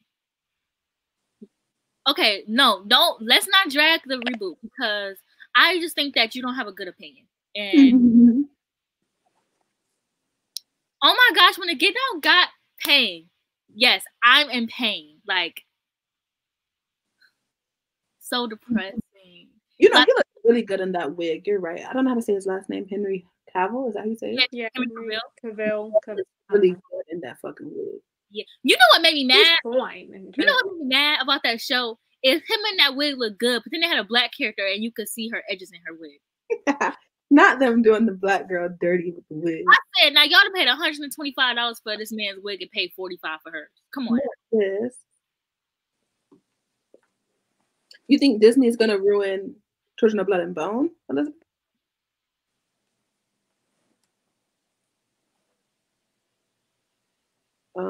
I don't know if they'll ruin it or not. To be honest, I think Children of Blood and Bone is a good book. The edges. I don't know, but I think Children of Blood and Bone is a good book to turn into a movie. And I think that Disney would be good to adapt it. My only thing is Disney aren't good with like reboots. And I mean, and by reboots, I mean reboots of the same damn movie 18 times because after a while, like Maleficent, me and Jocelyn ate up Maleficent. It was good. I love that movie. Actually, I was gonna get you that DVD for Christmas, but I chose a different one. Bro, y'all make me want to watch The Witcher. You know the one scene that I was thinking about in The Witcher, and I never even watched it. I just saw it on Twitter. I think it's the bathtub. The bathtub scene. I couldn't wait to get. I saw fan art. I think fan art slap. Wait to get to that thing. Scene, boy. Yeah. Oh my gosh, y'all. No, Jocelyn, you have to eat it because there's a scene where like he's like with Yennefer. They already like slept together, whatever, and they have to do this contest to like kill this dragon. And so with this contest, you have to have like a second person with you. So obviously, it's him and Jasker, which is like his like best friend, and then Yennefer comes up with this other guy. And he is so like jealous. Like you could tell, and he's like, oh. And then the guy, he's like literally embarrassing Yennefer because he's like trying to show off, but he can't do anything right. And then he's like, oh, this loser over here. And might have to watch tonight, please. I really want to read the books because that sounds like something that will be good in a book. In a book, yeah. Any jealousy, like type of tension scene. Yeah. I just like, the only thing you guys really want to know what's stopping me from reading the Witcher books is the fact that the first two are anthologies. I really read the first book and I haven't picked up the rest because I still gotta make it through another dang anthology. But I know once I get into the books that are not like short stories, I'm gonna eat it up. It's just so good. Like it's just Has anybody read it? Yes, it is a game too. You know, I was also gonna get Mayana the game for Christmas, but I didn't end up doing it. I already have it. That's why I didn't get it because I couldn't remember if you had it or not. Yeah, I have the game and I haven't played it because I couldn't figure out how to open the door. And then I figured out how to open the door, but I couldn't figure out the next task. So Dan just plays the game. So my $60 didn't go to waste. Henry Cavill. Before I read it and it didn't ruin it for me. Okay, that's good to hear, Melina. Hopefully I say your name right. But yeah, Henry Cavill is so fine. The things I would do to that man. So fine. I would drink his bathwater. I'm also gonna read Game of Thrones. I watched the first season of Game of Thrones, and now I'm gonna read the book. But I think I'm gonna read the second book before I watch next time, and I'm gonna do it. Oh my gosh, Game of Thrones was such a drag to get through, but I low-key think it was because I stopped paying attention to certain reading or watching. Reading, because I liked watching it. I just never finished it. Actually, I have HBO now, so I could watch it if I wanted. I loved watching it. The first season was really good. Oh, I loved watching it. Because I have to read the first book so I can watch the second season. But the book was such a drag. Like I just couldn't. But now I don't want to watch it because I already know what happens in the end. But like, there's also going to be a newer show, so I might as well just watch it. Mm-hmm. Plus, everybody named Mom in the scene, so. See, yeah, Melina said the short story collections are a little slow. Okay, but it's birthday. Okay. But yeah, a lot of people said she watched the season before she read it. Yeah, she also said that watching it before doesn't ruin it. Or I don't know. Oh yeah.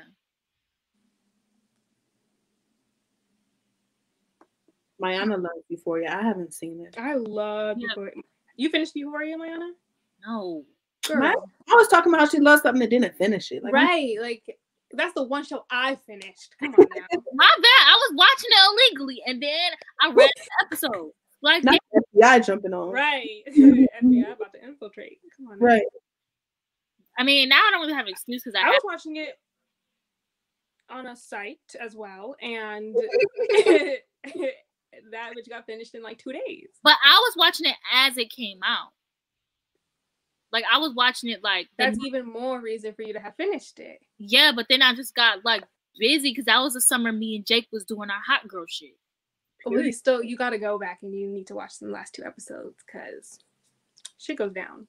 If the Witcher books are very character driven, that honestly won't bother me because I am a really character driven reader. Yeah, that's why I all like it. Struggle. But the Raven Cycle has been they've been talking about making a Raven Cycle into a show since I joined Book Twitter in 2017. Mm-hmm. Like, and I can't lie, I don't care. Yeah, I don't feel any strong feelings towards it, especially because I feel like Raven Cycle is very much. It does have a plot, but it is really character driven. Like the reason I liked it was for the characters, not the plot. Yeah, I really love the characters. Like I love Ronan and I love Noah and I love Blue. Yeah. But that's not enough for me. Like I was reading A Deal with the Elf King, and I love the characters, but there wasn't a plot. So it's like I can't do anything with that. Like yeah, and I don't think that Blue will be paid by a dark skinned black girl, even though we want her to. But it's still very much up in the air if Blue is even black. Yeah. Like, that's still argue. I don't think she ever wrote it directly in the book. I don't know where it came from that Blue. I heard Blue was mixed by race. Yeah, I heard that too. I didn't know where it came from. Because I don't think it was ever directly said in the book, or it was like said in a roundabout way or something. Oh my gosh, Ben Barnes, I cannot wait to hear him say, "Fine, make me your villain." The way he's about to that's an adaptation that we're actually going to get. Right. That's going to be a good adaptation, I can't lie. I think I want to reread Six of Crows so I can read the second book. Mm-hmm. But I've been really wanting to reread it for the past few months, but I haven't really been rereading anything. Gabriella, I agree that TV shows need to have a strong plot each episode because Grey's Anatomy right now is very, very much character focused, and I'm getting so bored. Yes, I will get bored and stop watching. Yeah. Girl, you're gonna be waiting on that show about the Black Witches. I'm sorry, but What's that show that everybody's talking about right now? Isn't that a black show? Maybe it's not about witches, but about witchcraft. The one that Sahira is watching. What's it called? I don't know. Maybe y'all know in the comments. I thought it was about witchcraft. Oh, it's craft. It's something craft. Craft, yeah. oh, The Craft. No, it's not, I thought it was like Craft. What is it? Oh, No. Lovecraft. Lovecraft Craft Country. County. Yeah. Is that about witches? No, it's not really about witches. It's like I think it's like a horror anthology, and so I think each episode follows like a different person's story. Oh, okay. Yes, every episode had a good plot in Teen Wolf. Every season was a horror episode in there. Like, I miss Teen. Well, I don't know because Teen Wolf was so good when the plot was like werewolves and werewolf focused things. Like when they had like even with the Chimera and like the pack of wolves, but they started losing me with the Dread Doctors and shit. That's where I was like, well, I watched until the end, period. But I hated those plot lines.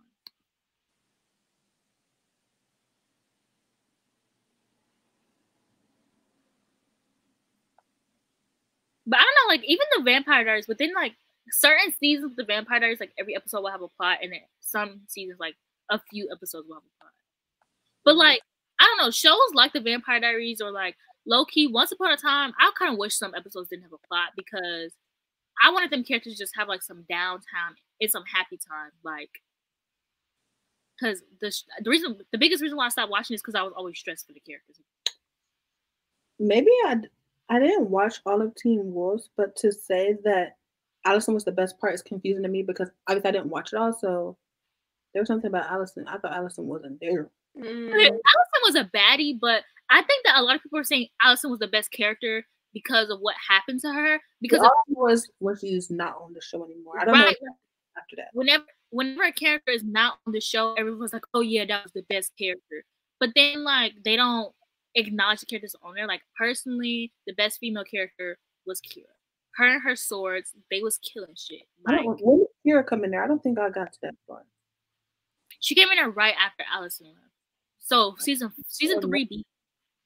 And her and her kids, the Kitsune season, no, because that means you haven't seen the Kitsune season. And that Void Styles, I didn't see that. Who's that man for real? Okay, I didn't know that Lovecraft Country. So I actually just don't know this about. I'm gonna have to look it up later. I know it's a book because I saw it in Barnes and Noble. But I'm pretty sure the book is an anthology. Like I'm pretty sure I heard that. They said it's not. They said the TV show wasn't, but I believe the TV show wasn't, but the book is. Let me look. Hold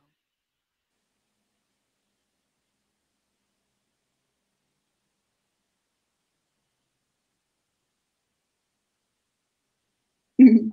Y'all making me want to watch Teen Wolf. Y'all hyping it right now. Because it's that show, period.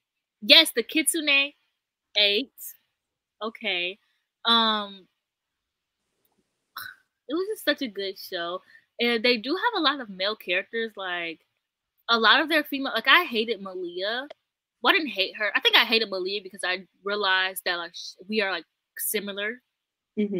But she didn't have much of personality. And, like, I loved Lydia in the beginning. But once she started to, like, get...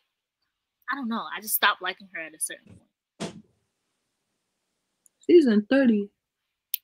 Season what? Huh? Maybe they meant season 3. Because I'm like 38. I know it wasn't that many seasons. Malia and Styles forever. Get out of here, please. I'm also not a Styles and Lydia shipper either, so don't get me confused with that. I just personally think that Styles could have done better, period. And so could Scott. I really hate how the series ended, like who they made him get with. Like, I don't know why they did that to him. That actually made someone said they didn't know how to write girl characters. They didn't know how to write girl characters. Did or didn't? They didn't. Because first of all, they had so many male characters. Like I'm literally trying to think about how many girl characters are. I'm counting like not that 3. Oh. Maybe just take 3. The best Teen Wolf character was Erica, and that's who Styles should have been with. And it makes me so mad because the girl who played Gage Golightly, she was supposed to like the only reason why she wasn't in like the other seasons is because she was filming a pilot for a new show that ended up flopping. Like the show never even got premiered or anything like that. So she fumbled her bag. And for what? Dang. Bro, we've really been on here for 4 hours now.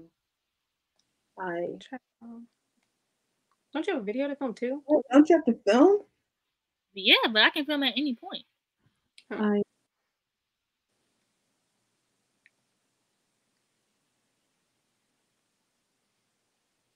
Wait, what? This comment is confusing me. I'm not just gonna put the whole spoiler on the screen. Wait, Sorry, but oh, they being Styles and Lydia.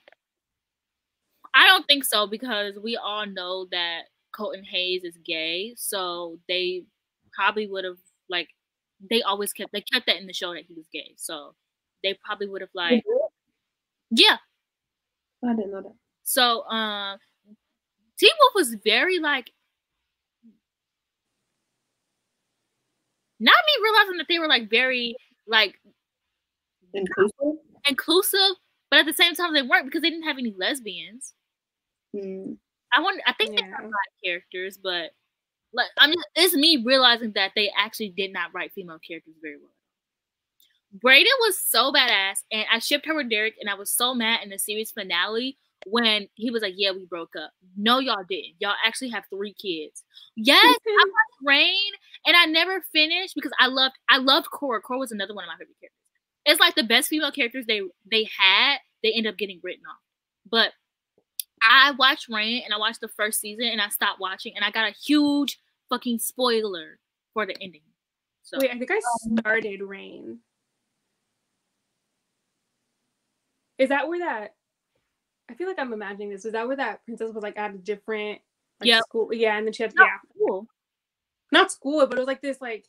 She got moved from like her kingdom to another one, like something. Yeah, she had to move from her kingdom to another one, and there was all this drama, and then this. There was so much drama. Yeah, that's so good. That was actually really good. Why didn't I finish watching that? I ended up getting spoiled. So I think I'll still finish it though because Adelaide Kane is like that bitch for real. For the person who said any animes, I usually watch more slice of life anime, like Given and Orange High School Host Club, stuff like that. But I have some that stuff. I'm watching Haiku right now, and me and Jada were just talking about how like watching anime while being a reader is so hard because you really have to like a lot. It's like you literally have to read the subtitles, and I can read and watch TV, but I can't read. Yeah, and I prefer sub to dub, so. Yeah, and so I'm watching Haiku right now. I've been watching it for like months, but the thing about Haiku that's getting on my nerves is like one day will be like 8 episodes, and I don't know why it's getting on my nerves, but it is because I'm thinking I'm making it further than what I am, and then I'll be like, oh yeah, the day is over, but like I don't know, it's like I'm thinking I'm making it further than what I am. But I love like 90s anime like Cowboy Bebop and Michiko and Hatchin. And I'm really liking. I'm still watching My Hero Academia. I don't remember where I left off, so I have to figure that out. I also like Special A. That's another slice of life anime.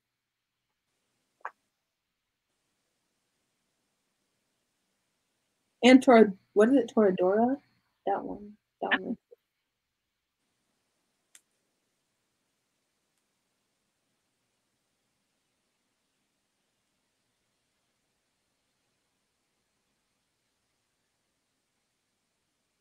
I've wanted to watch both of those, Attack on Titan and Full Metal Alchemist, but I haven't got to either one.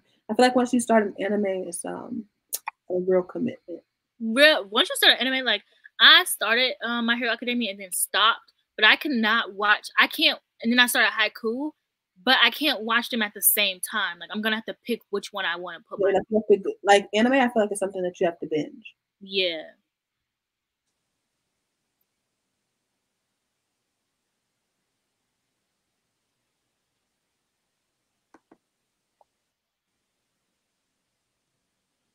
Yeah, Full Metal Alchemist is good.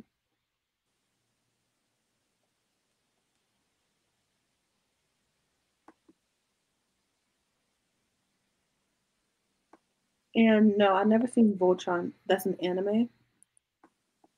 Voltron is my shit. I haven't finished. I started my rewatching and stopped. But I don't think that Voltron is an anime. I think it's just something like Netflix or somebody created that like mimics anime, but I don't think it's like a full anime. Oh, this has a cartoon but has an anime style to it. Oh, so yeah, what I just said then. Exactly. And no, I don't watch any K-dramas. I just never have gotten into them before. I never even watched one or tried to get into it.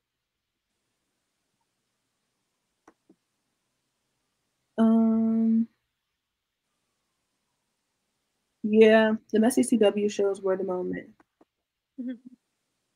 Right, I miss the Messy CW shows. I kind of hate that they're all like the only superhero shows I watch. I watched The Flash, stopped watching that. I used to watch The Flash too. I watched The Arrow, stopped watching that. Watched Black Lightning, stopped watching that. Why'd you stop watching them all? I just like with The Flash had an actual reason. The Flash, it really irritates me when shows have like a formula of how they work. So with The Flash, like the episode would start, it'll be like a problem happening, but he wouldn't know about it. They would be like going on, and then he would find out about the problem, fight the person, lose, figure out how to beat the person, and then fight the person again and win. And it happens every single episode. And I really hate when TV shows have like a way that they like when I can pick up on how they all go. Like that's a big reason why I didn't like the witch show that everyone liked growing up, the one that came out in the 90s. Sabrina? No, not Sabrina. Then I don't know what you're talking about. One with the three sisters who are witches. It got a remake recently. Charmed? Yeah, Charmed. Like that's a big reason why I didn't like Charmed. Like, and then with Arrow, I think I just stopped watching Arrow, and then with Black Lightning, I just stopped because I watched all of season 1, and then season 2 was coming out, and then it's kind of like when you stop watching the show and you don't really think about it, and then you're like, shit, they already on season 8. Like, yeah, that's what happened to me because I watched season 1 of Black Lightning and I loved it, but I don't know what happened. Yeah, it's just like it went on break, and then my granddad started watching it. He said it wasn't that good, and like my granddad is the one who got me into superhero shows. So, like, I'm gonna listen to whatever he say. It's one of those things, yeah, where I feel like also for me, if I miss a few episodes, I'm like, okay, well. Me with Empire, I missed one episode and never watched it again. Right. Oh yes, not Mika. Jocelyn, you have to watch Star. Like Star was You told me this. It was so messy, so good. I mean, it got canceled, but who cares? Mm-hmm. Did you watch The Gifted? Yeah, I love The Gifted. Yes, it was good. I didn't finish though because it got canceled, and I watched. I just get so annoyed when it gets canceled. I think I'm kind of like Mika when it comes to superhero shows, low key. You don't finish them. Yeah, because like I watched Cloak and Dagger, and I was really liking it, but I stopped watching it. Mm-hmm. But like Marvel Wonder Rays, I finished. Period. Like that's my shit. That's my show. Yeah. No, I've never seen All American, but I heard it's good. Yeah, we talked about this the other day. Yeah, All American is that show. Period. I would watch the new Nancy Drew stuff because I really liked Nancy Drew when I was young. I really love Nancy Drew when I was younger too. When I was younger, so it's easier for me. And the Hardy Boys come up. They're all their boyfriends.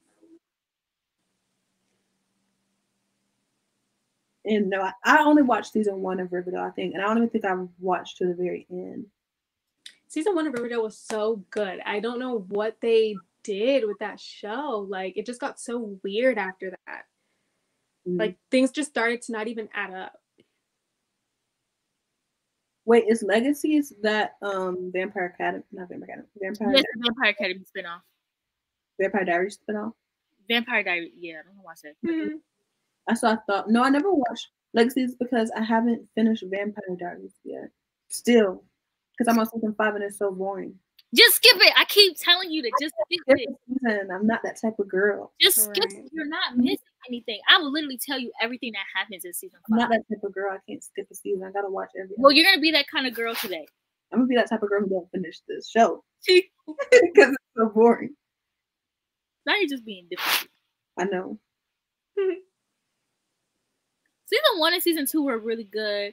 Season 3 was a hot ass mess, and I'm mad because it's like they tried to do like a bunch of laying down and getting comfortable, like we really on the FaceTime call. Right? Yeah, my back started to hurt. I said my back was hurting too. What were you saying about Riverdale? But yeah, like season 3 is like Riverdale was trying to do too much shit and like make it all like they want to have an episode where like the kids play their parents like with their parents were like the Breakfast Club episode because every TV show has a Breakfast Club episode. But none of them do it like Victoria's. Literally. And so there's like, which I think them niggas was. I need to stop saying that. Oh my gosh. I need to stop looking up. But yeah, I think they was high that episode because. But anyways, so they tried to do like that Breakfast Club episode, which was like a plot line, and then they're trying to do a musical, which did not fit in with the plot line. Yeah. Also, when they did the Heathers, but they made the Heathers the clean version, even though whatever they being really mad over there. Because it's just they I don't know what they did with Riverdale. Like I was eating that show up. But I can't lie, I did like the musical episodes, but I think it's because I'm such a simp for Cheryl and I didn't like how the musicals fit in with the seasons though.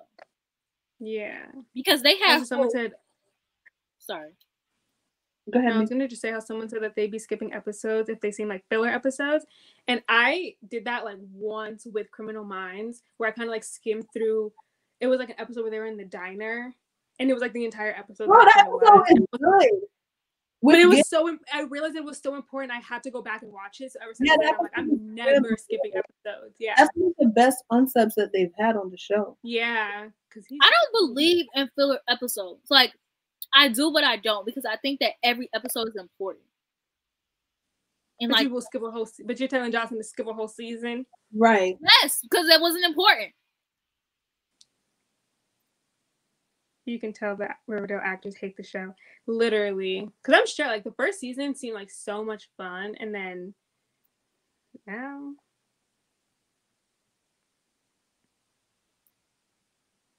It's just the straight up spoiler. Season 1 for Riverdale.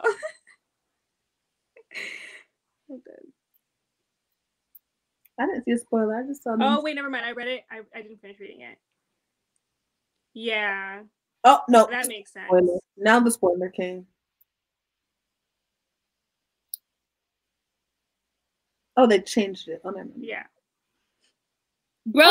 But when I heard, I don't think I watched the show, but I think I heard about. I thought that was the ending. Right. That Betty's dad was no. Yes. I didn't. That was the ending of season 1. Who did they ship? Oh, in season 1 they did ship it to somebody else. Yeah. Yeah. But I hate when they do that shit. When they're like, "Oh, we don't want anybody to know." Like Gossip Girl was literally ruined because the original Gossip Girl was supposed to be Serena's brother. And then they end up changing it to another character, which Pretty Little Liars did that too with A. Yeah, and Pretty Little Liars did that too with A. And then Pretty Little Liars was confusing me because my coworker showed me an end clip of like who A ended up being, or like I think who A ended up being, and I'm like, this is so weird. But yeah, like they do it all the time where they don't want people to find out what's going on, so they change it. And I'm like, not only did you ruin the show, but you ruined a whole ass character. So now when I gotta fight for the character, I gotta be like, oh, but the directors did him so dirty. Now I'm mad.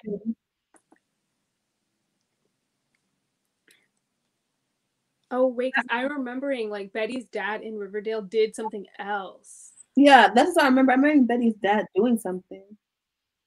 Was that the first season? Like I remember her dad doing something. And then like Betty was so hurt. I can't tell if this was the first season or not. See, I don't get the same feeling when I read the recap. Like I can't skip.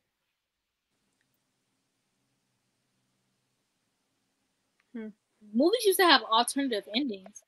What do you mean by that?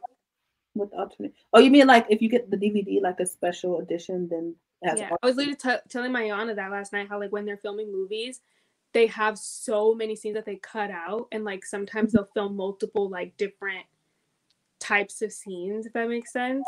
Mm-hmm. But yeah, is that Betty's Dad is season 2? Maybe I read something about that then, the season 2 thing. I'll have to look it up later. I'm not gonna watch the show. I hope you're not saying they talked about gargoyles in Riverdale, bro. I hope that because How did it get there? How? Bro, also, I'm still thinking about how they're supposed to do like, I'm pretty sure they're supposed to do like a Riverdale Sabrina crossover episode. Because they're in the same universe. What is a Netflix production? Miranda, don't miss the attitude with me, miss. But I'm just saying, like, whoever they let write, I feel like they didn't let the same people who wrote Sabrina write.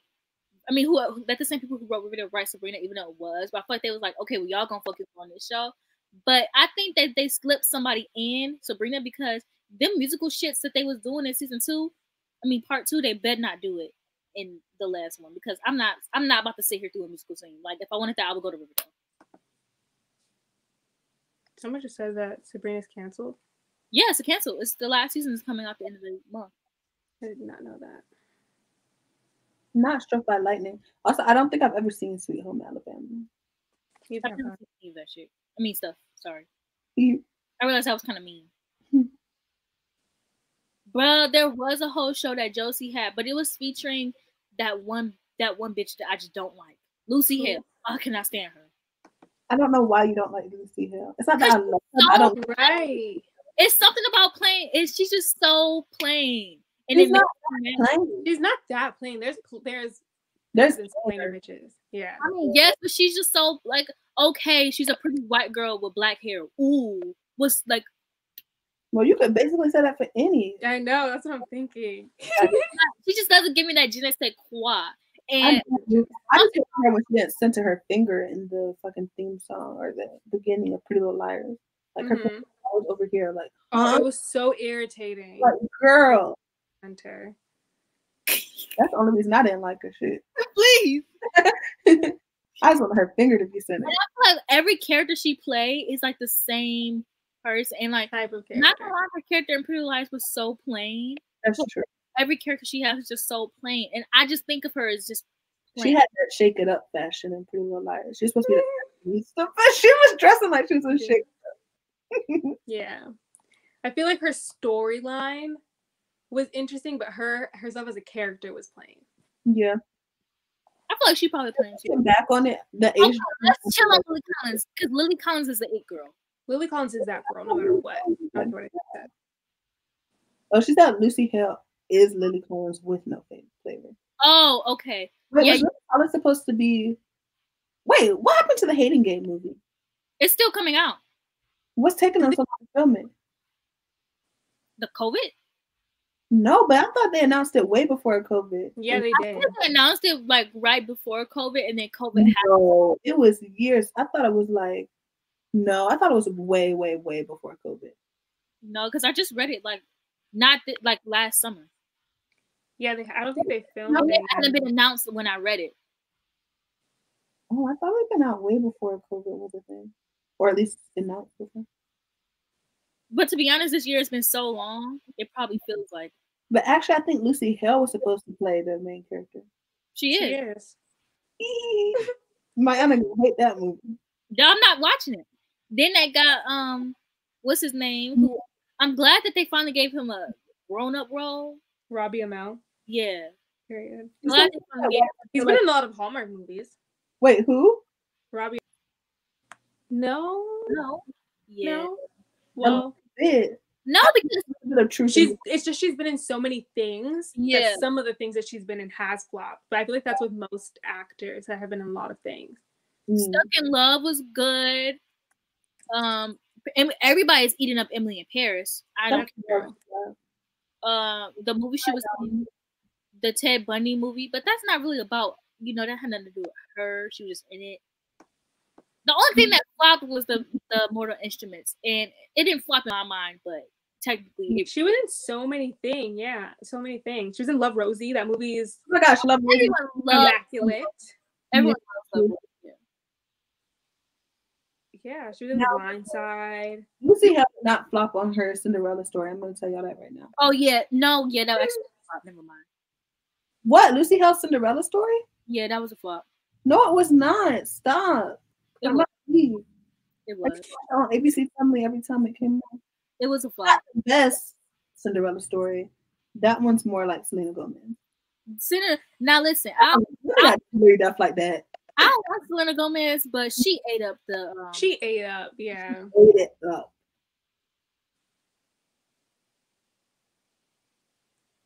What is she in that movie with Finnick? That's sending me.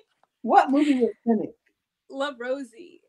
Oh my gosh, I forgot he was in that movie. Yeah, I love the movie so much. That movie was so slow born. No, guys, it wasn't a flop. What are you talking about? It was a flop, Jocelyn. ABC Family all the time. They're coming out with a new Buzz Lightyear movie. I don't know, but that don't got nothing to do with me. But this has already been a thing. Jocelyn, please, I don't care about Buzz Lightyear at all. But yeah, I don't really care. I'm not really a Toy Story fan. I can't lie. I just feel like they need to, because I don't want them to make the Hating Game into a movie.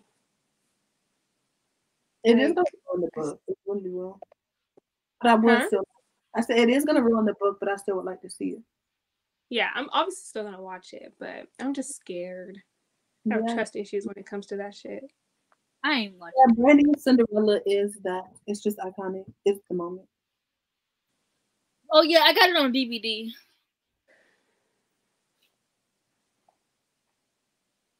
Wait, it's gonna be a live action Buzz Lightyear? No, it's gonna be a cartoon, but he's replacing him as the voice of Tim. Oh, I'm done. Please, because Tim Allen is racist. Is he? He's a Republican. Mm. And I used to watch. I was watching his newer show, not Home Improvement, but he has like a newer show that's literally like Home Improvement, but he has daughters instead of sons. And anyways, and a lot of the views in that show, I'm like, yeah, this man is a Republican.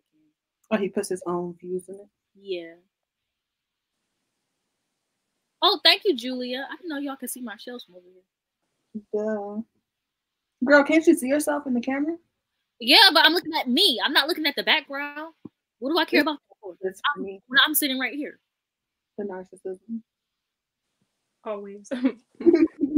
Never fails. Yes, The Last Man Standing. I thought it was funny at first, and then I got into more episodes, and I was like, ooh. Mayana, please.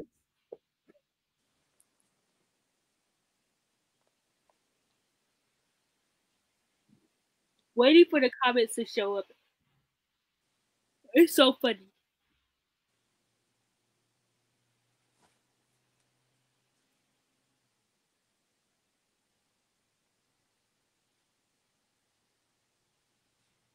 Oh yeah, Chris Evans is always booked and busy.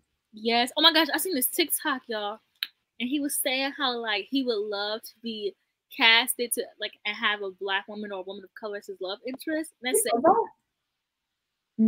Why did he say it? Did somebody he was being interviewed, and he was being interviewed by Black women, and they were just asking him. Why are they typing that in comments? I was gonna say something, but I was like, that's a little bit too mean. Okay. Favorite sitcom?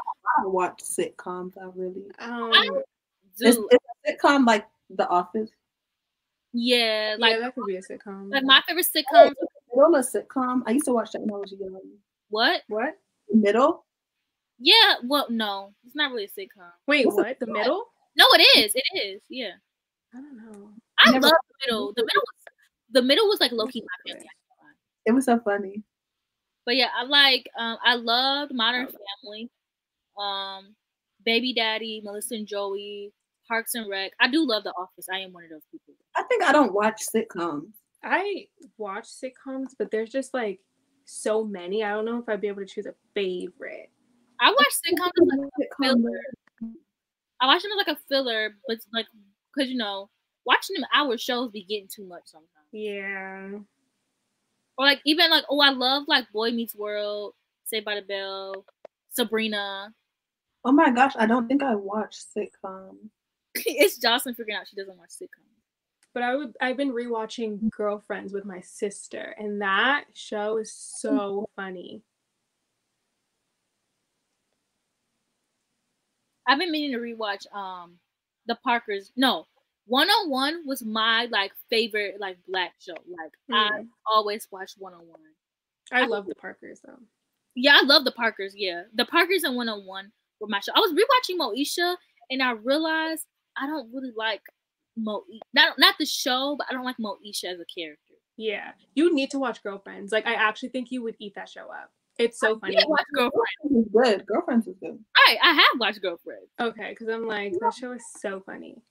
Just they had a crossover episode with one of the characters from Girlfriends played the aunt of like it's hard to explain, but it was a crossover episode. What does sitcom stand for? I guess like something comedy. I don't know. Yeah. Wait, that low-key makes sense. Bro, A Different World was my show. And I remember when they tried to be like Grownish was supposed to be like a different world. Disgrace. It says a situation comedy. Because I get it. Because like they're just going through different situations each. Yeah. People. It literally says a sitcom clipping for situational comedy is a genre of comedy centered on a fixed set of characters who carry over from episode to episode. That makes sense. Yeah, Melissa and Joey a fluid plot.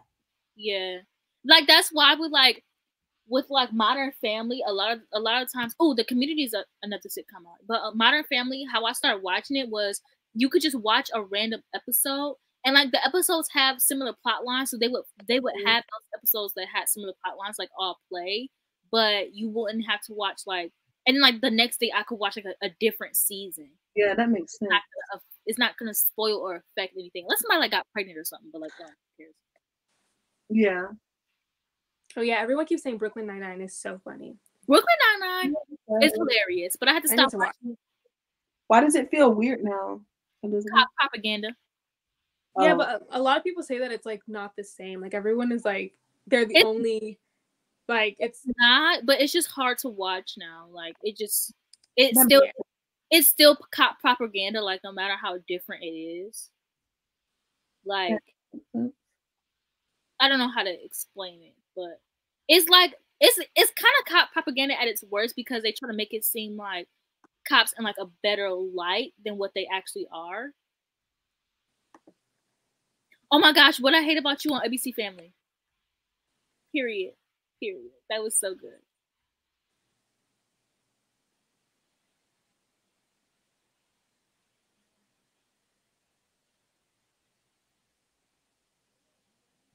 Yeah, I think Reba was good too. I didn't watch it with my grandma. I watched it with Jada. And then it's so funny because I watched Shameless and Kev, the guy who plays Kev, like is a himbo in like both shows. And then I was watching this clip on TikTok, and the girl who plays Veronica was in an episode of Reba as like a cheerleader, and I just thought that was so.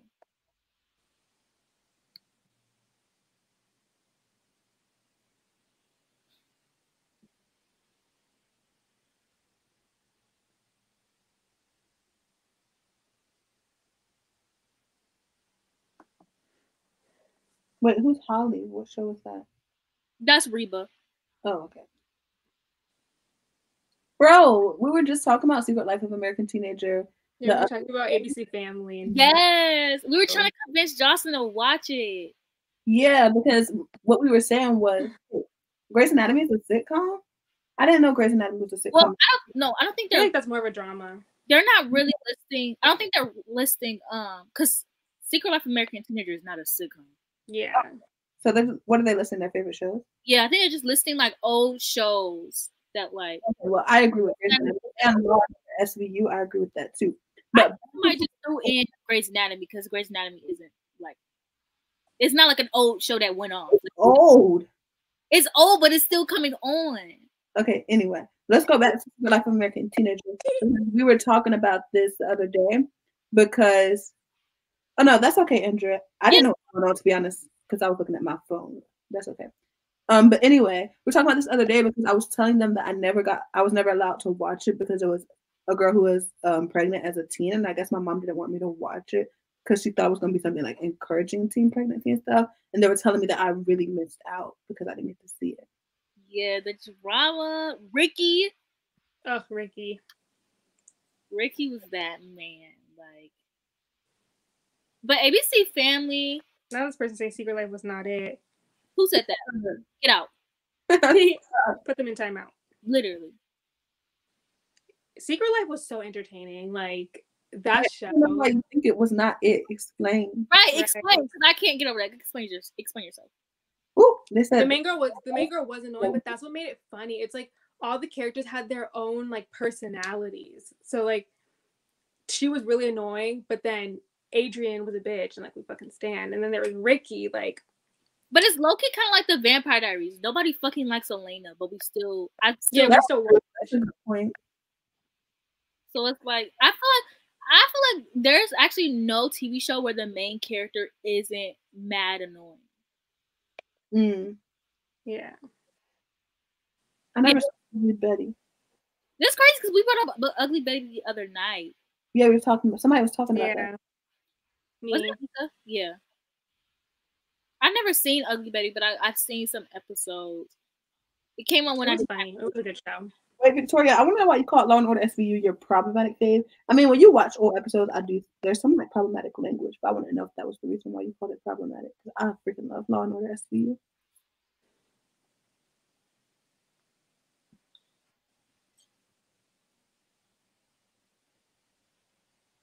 The script was poor. Eek. I don't recall. Did we see the same lines over and over again? Child, I ate that show. I rewatched it recently though, and I didn't get to that. So Right. Yeah. I rewatched it when I was. Wait, sorry. What'd you say? I said I feel like that's something I would notice if they kept saying the same lines over. But they don't really say the same lines over and over again. Like, I'm confused in what context do you mean? Do you mean like in like a same episode or like over various episodes? Now, how do we go from sitcoms to like hour-long TV dramatic shows, and then somebody bringing it back up to the sitcoms? And then I talk about Birth. I agree. Swiss Chat Birth was really, really good. I freaking. Oh my gosh, Alec. His name was Alec. I do remember. And he was very nice with Chloe. And I loved him. He was my man. I don't remember anything. That's when they were turning all those books into ABC TV shows. Yeah. But they were turning in like the really dramatic, like teen books. Ugh, loved it. Yeah, but that was the point. Right. Like, that's how the conversation would go. That's how, like, it's because she was ironic or something. Like, no, it's because she was uncomfortable like talking about it. Yeah. So he was like emphasizing it to her. Yeah. Like that it was normal to say the word. Yeah. Like, we had sex. Like that's yeah. Like, okay, man, I see the acting skills coming out. Period or whatever. Me and me could be doing our little training session. Oh my gosh, I freaking loved Awkward. Bro, I'm gonna rewatch Awkward after I'm done watching Shameless because Awkward. So what was y'all? Awkward's a problematic fave because the stuff they said in Awkward. Please. Yeah, I don't even know what season I got to. I need to know what team was y'all. Maddie or Jake? Yeah, Maddie. Come on now. Carrie and Jake did not belong together. Let's be honest. Yeah, Jake was too sweet for her. I just loved. I loved it. Oh, I get what you mean with it being propaganda. Yeah. Oh yeah. I mean, I haven't seen it, but I don't know. Law and Order SVU. Yeah, I mean, I probably have seen it, but I don't like rewatch it. But well, I'm not gonna lie, the episodes be. I just love true crime shows in general, like crime shows, criminal minds. Me too. Because I don't know. Yeah, they're cops, but like when I think of like the FBI like unit, I don't think of it as like cops because they're like doing the psychological like version of it, you know? Yeah.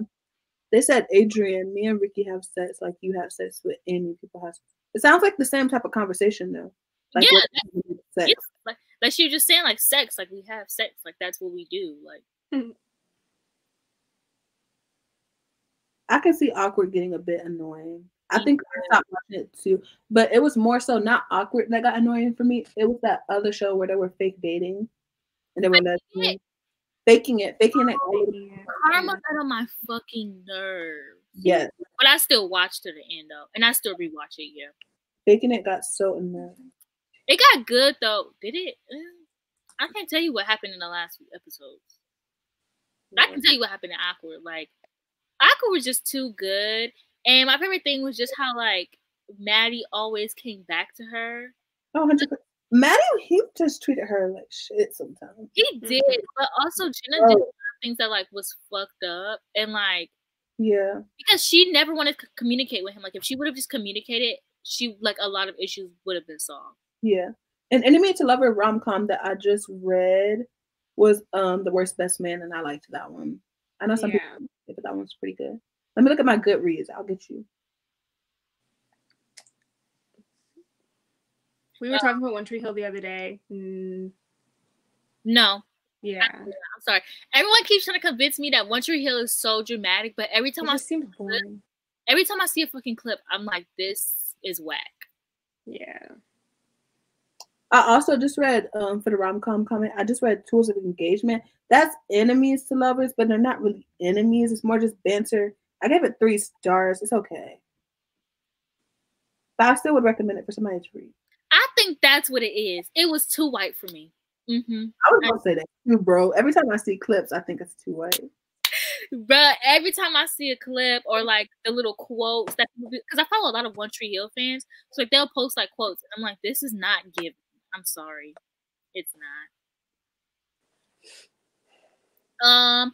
Oh my gosh, Sweet 16, yes. And Parental Control, that was my shit. Parental Control, is that the one with the dating? Yeah. Sorry. Yeah. I'm typing the comments. I remember Silent Library. Yes, we could not be on Silent Library. We couldn't.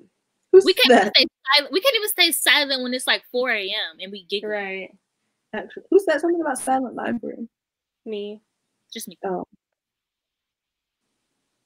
Chad Michael Murray married her and then cheated on her. Ooh. Everyone always says how shitty Chad Michael Murray is, and I just refuse to believe it. I'm sorry. Now, MTV Cribs and Pimp My Ride, bro. I love Pimp My Ride. Don't know nothing about cars. Still can't drive, but I was eating Pimp My Ride up. I love Jocelyn going hard for these recommendations. Right. Yeah, because I want you to get your Rex.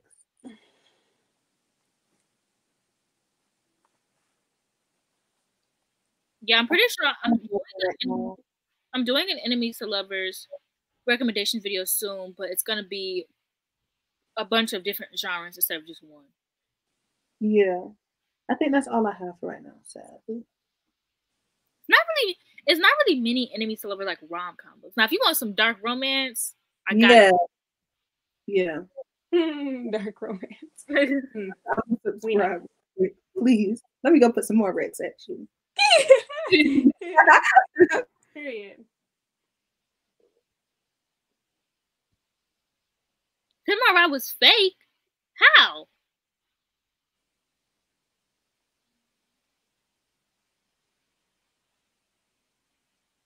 Thanks. So yeah, I'll leave Jocelyn and Mika's y'all know. If you would like. Remake. If you would like. Because it seems like me and this person have similar tastes because they keep saying I read that too. I'm like, okay, period. I don't know what to recommend you. You read them all. Yeah. Well, you might have to get into the dark romance, babes. Right. You recommend them. There's not a lot of good Enemies to Lovers rom-coms. Right. Because rom-coms. rom-coms Matt did the damn thing. Though. Rom-coms are what I read when I like have read too many dark romances. Or like I switched between the two. Yeah, or like when I'm trying to keep up with like book Twitter and like BookTube and like the rom-coms they read, I'll like read those. Did you Deserve Each Other too? You have to put some. You Deserve Each Other is Because I feel like we read them all the same ones. You better link some if you have some.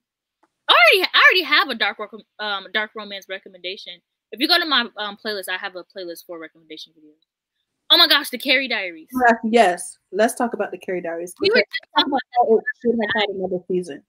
It should have, low key, I haven't seen Sex in the City, but Carrie Diaries was better. Period. And that's on people. I haven't seen the Sex in the City too, but I know that the Carrie Diaries is better. Like the characters, the drama, Sebastian, the romance. Fine. It was so good. Carrie was getting on my damn nerves, but as all white main characters, they do. Yeah. Oh, Sebastian. That man was so fine. They don't make him like him anymore. Austin Butler. Yeah, Austin Butler is Sebastian for the person who asked if that's Vanessa. Not the Butler guy. I refer to him as Vanessa's cousin's ex really hurts my heart because they're meant for each other, and I just next. Yeah, he's my next. He's my. We about to get married. I still think that they will be. Okay, let's. Together. I think they'll get back together. Like they've been together for so long.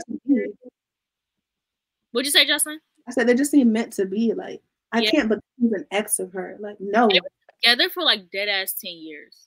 Yeah, and like I really think that they're soulmates, and like they just probably needed like a break from each other because like being together for so long they weren't like married or anything. Like they probably just needed a break. Not me saying all this, like they really do. Like, I know them. I didn't know that Kai was in the Vampire Diaries. I mean, not the Vampire Diaries, the Carrie Diaries. Yes, he was. Who was he? He played a writer. The one that Carrie dated for a little bit? You're right. That is him. Oh my god. That man was annoying. I hated him. He was one of her worst boys. First of all, whenever they did a writer, because they did the same thing and awkward. Whenever they did a writer, they be so annoying. The writers are just so self-absorbed. Like they're the worst boyfriends to have. Literally. As a girl, I can't date a writer. And every time they did a writer and they break up, the writer ended up writing about them. On their Taylor Swift. Vanessa has a boyfriend. Why would you say that to me?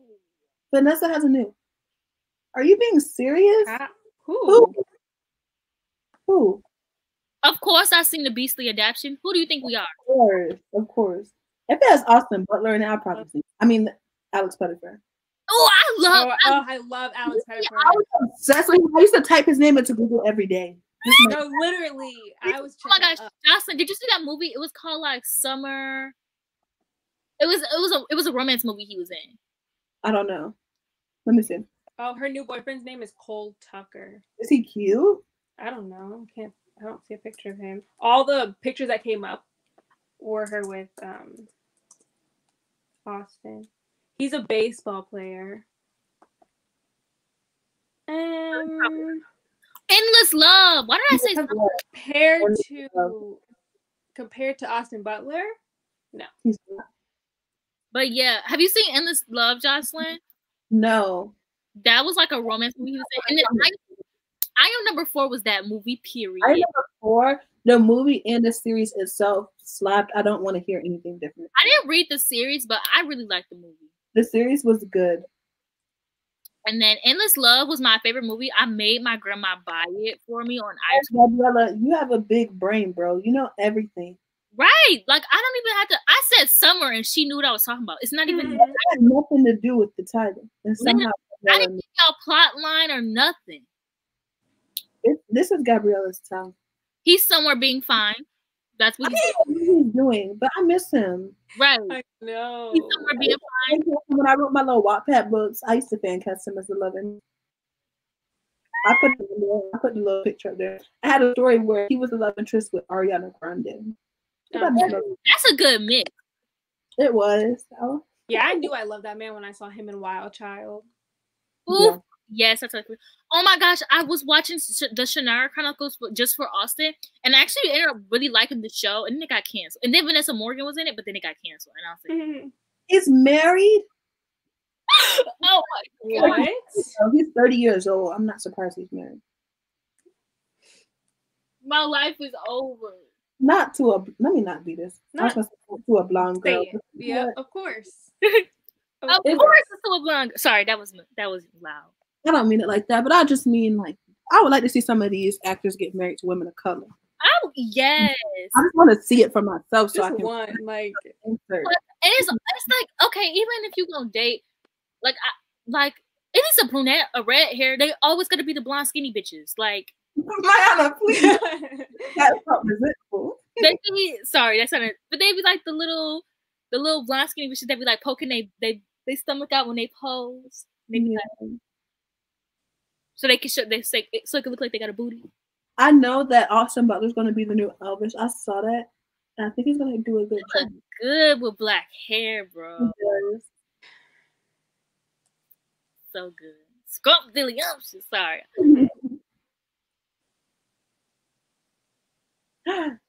Not his C-list now. Right, I was reading that too, but like she's right. Like he low-key went from like A, lower A list to He was A-list. Come on now, let's not do them. He was A-list. he was, yeah. But he did. You're right. He was the OG white boy of the year, or the month, and then it just disappeared. He did just fall off. I don't really know what happened. Literally. He was on Magic Mike and never heard from him again. Yeah. Not the Debbie Ryan Right. smile.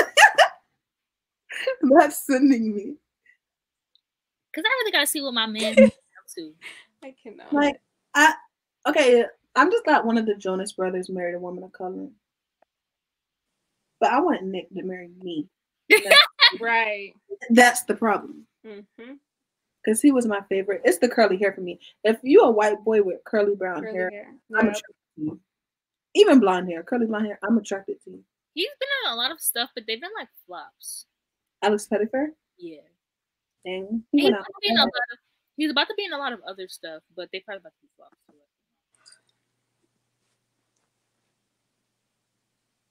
Okay, I don't want to call them flops, but they're just stuff that I've never heard of or care to watch. I never watched My So-Called Life. I never watched. What happened to Taylor Lautner? I Child. don't know what happened to him either, but he was my man's as well. Not so he couldn't act. Who said that? Elizabeth. Elizabeth, please. Because Elizabeth mean- woke up and chose violence today. Because that was so Bro, and you know what? Something had to happen to him because why is he not in this Chalkboard Live reboot? He's not in it? No. And everybody's been saying that the guy who is supposed to be playing Sharkboy, it makes it look like a porno film. No, not that. Yeah, I've heard that Priyanka's annoying, Gabriella, but I really don't know nothing about it. Priyanka is annoying. I don't know anything about her except for when she was standing outside clapping by herself. That's all I know about her. I also think I saw something with her. I don't know if it was something about Palestine or somebody said something. I don't remember. I saw something where somebody was asking her a question. I mean, Taylor Lautner acted his ass off in Shark Boy and Lava Girl. Yeah, because he was like 5. That's when the lessons was But really let's be honest though, like the acting in the Twilight movies in general, just right. You nicknamed my daughter after Loch Ness Monster. Oh my god. Ooh. Besides the whole wrong word. Oh my gosh. This was my shit. No, I never seen that. That was such a good show. I need to find somewhere to rewatch it. Ooh. Nobody ever talked about that. Okay, yes, I think that's what I saw. Maybe the advocating for the war with India and Pakistan. Mhm. Yeah, I seen that too. Okay, and Cheaper by the Dozen too, he was also 5. Like, come on now. Okay, he wasn't 5, he was like 12, but you know what I mean. It's everyone coming for Priyanka in the chat. I didn't know she was this problematic. Yeah. Yes, with the girl from Don't Breathe. And oh my gosh, the romance in that TV show was the best. Like, himbo excellence. What is Don't Breathe? No, best friend's brother, himbo excellence. It's a horror movie. Wait, is that the one where they not the one? It was like a thriller kind With of. Dylan, with my other white boy, Dylan Minette, whatever. Not the one where they went in that blind man's house. Mm-hmm. Yeah, he tried Wait, to kill her. Yeah, Oh, I saw that. I loved that movie. I forgot about it though. I never seen it. I haven't seen it. I've been wanting to. Yeah, me too. Okay, y'all. Thank y'all for filling me in on Priyanka. I didn't know all that. Yeah, I just been seeing people was eating her up. They were eating her up on But I never knew why. Then it's crazy because Nick probably like not saying he don't care, but because he's white, it probably don't affect him. So he just be like, whatever. Minding his business. Yeah. All I'm saying is Sophie and Joe could never. They would never be that problematic. Well, I can't say that because they're white, so let me not put that much on them. Let me tell you this right now. My white boy of the month is always Moose from Step Up. But let me find somebody else real quick. Why is my pop halfway? Not Mika laughing so hard she left the call. Wait.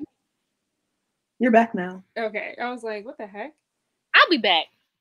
I'm trying to think what my white boy of the month is. Wait. We talking about white boy of the month? Hold on. Not her coming back. No, you can go because I gotta think. We'll come back. I gotta think too. Right, because I'm not watching anything that's really white boy right.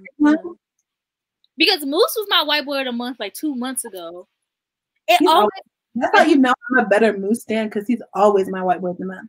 Like he's talking about a few months ago. No, he's always there. I have a better Moose fan because I've seen Lowell. I've seen Lowell too. What do you mean? And that was who haven't seen him? Tahira hasn't seen him. Oh, well, I'm still a better Moose fan because I said I am. Nah, because he was his white boy of the month 2 months ago. Anyway. Well, Michelle Morone, that is my white boy, period. Like, oh, that's from 365. Yeah. I don't know. Like, I'm always on Timothy Chalamet. Period. When he danced in that water, he did his thing. He did his thing. I'm always on Ross Lynch. I don't really have a white boy of the month, actually. I don't think I have one right now either. Put y'all's in the comments so I can see if they're mine. It's not even like a white boy of the month. I literally like any white boy. It's me discovering a white boy. I'm like, oh, he's fine. Like, it's that kind of thing for me. Yeah. Chris Evans, he's never been my white boy of the month. Like, it's not that he's not fine or anything. I think it's just I don't really care for older men. I feel you with Klaus. I feel you. I'm there with you with Klaus.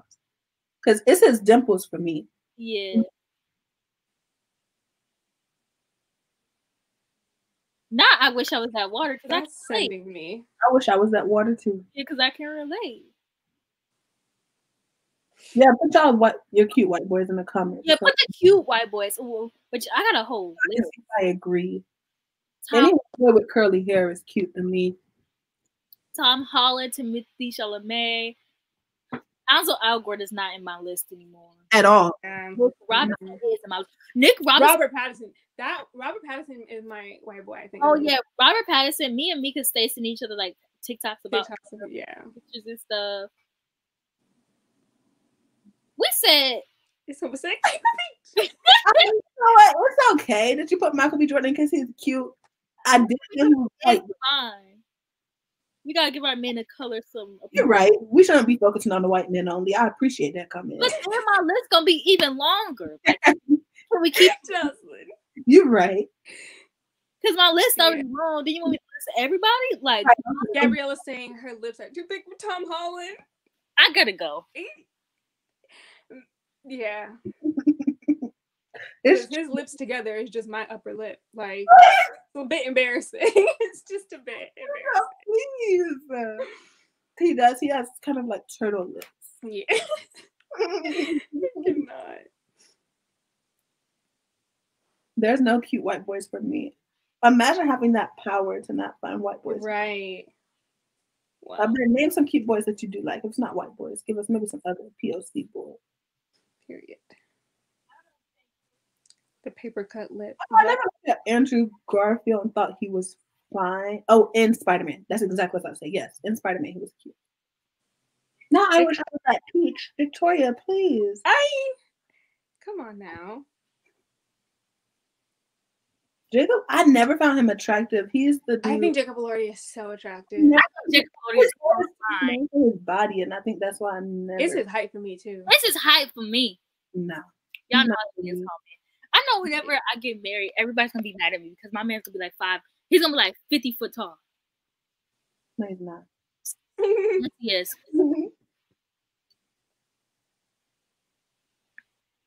Fez is cute. Who? Fez from Euphoria. He's cute. I love Fez, but I think it's because he reminds me of Mac Miller. Yeah. Mac Miller, he's probably cute. Fine as hell. I'm gonna look him up. Yes. Dang, everyone keeps bringing up my 365 days. I'm embarrassed. Yeah, he's okay. I was expecting a bit cuter, but he's okay. He looks like he would be with Black Widow. The guy who plays Fez. Yeah.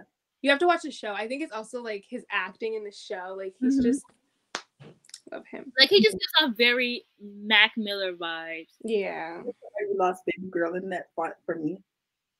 Please. Listen, I love Michelle Muldoon. He is so fine, and he knows it too, and it pisses me off. Nick from Sabrina. Go ahead, Mayana. Oh, I was gonna say Nick from Sabrina is fine, but he just gives short man energy, and I just Not short man energy. I don't listen to K-pop, so I'm not sure who any of these are. But Jay Park. Sorry, I know Jimin, and I think he's attractive. Zayn and Beck are also very attractive. But out of that list, Zayn is the most attractive. Jay Park is so fine, but he also culture appropriates a lot, so I had to let him go. Because Zayn is fine as hell. You got a good list there, though. I feel like you do too. You got two.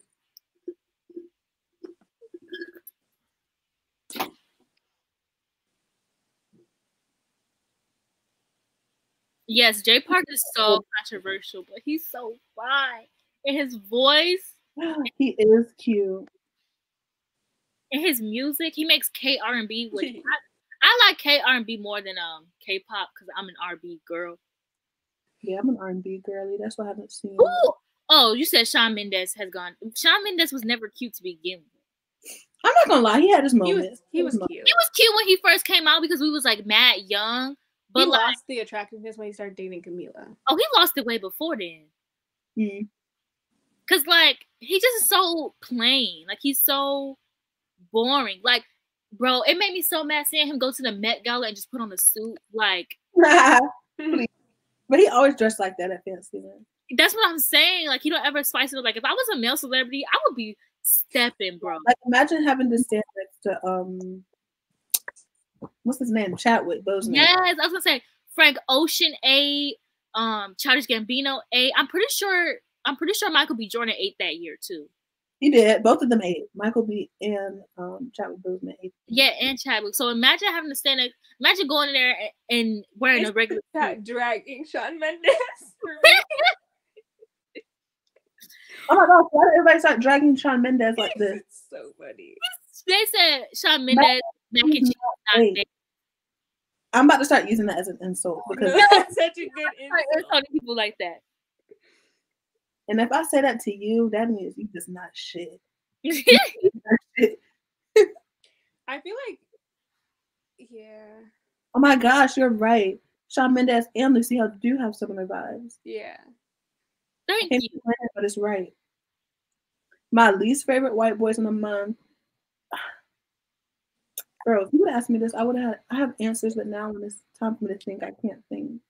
I think that I am so in love with men to the point where I don't have one. There was a point when Mika was like in love with Timothée Chalamet, and I stole her brand. I did not I like know, him. I'm over here like, she's like, I think he looks so ugly. He's so skinny and blah, blah, blah. And I'm like, he is. Mine is hell. And all of a sudden, she's like, you know what? he's not. Cute. Here's the thing: Timothée Chalamet is attractive in motion. The way he just walks like he's that dude. You know what I mean? But he doesn't look like a skeleton. So, And that's okay with me. yeah. It's just so funny because there's not a white man out here I don't like. So if you That Jacob guy, like he's- Shawn Mendes, you really got to be lacking for me to be out here like, oh, you know. dang, Justin Bieber. I think maybe at one point, maybe Justin Bieber, but I'm not gonna lie, Justin Justin recently, he's Light been, skin Justin Bieber, please. he's been coming back a little bit. Bieber is different.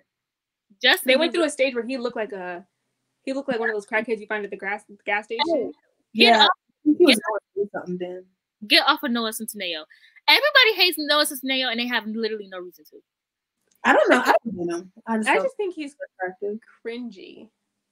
I But mean, that's that because it. I'm pretty sure he's from here, so that means he is cringy. Yeah, but that makes sense. Like, you don't really have a reason, or he's cringy. But people literally like hate this man, and he's a really good. I don't get that much hate for him. I don't get that. What'd you say? I said I don't get the hate. I don't get that. Like, I'm saying, like, everybody hates him when he's actually such a good person. Like, he does so much. Like, when Black Lives Matter was happening, he was speaking up. Like, he's always speaking up about stuff and talking about donating. And he says cringy stuff, but you can tell it's like it's out of a good heart. Like, Mm. there are actually so many problematic white men on this earth. Yeah. Okay, yeah, I don't hate him, but I don't love him. Yeah. My favorite thing to do is just like go through his Twitter because his tweets were so like he would try so hard to be deep. I had to block him. Yeah. Yeah. Not the It was block. getting a bit much. That's my man, but I had to block him. When Bieber was light skinned, please. That's what I said. Light skinned Bieber. Light skin Bieber, yeah. Bizzle. Oh, Bizzle. Mm-hmm. Bizzle. Them was them years. Please. Yep.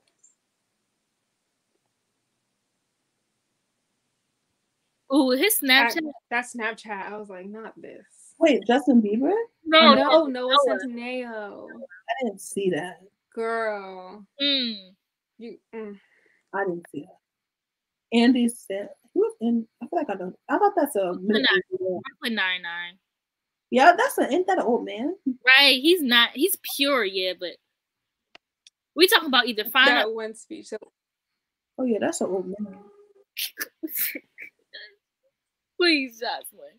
What it is? Oh yeah, that's an old man. That person saying that one speech, are they talking about the it matters not what you've done, but what you've done with what you've done? That like some shit like that. Because Noah Noah is the one who just be talking.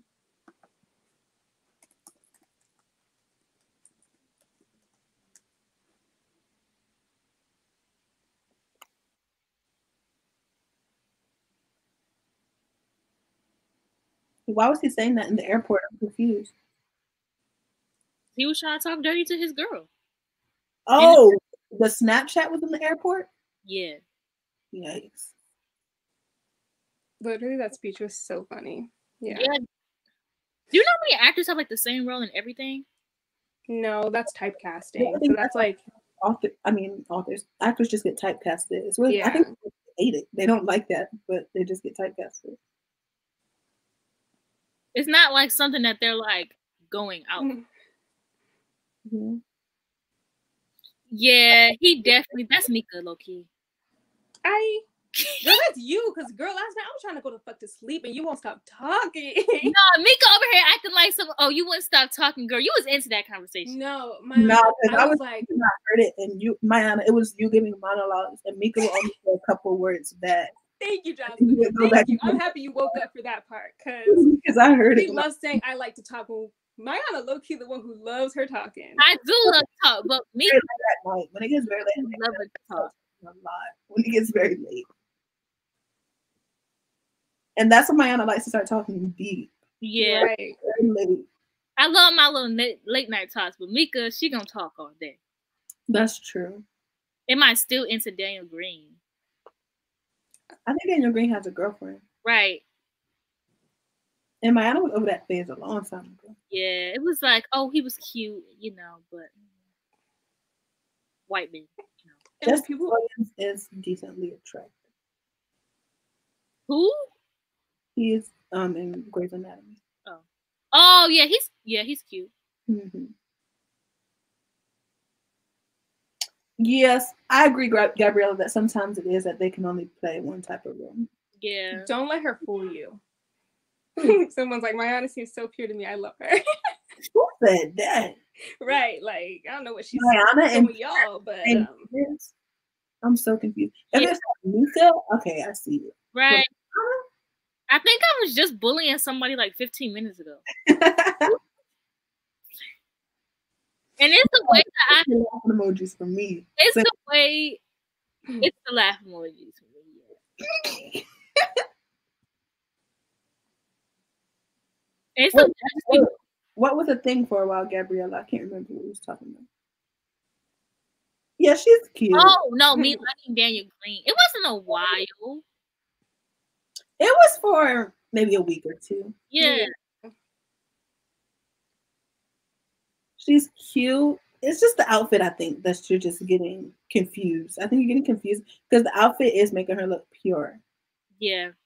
It's making me look like I won't bully you. Personality-wise, it is Mika. You're right. Sometimes. Girl.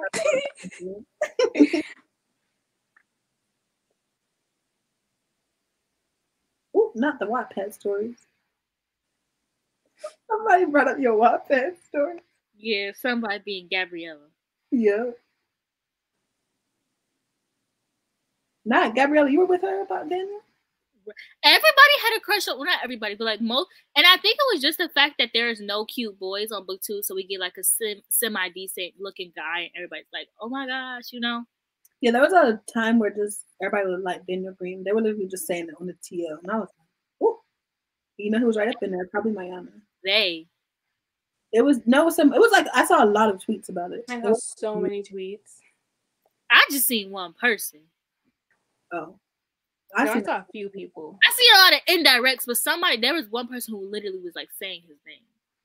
Oh, I don't remember who that was. When I tell you, it'll make sense. I know. Probably text it to me. 1 minute. Yeah, the outfit is bomb. She looks cute. I forgot to spell the person's name. Why did if you said Amika's from Florida because somebody called her pure, that is the funniest thing in the world. That really is the funniest thing. Ooh, I did kind of just insult some BookTube guys. I didn't mean BookTube guys were ugly, but I'm just saying there's not like a lot of options straight or bi wise, and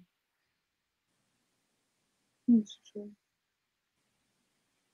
Oh, not y'all all trying to come for the BookTube boys. Let's stop it, yo. Bro, I can't think of any either. No, Gabriella, I read your comment as outfit is giving guru gossip vibes. No, I think I'm sweating. Oh, I'm not.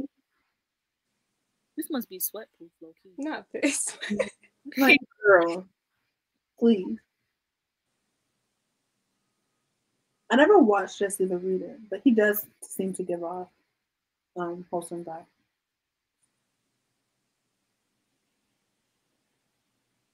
Hi, Marabella. Why do you say you couldn't date someone who liked reading? I've never seen a reader say that. What do you mean? I can see why. Because whenever men like reading, they always like reading the weirdest shit. Like, I don't think so. That's a stereotype. Yeah, but so far I haven't been proven wrong. And they're just very pretentious about it. Like, I was about to go into talking shit, so I'm gonna just stop. Yeah, because I feel like a lot of boys who read books, they're like, I read nonfiction and that's it, like that type of stuff. Or like even with the fantasy books that they read, it's still adult fantasy, right? It's like I only read adult fantasy, and like I tried this YA, but it's not that good, or blah blah blah blah blah. Yeah, what you know.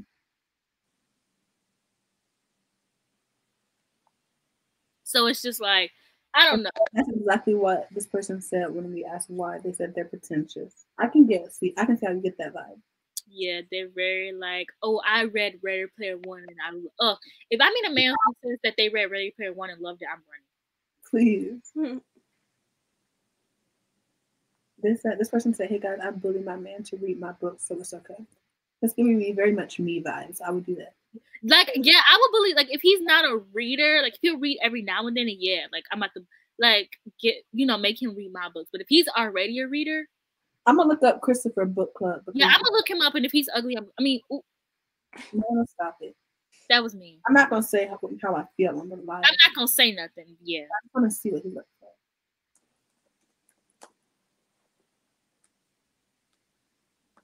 Is this person a newer book to me? Let me see.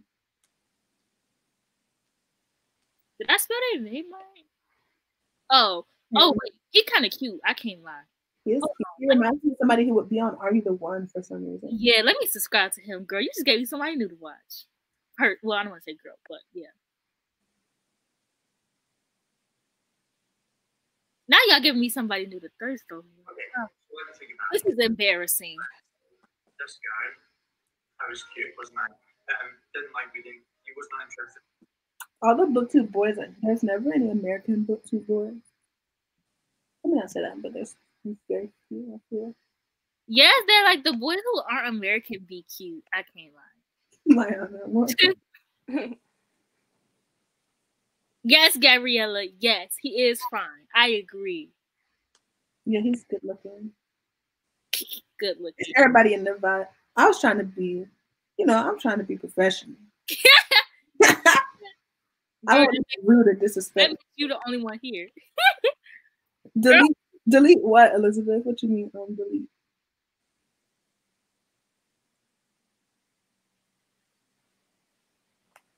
Not why do I have 40 subscribers? He about to get to 500 real quick. How you find him? Girl, where you find this man at? Let us know. Send us the link. Send us the link to where you got him from.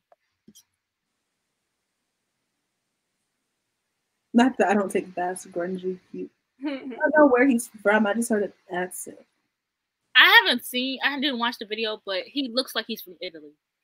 He does look like that. Yeah. Let's just say delete so that he better be cute.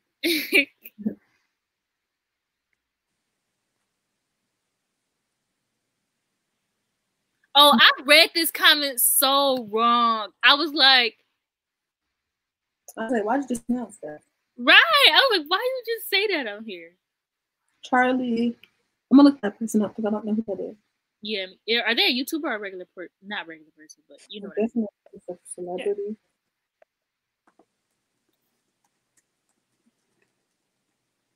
It's me having a meeting there with the glasses. Look, he's base, this person is. What'd you say? Well, probably because he's on the red carpet. Maybe in the day-to-day life, he just gives that vibe. But he's cute. Where he from? Movies and TV shows. Sons of Anarchy. Cute. I would watch something with him in it.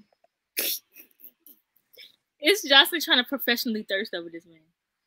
Yeah, I don't want to be disrespectful. It's me now laying down. How do we find more cute booktube boys? I don't know. Well, let me know when you find out. Because asking for my honor. Yeah, thank you. Y'all are so kind.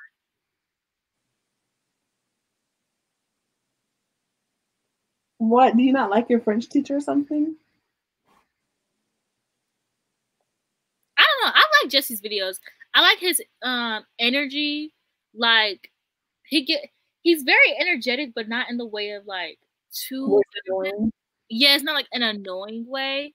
And like his video ideas are like very ask for a collab, maybe a private one. Yeah, a naked one. Wait, Maya, stop. Oh my god. I'm gonna get a restraining order. You're crazy, bro. I had nothing to do with the comment. He was gonna be. I don't see him as the original. I don't see him as like Dorian Gray, Christian Grey. I've heard of Paige No Man. Oh yeah, I know who you're talking about. I'm not gonna say anything because we're actually friends, so that would just be weird. You and Paige No Man?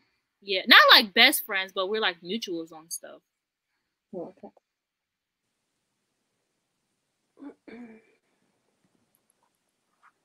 All right, girlies. I've been on here for 5 hours and I'm getting kind of hungry, so I'm gonna go get some food. Okay. But if you guys are still on when I get back, I'll join. Girl, we're not going to be on this live. Right. I mean, it's been 5 hours. Who knows? You're probably about to get off in a second. Right. Bye. Bye, everyone. Bye. I want to have a question for the BookTube audience. What do y'all think about NaNoWriMo? Oh, yeah, that's such a good question. I've always wondered, like, how do y'all feel about that content? I'm not a writer, so don't say nothing like, I don't care if it's offensive. I'm not a writer. Yeah. Y'all could, I don't want to say that and then somebody's feelings get hurt, so I'm, okay. But I'm not a writer either, so y'all can say my feelings not going to be hurt. Y'all read my Wattpad book, so y'all know I'm not a writer. But yeah, Blake the Book Eater is like so adorable. He's so sweet too. Like he always like whenever I'm in like some drama, which is like every week, he always like DMs me to like check on me and stuff. Someone said, what was the question? The question was, how do y'all feel about NaNoWriMo or NaNoWriMo content, that writing stuff? Like, what do y'all think about that content? Yeah. But sometimes, when it's that time of year, like, it's all up in my subscription feed, and I just wonder how y'all felt about that content. Right. I always wonder if people actually, like, care for it or watch it. And, like, how do you do that? Because I feel like when you're writing a story, like, you can't be like, yeah, so I just wrote this scene where this character did this. Well, I mean, you could probably say it vaguely, but I like sharing like everything with my subscribers. So I will probably just tell y'all the entire book. Yeah. What is it? It's those, like, people do NaNoWriMo. I guess it's like a part of the, I don't know if it's a month where you just write your story or your work in progress. Uh-huh. And make content that's surrounding it. You know what I mean? It's more so like it's a month and you set a page goal for yourself and you write a certain amount every single day for that month. So it's usually April and November, and I think it might be in June as well. But I know for sure it's in April or November. And you're just writing every day for a month to reach your goal. You're either finishing a book or just writing to like help you get further in the book. Okay, someone said the writing vlogs are cute. Most people are just saying they haven't heard of it. Someone said, I feel like you got to prep for it. I definitely feel like you got to prep for it. Yeah. It has produced some good books, but it's really intense in my opinion. Okay. It does seem intense, low key. Like people are not playing about those goals. Right. I see people on my timeline being like, oh, I fell off today. Like people were like really beating themselves up for like not reaching a certain goal. And like I understand. As a perfectionist, I get it. Yeah. Thank you, Bella. See, that's exactly what I was thinking, Gabriella. It's like it's frustrating because it's vague. And it's like, it makes sense as to why it's vague because you don't want to tell people about your story and somebody steals the idea or anything like that. But it's like, I'm nosy. I want to know what you're doing. Right. Yeah, people saying it's not their cup of tea. I feel like it might not be mine either, solely. But obviously, I'm not like hating on NaNoWriMo or nothing like that. But because I don't know, I guess just writing content is writing content only for writers. Like, as a writer, I feel like I don't love writing content. Yeah, like it's kind of like BookTube. Like if you don't, I mean, obviously, like there are some people who don't read, but if like you don't read, you're not gonna watch BookTube. That's like, a good point. If you don't do makeup or not willing to learn to do makeup, you're not gonna watch makeup videos unless you're just like bored. I do that sometimes. But here's the thing: if you're a writer, you might still watch BookTube. But I feel like it's less likely for a reader to still watch like AuthorTube. Yeah, I was trying to like watch AuthorTube to like show my support, but it's like, and obviously I'm not hating. I'm just genuinely confused. What do you make videos about? Because you know how like on BookTube we have monthly wrap-ups, we have TBRs, we have hauls and all that stuff. Like, what do they do? Like, I think they more give advice about like the writing process and like stuff like that. I have seen some AuthorTube videos, but they were like really informational, like why publishings. Like it was one I watched where it was talking about like, why publishers are starting to publish vampire books or like just like stuff about like publishing, like little facts that like you wouldn't really know unless you were in publishing. And I thought that was really interesting. And like I would watch more videos like that. But like obviously if you're a new writer, you wouldn't know anything about that. Yeah. But I would like to know like the process of getting a book published, because like yeah, you could write a book, but like how do you go about like getting a book published and like all of that? Gabriella said that's what someone AuthorTube talks about. Yeah. That's cool.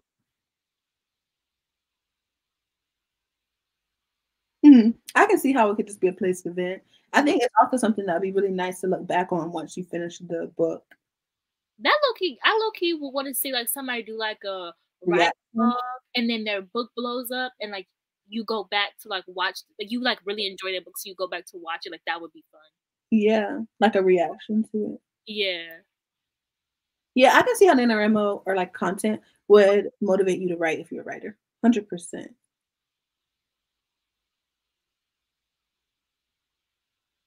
Mayana has Thriller Rex, and I don't have Rex, but I did a vlog where I read 3 thrillers. But Mayana does have Thriller Rex. I low-key do a lot of, I always try to keep up with recommendations, so I do a lot.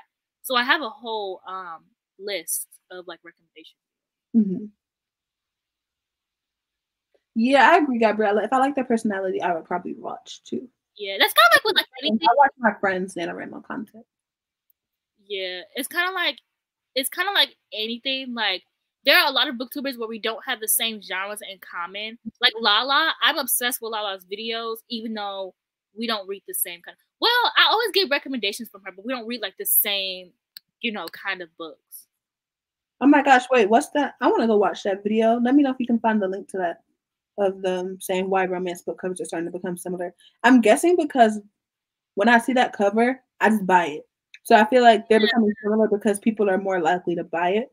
But I would like to hear more. That would low-key be like a fun, like, discussion video kind of thing. Yeah, they said they watched that recently, so I would like to watch it too. Yeah. Like, oh y'all, I'm actually signed up for a class next semester where it's focused on romance books and like the publication process, I think. So I think that I'm gonna like it. You should do like some videos on the things that you learn. I know, because sometimes I do just want to talk about it. Yeah. Also, speaking of, not to change the subject, but speaking of courses, so me and my coworker talking, we were looking at our Harry Potter socks because I've like been hyperfixated on it, and she was telling me how there was a class where it's like literally a Harry Potter class, and like you're sorted into like Hogwarts houses, and like you like in college. Yeah, like in college, but it's not the college I go to, and I'm so mad. They always have a Quidditch team in college, which is actually they just run around on brooms. When I saw it for the first time, I was like, I feel like the best part about Quidditch is the flying. Right, I would say the best part about Quidditch would be being in the air. They just run around like. And like, how do you do with I forgot what it's called, the snitch? Snitch. I think they're just regular balls. Okay, anyways, I've been thinking about taking this Shakespeare class. First of all, I need to do my FAFSA still. Yes, I keep telling you to do your FAFSA. And I also need to do this thing called like frontline workers or something like that, where it's like people who have worked during the pandemic or like essential workers can like get, I don't want to say free college, but that's what my coworker was saying. Mm-hmm. But there's a Shakespeare class I want to take because I've been getting into Shakespeare a lot recently, and I feel like there's like so many like fun. I just like how there's so many fun classes you can take in college. Yeah, that's the good thing about colleges. There's more variety in the classes that you take. Yeah. And I know it's just so fun. You get to pick what you like. I can't find it, but just search up why romance comes with summer. Okay, yeah, I'll probably search that up later. Yeah, I think that like you were saying, I think they're similar because when you see them, they're like, oh, like this looks good. But I also think it's because everyone was always complaining about romance books having like guys on the cover, which I'm not complaining. Like I'll buy those books, I'd be eating them up. But I feel like if my mom ever came into my room and like picked up one of my books, I would be really embarrassed. But my mom be minding her business, so I don't care. Yeah. I think it's a mix of that because once the first book started changing into that, the first thing I can remember is Sally Thorne's first book, The Hating Game. Yeah. That's the first time I remember changing the covers like that. And then now if I'm in a bookstore and I see a cover like that, I'm more likely to pick it up. Plus, it's like I was gonna say, plus it's a lot easier to pick them up because then like when you're buying them, it's not as embarrassing. And like when you're reading them in the, like at the store, wherever you read books, it's not. I'm more likely, and I bet statistics would show this, that books with covers with like shirtless men on the cover, I bet they're more bought as ebooks than physical books. Yeah, because I was just about to say, all of my shirtless books are all on my Kindle, and then if I like them enough, I'll buy them physically. Same. Yeah, I see what you mean. That's, I think, the same thing. Especially if you're just reading it in public. Right. Like, first of all, reading smut in public, like, nobody knows what you're reading, but reading smut in public is already embarrassing. Facts, Gabriella. Like, if you're going to have somebody on the cover, you better make sure they're fine. Let me tell you that right now. Literally. But I low-key haven't seen an ugly guy on the cover yet. Me neither. But there's a series called The Royals, and I've been wanting to read it, but it's like a shirtless guy on the cover. And I'm like, I don't know. No, it's not called The Royals, but it's like a royal romance. Okay. Also, y'all, we haven't been talking about books that much, but I do want to know, like, what is one of the best books that you've read recently? Like some of your favorite books? Because I've been in a fantasy slump a little bit, so I've only been reading romance. No, it's not called the Royals. Last box I read. What'd you say, man? I said it's not called the Royals. That's Paper Princess, which you need to read, Jocelyn. I know. Oh my gosh, yes, Ninth House. That was one of my last books that I really, really loved. I read that, I think, in October. Red, White, and Royal Blue. Red, do you mean Red? Wait, what the fuck is that book called? Is it called Red, White, and Royal Blue? Yeah, yeah. Okay, yeah. I read that last year and I liked it. But I'm starting to think if I reread it, I wouldn't like it as much for some reason. But I liked it when I read it. I really did. I feel like everybody knows what books I've been loving recently, but like just in case you're new to my channel, I've been really loving like Daily Education recently. Mm-hmm. That's all I can think about. Please.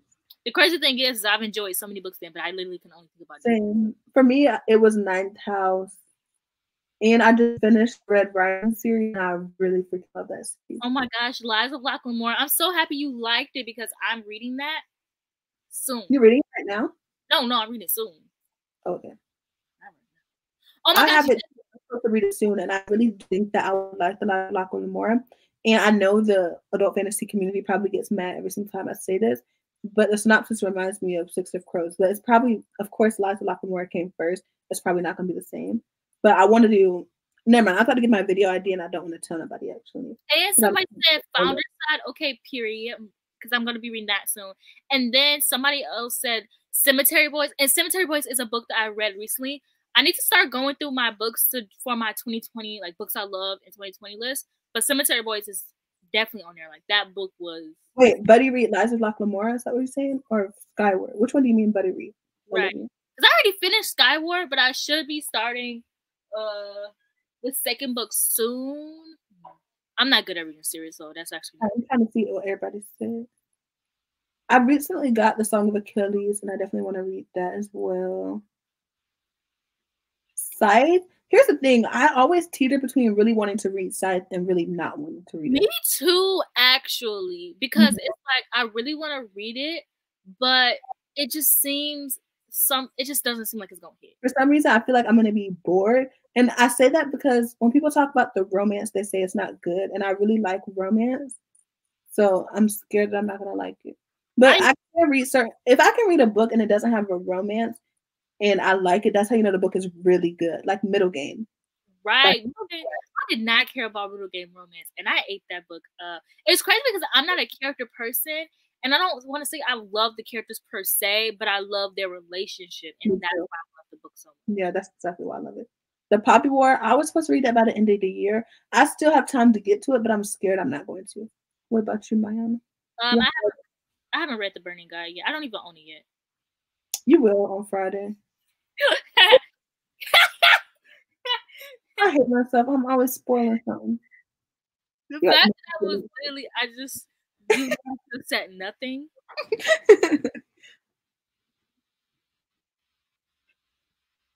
Right, yeah.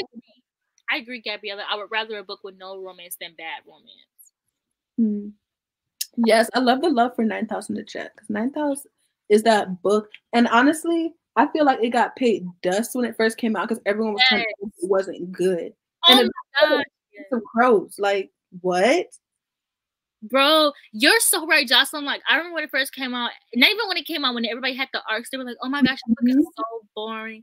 I remember wanting the arc so bad, and everyone was saying how boring it was. So I was like, I feel like in this case, getting the arc was actually detrimental to the book coming out because people kept wanting it to be like Six of Crows, that they were giving it all bad reviews, and it actually made me not want to read Ninth House. Yes, it made me not want to read it, and I don't know what made me decide to read it, actually. Oh, I was doing this. I knew I was going to have that cover on my shelf regardless. It's like I was doing this group buddy read. I got into this group buddy read. It was like a really big group buddy read. And I just picked it up one day, an ebook, and I sped through it, and I loved it. And I was so confused because everyone was like, oh, this is so boring, and blah, blah, blah. And they're compared to Six of Crows. I personally think it was, not to compare, but I think it was better than Six of Crows. Obviously, it was better. It was just, honestly, I just feel like it was a better put together story. Obviously, it's an adult story. You got more. And it's just like, they got to do, I just love new adult and adult books because they push boundaries where I want them to be pushed. Exactly. Like, I like dark material. Yeah, and YA can't do that. Also, we get smut scenes. go does that. Yeah.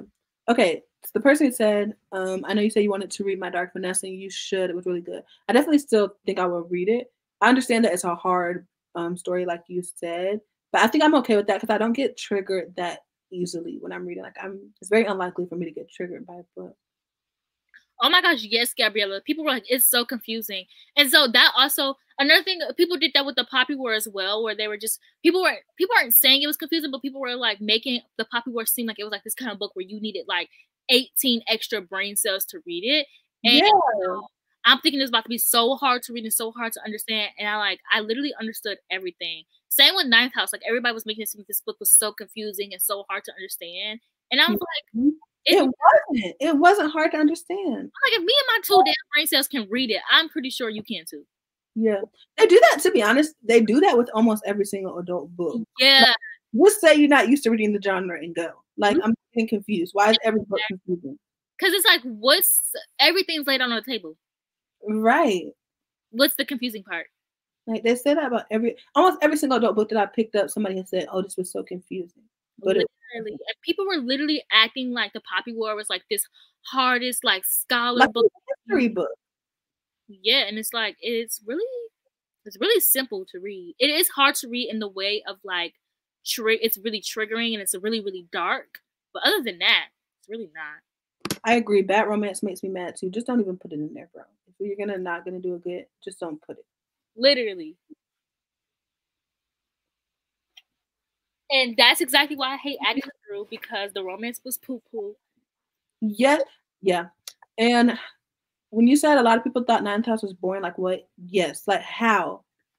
Like I feel like people who said it was boring just don't like dark academia as a genre. Literally, and somebody said it was slow, and I get that it was slow in the beginning, but then it really picks up, and it's not I don't think it was ever slow in the way that it was boring. Like like the scene where I feel like everybody got lost in the scenes where like they go back in time, but they're showing like their childhood for both characters, and I feel like that lost a lot of readers. But that's where they gained me. That's when I really started to love the story, because I love learning about both of their childhoods. Like I just love. And it was so interesting the way that Darlington was put into the book. He was in the book in a non-traditional sense. I don't know if it's a spoiler to say like he wasn't there, but that's all I'm gonna say. But I didn't think that. Like I thought Darlington was gonna be with Alex the entire time from hearing other people talk about the book, but he wasn't. And I still fell in love with him as a character. I really liked how like it was written, and like it was funny. It had like good characters, and also somebody said something about the inheritance games, which I agree. People said it was boring. People were like, "Oh, it's so much like Knives Out," which it kind of is, but it's kind of like Home Before Dark, where when you're reading Home Before Dark, it reads exactly like The Haunting of Hill House, and then you get to a point and it reads nothing like it at all, and you're like, "Oh shit, this book actually isn't anything like that." So that's kind of like how the Inheritance Games was, but it wasn't boring. But I guess I could see how people thought it was boring. I feel you. Everyone who's saying like I'm just about to start ignoring everyone's opinions, I'm starting to do it too, to be honest. Because every single time this happens, I end up liking the book. And sometimes it's happened the opposite, where everybody has hyped the book and I read it and I don't like it. So I feel like I need to not stop valuing people's opinions, y'all, but stop putting so much weight on other people's opinions, because I mean, obviously I have different tastes. Right. And even when it's somebody that like you personally like have really similar reading tastes to, I've also had to stop doing that, because I'll look for people who have similar reading tastes to me. But it's like you're not gonna always like the exact same books. Exactly.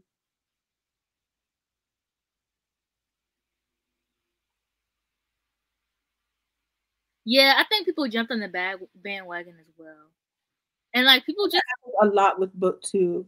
And I think it happens accidentally. Like the first person who describes something, I've noticed that everyone else describes it that way afterwards, and I don't think it's intentional, but the first person who describes it like sets the bar of like how everybody else is going to describe it. 100%. And it's like, yeah, I don't think people are doing it on purpose, but it says, someone said, "What books would you two like to get for Christmas?" Hold on, let me look at my wish list real quick, because every time somebody asks me a question like that, my mind just goes blank.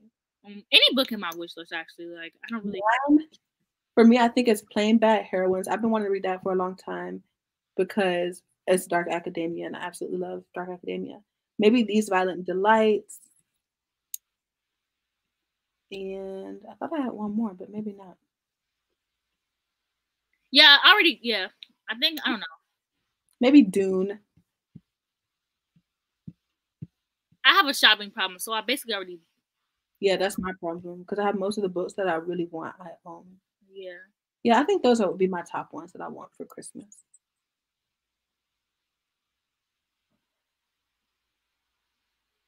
I've seen whoever talked about Baby Teeth. I've seen that book a few times. Yeah, I've heard about Baby Teeth too. I think I've seen a vlog where like Lala reads it. Mm-hmm. Dune isn't as thick as I thought it was gonna be. I got the paperback. It's not that bad. Oh my gosh, yeah, I like Lock Every Door too. Not thicker than me with the emoji. What? Please. Oh yeah, Dune is thick. It's so funny how many editions of Dune there is. If you go to Barnes and Noble, it'll take up like not just a shelf like this, but I'm talking about the whole bookcase. Period. And I hope I like it because there's so many I want. And I better like it because Timothée Chalamet in it, and I gotta support my husband. Right. Some of that, as readers, we should use our intuition more. I agree. Yeah, I agree with that too. And I kind of have been like just not paying attention. It's like I struggle with it though. Like I know that I shouldn't pay attention to other people's views, but like I did it with the Inheritance Games. But what I do is I didn't buy the book. I read the audiobook, and then I just knew I was gonna like it because I'm like Knives Out. Like I love Knives Out. So then I read it and I was like, I love it. So then I just went and bought the book after. Yeah. Inheritance Games was good. Not Mika coming back like when we said we was gonna be gone. Because Mika be gone for like 8 hours. Like y'all must have already had y'all order or something because how are you back? When Mika be going to my favorite books of all time. What'd you say? This person said Ninth House is one of their favorite books of all time. Me too. Me 3, yeah. I agree. I cannot wait for that second book. Wait, do you see a bunch of movies from Warner Bros. Are gonna go to HBO, including Dune on Christmas? How is Dune gonna go on Christmas when it's not coming out until next year? Yeah, what do you mean? Who are some of y'all favorite booktubers? Me. Mayana. Yeah, Mayana's one of my favorite booktubers, to be honest. Mayana Mika, of course. Mia Rose reads. I love her vlogs. Obviously the Brittany and Chloe, like the girls. Kendra Cuss. I really like her. Booked and Busy. Erin from Booked and Busy. I really like Erin's videos. I don't know. I'm trying to scroll and just pick some people, but those are some of my favorites. I haven't watched BookTube recently as much. I just kind of I feel like I've been in a filming slump a little bit, as well as just not a reading slump, but my content is usually about fantasy. I don't know why. Yeah, my favorites are like the girls, Jocelyn, Mika, Brittany, Chloe. And then I love Lala. I love Mel Reeds. Me too. Trying to look. Oh, I love Jess Owens, Gabby. I love Lily C. Reeds, The Book Leo, Elliot Brooks. Elliot Brooks. Peace Love Books. I love Peace Love Books. She always gives like the best recommendations. Mm-hmm. I typically like I don't want to say smaller booktubers because now smaller booktube, I don't even know what small booktube is anymore. But I watch a lot of smaller booktubers rather than the OG. You know what I'm talking about? The OG. Yeah. YouTubers. Yeah.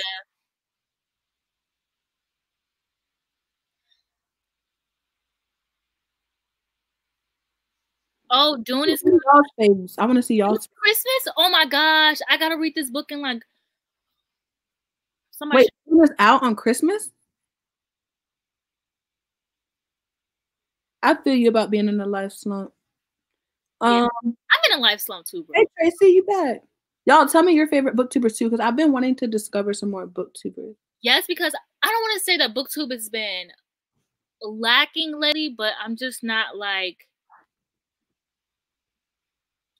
I used to spend hours on BookTube, and now I literally can get on BookTube, watch like 2-3 videos, then watch like 2-3 regular videos, and then go back to like reading or my Netflix show. Yeah. Oh my! I don't really care about Wonder Woman. I'm sorry, but don't shit. Now I gotta really read this book. I'm glad I bought the paperback. Girl, let me go buy it because what? I was about to tell y'all something else, but I forgot. I read a comment. The Artesian Geek, I've watched some of her videos too. I think like that, she's really recommended ever. And her videos are very unique. Oh my gosh, I love Tiana T. I love her content. Yeah. Oh, I love like Joel, his videos, Noelle Gallagher. That's my girl. I'm obsessed with her. I haven't officially watched Noelle Gallagher yet, but I still want to watch her. Something about her aesthetic is just, it's just something about it I just love. I didn't know she had a website. The Artesian Geek had a website. That's really good. On the 18th, oh my, guys, y'all are like literally, I might have to put my romances down. Girl, I'm gonna have to get the audiobook at this point. Y'all, I might have to pick this shit up right now. Look what y'all did. I just looked up Ashley's lit list. I'm gonna watch some of her videos and see if I like it. Oh my gosh, I love Gavin. I love when he does like his little romance vlogs. He's so funny. Mm-hmm. Of course, Mina Reeds is a favorite of ours as well. Yeah. Who's your girl crush? Noelle Gallagher? Child, get in line if it's Noelle. I told Noelle, I was like, I will beat your boyfriend up. Please. I hate you.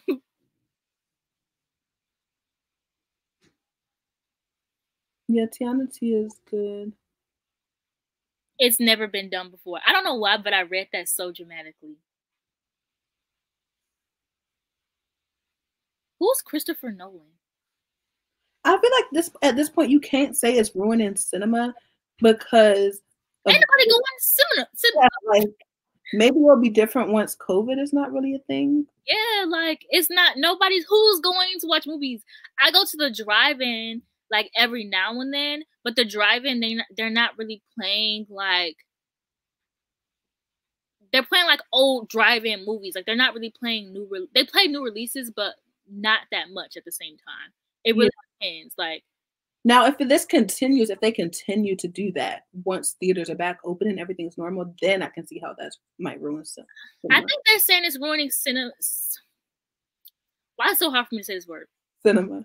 It's ruining cinema because they're not making mad money off of it. That it's not going to be like box office hit kind of things. I think that's why they're saying it. But they're rich people anyway, so. Wait, is that you mean Suicide Squad too?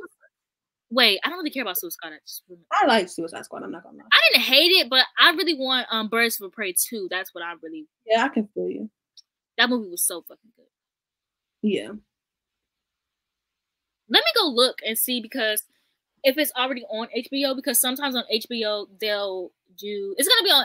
Do HBO and like Max and all the like HBO things have like the same content? Yeah. I think so, but I'm not completely sure. I'm gonna check their comments. I freaking love the movies pre-COVID as well. Like that was the thing me and my family would do together. If we were doing like a family event, it was us going to the movies together. I just love the movies. And I freaking love movie popcorn. I'm just obsessed. But I am also a homebody. But if I get the chance to go to the movies, I'm gonna go just for the popcorn. I see Wonder Woman on here for the 25th, but I don't see Doom.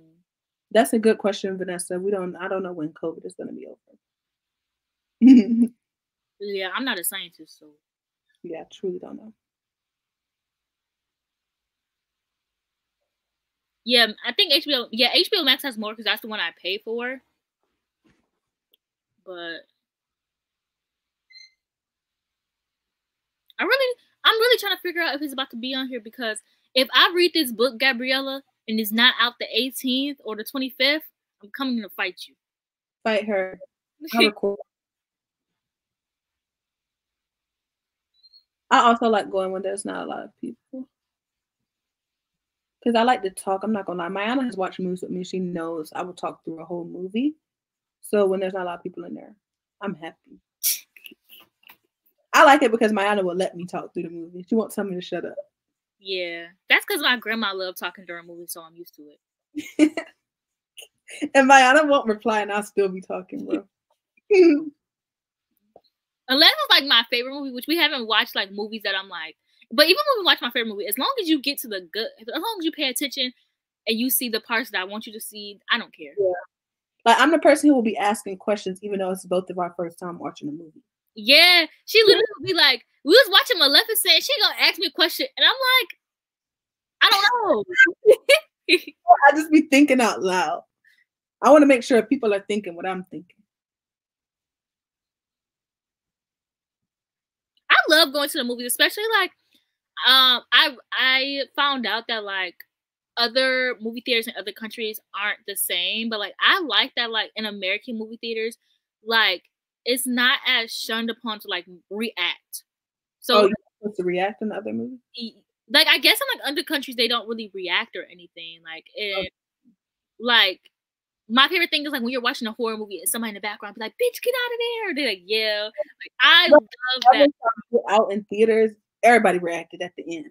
Literally, like I love when people like react, or I don't know. I really miss movie theaters. Like my movie theater that we go to in my town, we have this song that they play before the movie starts, and then you like clap during the song, and it's like so cute. And like I'm sad now. It's good to hear that the vaccine is being prepared. I need to look up some more stuff about that, to be quite honest. Wait, I'm confused as to what you're trying to say. Check if you can see the book that you want. Do you mean the one that like, were you talking about Dune where we're like, oh, we need to get it right now?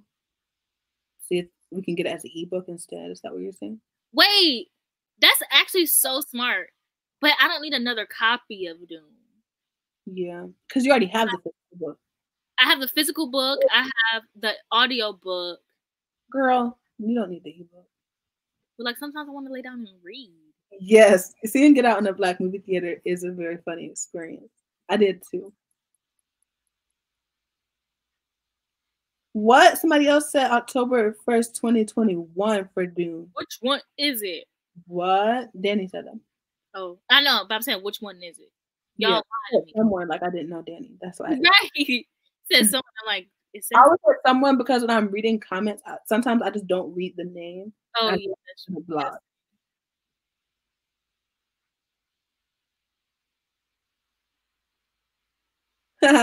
Yes, Mayana collects.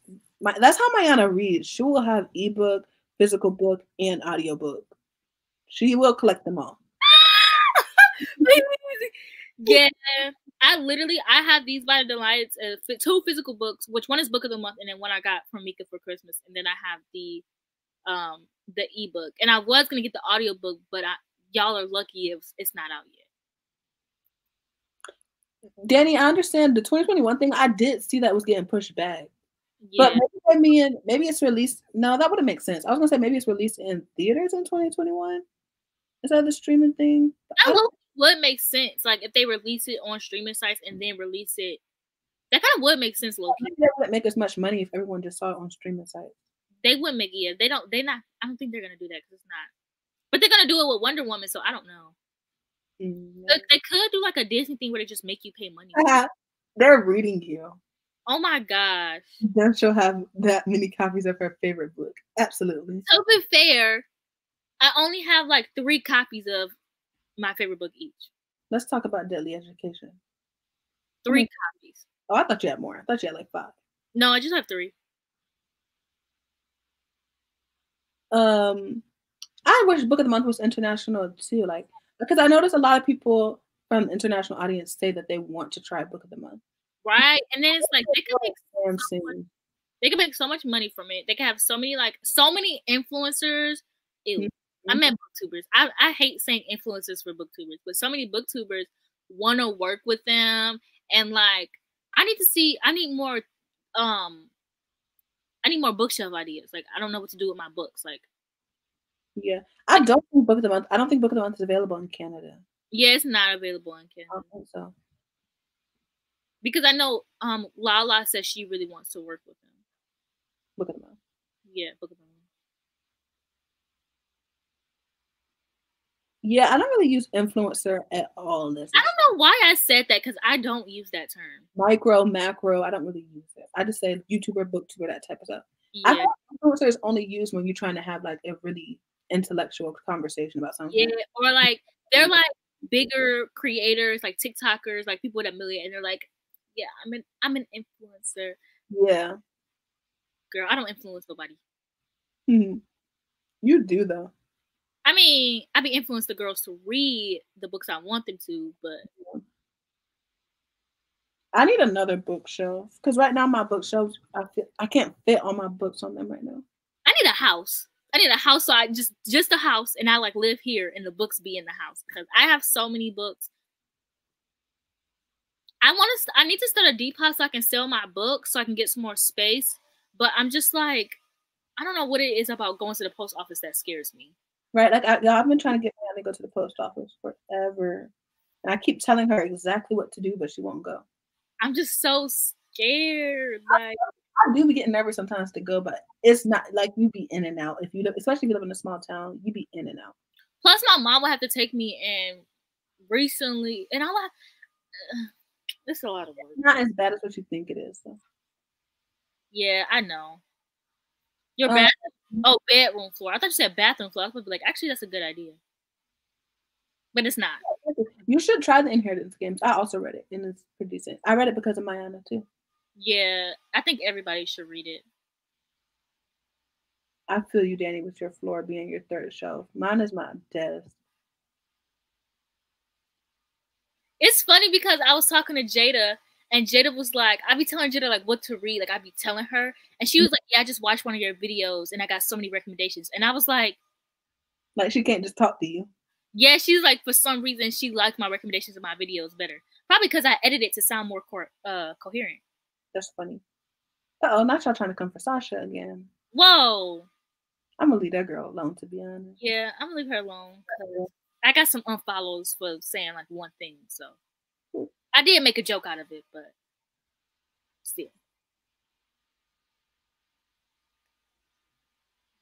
I own 2. That's so smart. I'm about to give me a second. You have to. Girl, y'all, Mayana's not gonna be able to walk in that room. So please. Literally. I just had to look at the room real quick.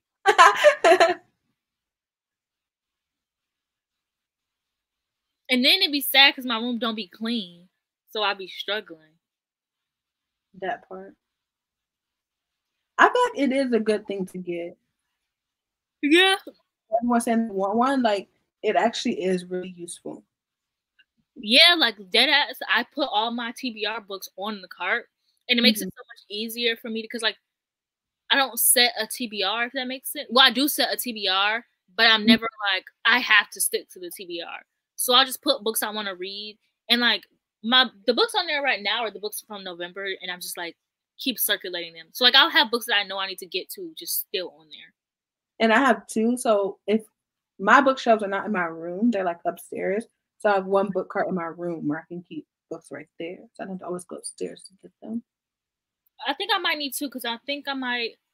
Girl, I be having to separate the haul books from the TBR books, to be honest. Yeah.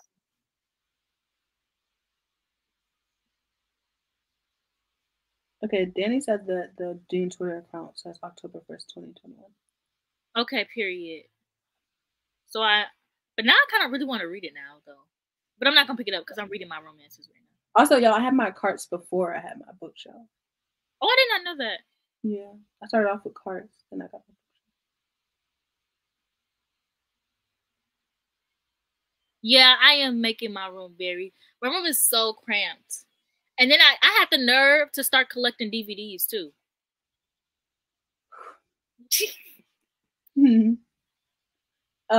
I do go to secondhand stores. I had a secondhand store that I went to trade my books. I don't go there anymore because they really would play me. and try to give me like they would like, okay, yeah, we're gonna take these 40 books and I'm gonna give you $10. And I'm like, no, you're not. So I don't go there anymore. Now I need to find a new one. I don't have any. I haven't found any because me and Jake look for some. We haven't found any cool secondhand bookstores. I wish I had like a half price books or something where I live, but I don't. Hey, I want like a half price books, the chapters, you know. So sad. There's nothing wrong with going to libraries. That's where I used to go before I had a job and I could actually buy books. Before that, I knew it was libraries. My problem with libraries, it's not really a problem, it's a me problem, is that I just get fines all the time. My problem is that for some reason, whenever I get the books, I don't want to read them. I feel like that too. I don't know what it is. Like, I freaking love libraries. And then I don't drive, so my mom has to take me, and my mom works a lot, so I just be scared because my mom will randomly work overtime one day. So I'll just be scared that, like, the day the book is due, she's gonna start, or like the week the book is due, you know? Yeah. And that's nice that they got rid of library fines where you are, Tracy. Right? Because really, with my library, I started going to the library a lot before, like, you know, everything closed down. And so I still had my books. And then they told me, like, I called them and I asked them, like, well, when am I going to return them? And they were like, oh, they're just on auto renewal. And then one time I went and checked the website and they're like, oh, you have a $50 fine because you didn't return the books. Yes, like, right. I was like, you never reached out and told me to bring them back. I took them back and now I'm not going to the library no more because I'm not paying the fine. I low-key used to just keep the books, like. Please. Because I was, you know, I couldn't afford, like, it's not even that I couldn't afford, I was just too scared to ask my mom to, like, take me to buy books. Like, I would keep them. And we never went to the library, like, consistently. Like, we would go often, but not consistently. So I'll just be like. It's good that she remembered to return them because it's not even that I don't remember. It's just like, I just don't like having a time limit on when I have to return a book. And like my library used to do, no, it was one library I went to where we would do like, you could keep a book for a month. And I'm like, and it's like, I could read a book in a day, but it's something about being told what to do that I don't like. Right. It's just authority of you telling me I need to read this book by this date. Right. Even though obviously our thing. Like, I'm just joking though. Yeah.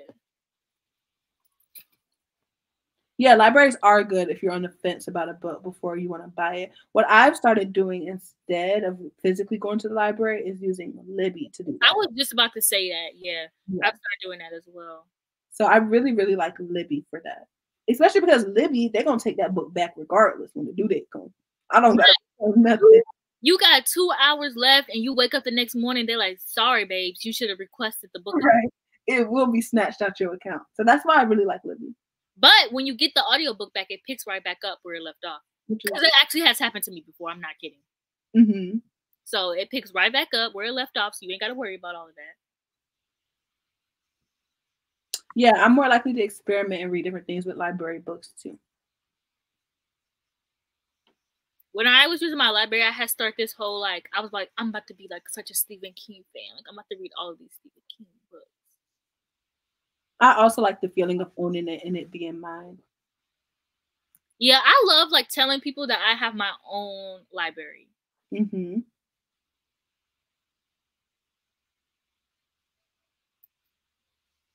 And low-key, if you can find some friends from other states, ask them to see, you know, send you the pictures of their card and you can put their card on your Libby and then you have like. I did that for my friend. I let her use my card. Yeah.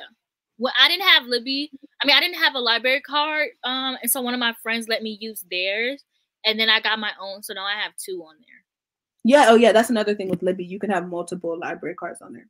Yeah. So like, a lot of them, they'll be like, you can loan out 10 books, put like 20 books on hold. Like, you can have so much. Yeah. Like, and then if you can't find a book at one library, you can find it at others. So like, usually if I'm looking for a book and I can't find on one, I'll literally just switch to the other library and re-click on the name. Okay, Nelly, I also have that problem where you read a book from the library and they really like it and go out and buy their own copy. I don't know what it is, but it's something about me buying a book that I already read. That I don't want to do it. When I buy a book, I always want it to be something new, if that makes sense. Because I feel like, I don't know why, but it feels like a waste of money. I don't know why. It's so hard for me to buy books I already own. It took me a year to get A Life of Chloe Brown, and somebody bought it for me. Mm-hmm. because it's just so. And then when I bought the Inheritance games, I literally bought it because I was reading while I was reading, and I was at work listening to the audiobook. So I got lucky and we had it. Isn't this just you guys justifying your book buying problem? I'm not justifying my book buying problem. I know I got a problem though. Yeah, I know I got a problem. Come on now. I was saying how I liked Libby because it helps me. That Libby helps me not buy as many books. Listening to audiobooks like have been like helping me a lot. And what I've recently fell in love with Libby is reading like I read The Worst Best Man, Tools of Engagement, all the popular adult romance books. I've been reading them as ebooks on Libby because I don't like romance audiobooks. Yeah, I think I should have got the audiobook because listening to Tools of Engagement. First of all, I was at work and it was like intense smut scenes, and I was just standing there in the baby section folding clothes. Like, yeah. And something about the audiobook, like, I just made me like the book less. It was still a 4-star read, but I just was like, I don't like this shit. Mm-hmm. And I can't figure out what it is. Like, it could be the person's voice, but I'm never the kind of person who cares about the voice. Yeah.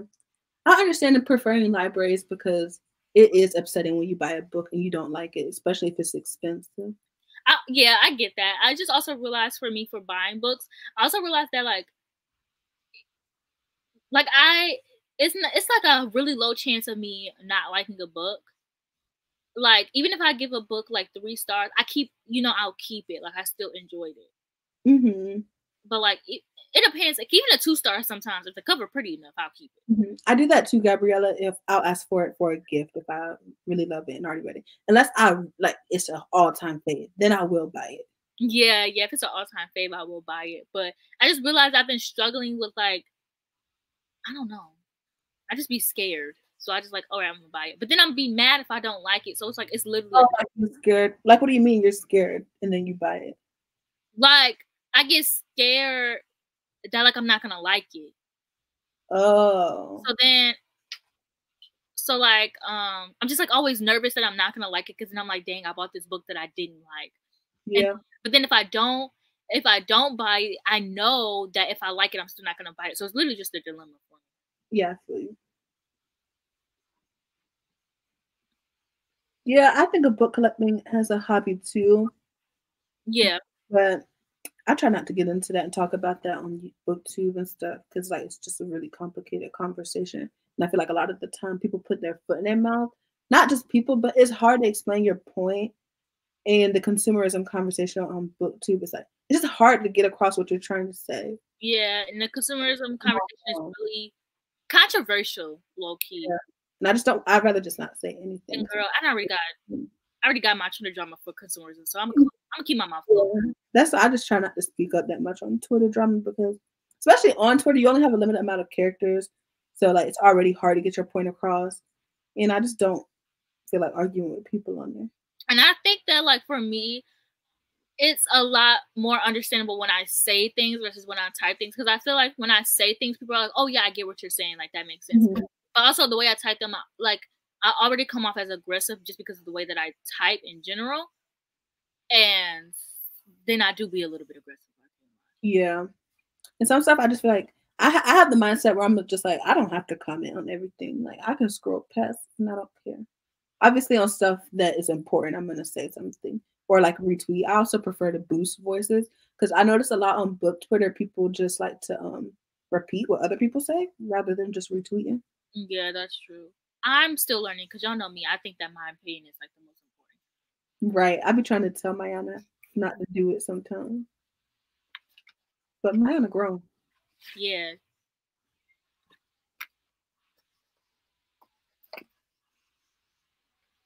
Yes, I don't like smutty audiobooks either. It's just uncomfortable. Yeah, I agree. Collecting books is different for everyone. And like for me, like I pointed out earlier, I like collecting the same, like I like having a collector's edition of a book, and then I like having a like paperback edition or a copy that's easier to read, because I know that like, first of all, okay, I'm one of those kind of people who like, I have to get something when I see it, because if it gets sold out, I'm gonna be sad. So like I have to get a collector's edition of a book, because what if I like it and then I can't have it? Because you never know, like certain books they just sell out and then it's like, dang. Like, you never know when it's going to be a book that sells out and it's not going to reprint. Like with Dune, like when that was announced, I immediately bought the special edition because I knew that the price was gonna go up or it was gonna sell out. Because whenever there's a movie, the book always goes up or it sells out, or like it's so hard to find when the trailer's released and when the movie comes out. So I was like, oh, period, I gotta get this now. And then I'll have a copy that's like easier for me to read because you can't read a special edition. Like who's going to sit there and try to do that? To the person who said they can't get into listening to books without looking at the physical copy, I was like that too when I first started listening to audiobooks. But what helped me to get into being able to read or listen without reading along was listening to podcasts, because you don't have to obviously read along to anything when listening to podcasts. So that's already like training your brain to not have to read any words along. And then like maybe like sometimes I play a game while I listen. So like my mind doesn't necessarily wander. I play like a mindless game as I listen to an audiobook. Yeah. I'll listen to my audiobooks at work because first of all, when I'm at work and I'm not listening to anything, my mind will go to God knows where. So I literally have to like listen to something in order to just stay focused. So I just listen, just doing like, cleaning up, washing dishes, being at work. If you like for me, I'm folding clothes at work. So I think just stuff like that will help. You still play Candy Crush, Danny? Danny, why are you out here still playing Candy Crush? Not Danny playing Candy Crush like a Grammy. Not gonna lie though, Candy Crush is a good game to play while you listen to an audiobook. Yeah, I agree. It's very mindless.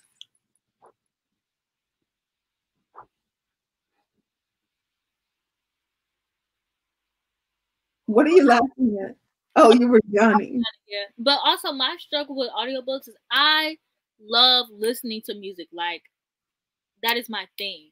So I'm like, I would do 40 different things while she's reading a book. Like I really can't get it.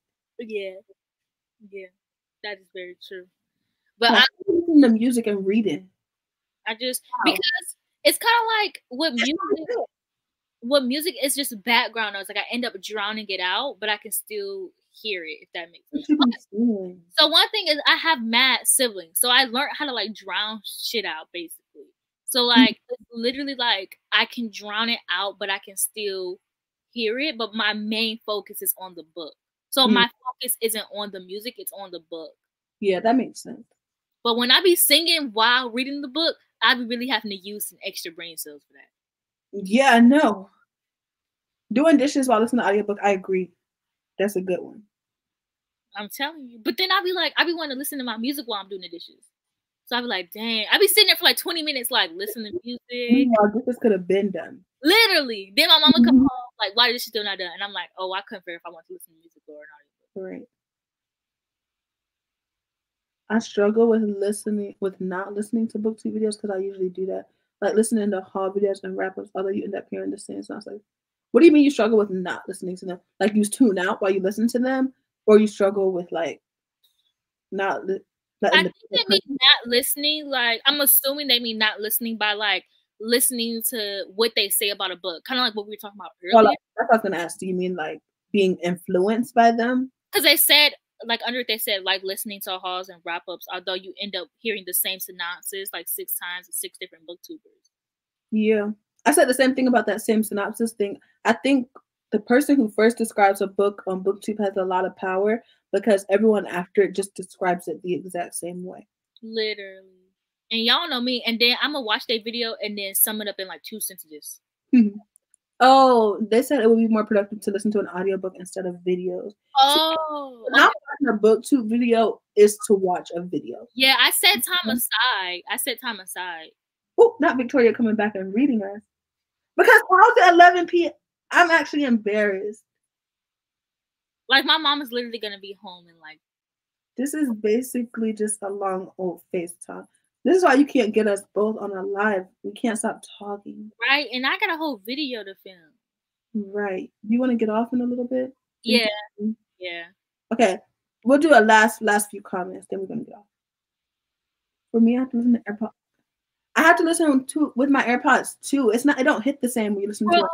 Yes. I was like listening to the audiobook like at home one day, and I'm just like, something talking to me right now. Yeah. It has been a good chat. It's just been good. Yeah. Like funny comments, like I don't know. I've just been vibing. I feel like this is my friends at this point. no, literally, I done had like 18 slip ups. Right. I not just for popular. I can't do that at work, actually. She be sneaking. Yeah. I just threw my wig on so I can hide my ears, and then we had the mask on, and then sometimes I'll throw a hat on too. So they don't know that I got because I got AirPods, which is why I bought the AirPods so I could sneak and do it. I did the same thing, Tracy. And also, it's not even just for the views to support the channel, just genuinely because even if I heard the synopsis a lot of time, if I like the person, then I just like watching their video. And then sometimes there are people who describe the book differently or better than like what you heard on BookTube. Yeah. That's very true, Gabriella. Because ain't nobody about to be sitting through 6 hours to listen to me. Like, literally 6 hours. Yeah. Of nonsense. Because what was we talking about? Literally. Deep topics to silly topics to everything. Literally. I feel like I'm doing one of my 24-hour live streams. At this point. We should do one though. We should. Look at how easy this was. No, literally 6 hours already gone. Right. We should do a 24-hour. Yeah. And I'm not as busy as I thought, so that's good. All right, I'm gonna only do a few more, y'all. A few more, and 30 minutes later, our ass is still gonna be here. Actually, not the notes. Yeah, somebody needs to do that. Write up the notes. The time point.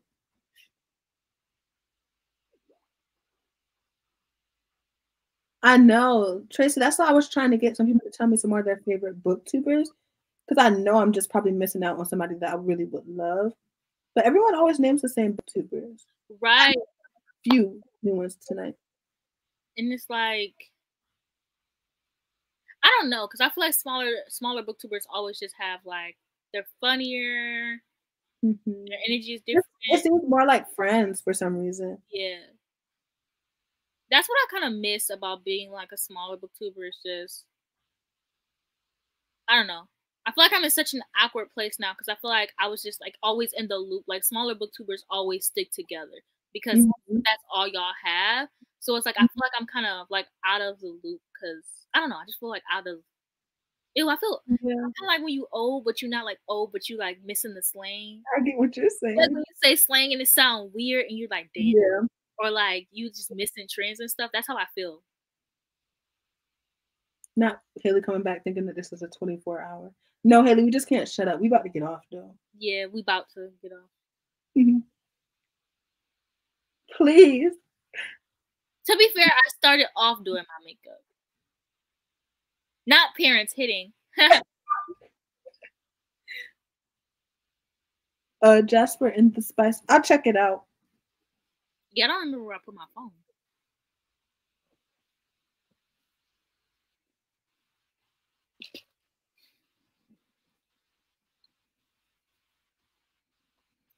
Ooh, their thumbnails are nice. Oh, I found it. It's on the charger. I don't remember doing that. Not me just getting comfortable. No, Tracy. Mine's supposed to film that video after we get off live. Right, yeah. Oh, that's why we're get off right now. I was supposed to take some pictures and do some TikToks, but not me saying should we get off right now and Mayana avoiding the question. I didn't hear it. Well, should we? I feel bad. You need to film your video. And then I need to film it to hurry up so we can get on the FaceTime call. Not too late. But I film at any time because I use my ring light, so it really don't matter when I film. Yeah, but are you going to film as soon as we get off? Yeah. Yeah, so we can get off so you can film so you can hurry up so then you can get on the FaceTime call. Yes, it is a light academia outfit. I said she's very much the Black Blair Waldorf right now. Periods. Y'all see how Mayana is ignoring the fact that I'm trying to give her rent. Okay. I'm going to end the live stream because Jocelyn says she don't like y'all no more. No, I do. I love y'all, but Mayana needs to film her video and it's already 11 o'clock. That's very true. Okay, yeah. All right. Well, I had a lot of fun, y'all. To be honest. Yeah, we're gonna do a 24-hour live stream soon, so we'll be back. Yeah. So thanks to everybody who had all these fun comments and talking to us for freaking 6 hours. Right. Make sure you'll be on the lookout because y'all are funny. Yes, please come back because I have. We be needing the funny friends to keep track. It's like a. Anyways, let me stop talking. Right. All right. Bye, y'all. Bye.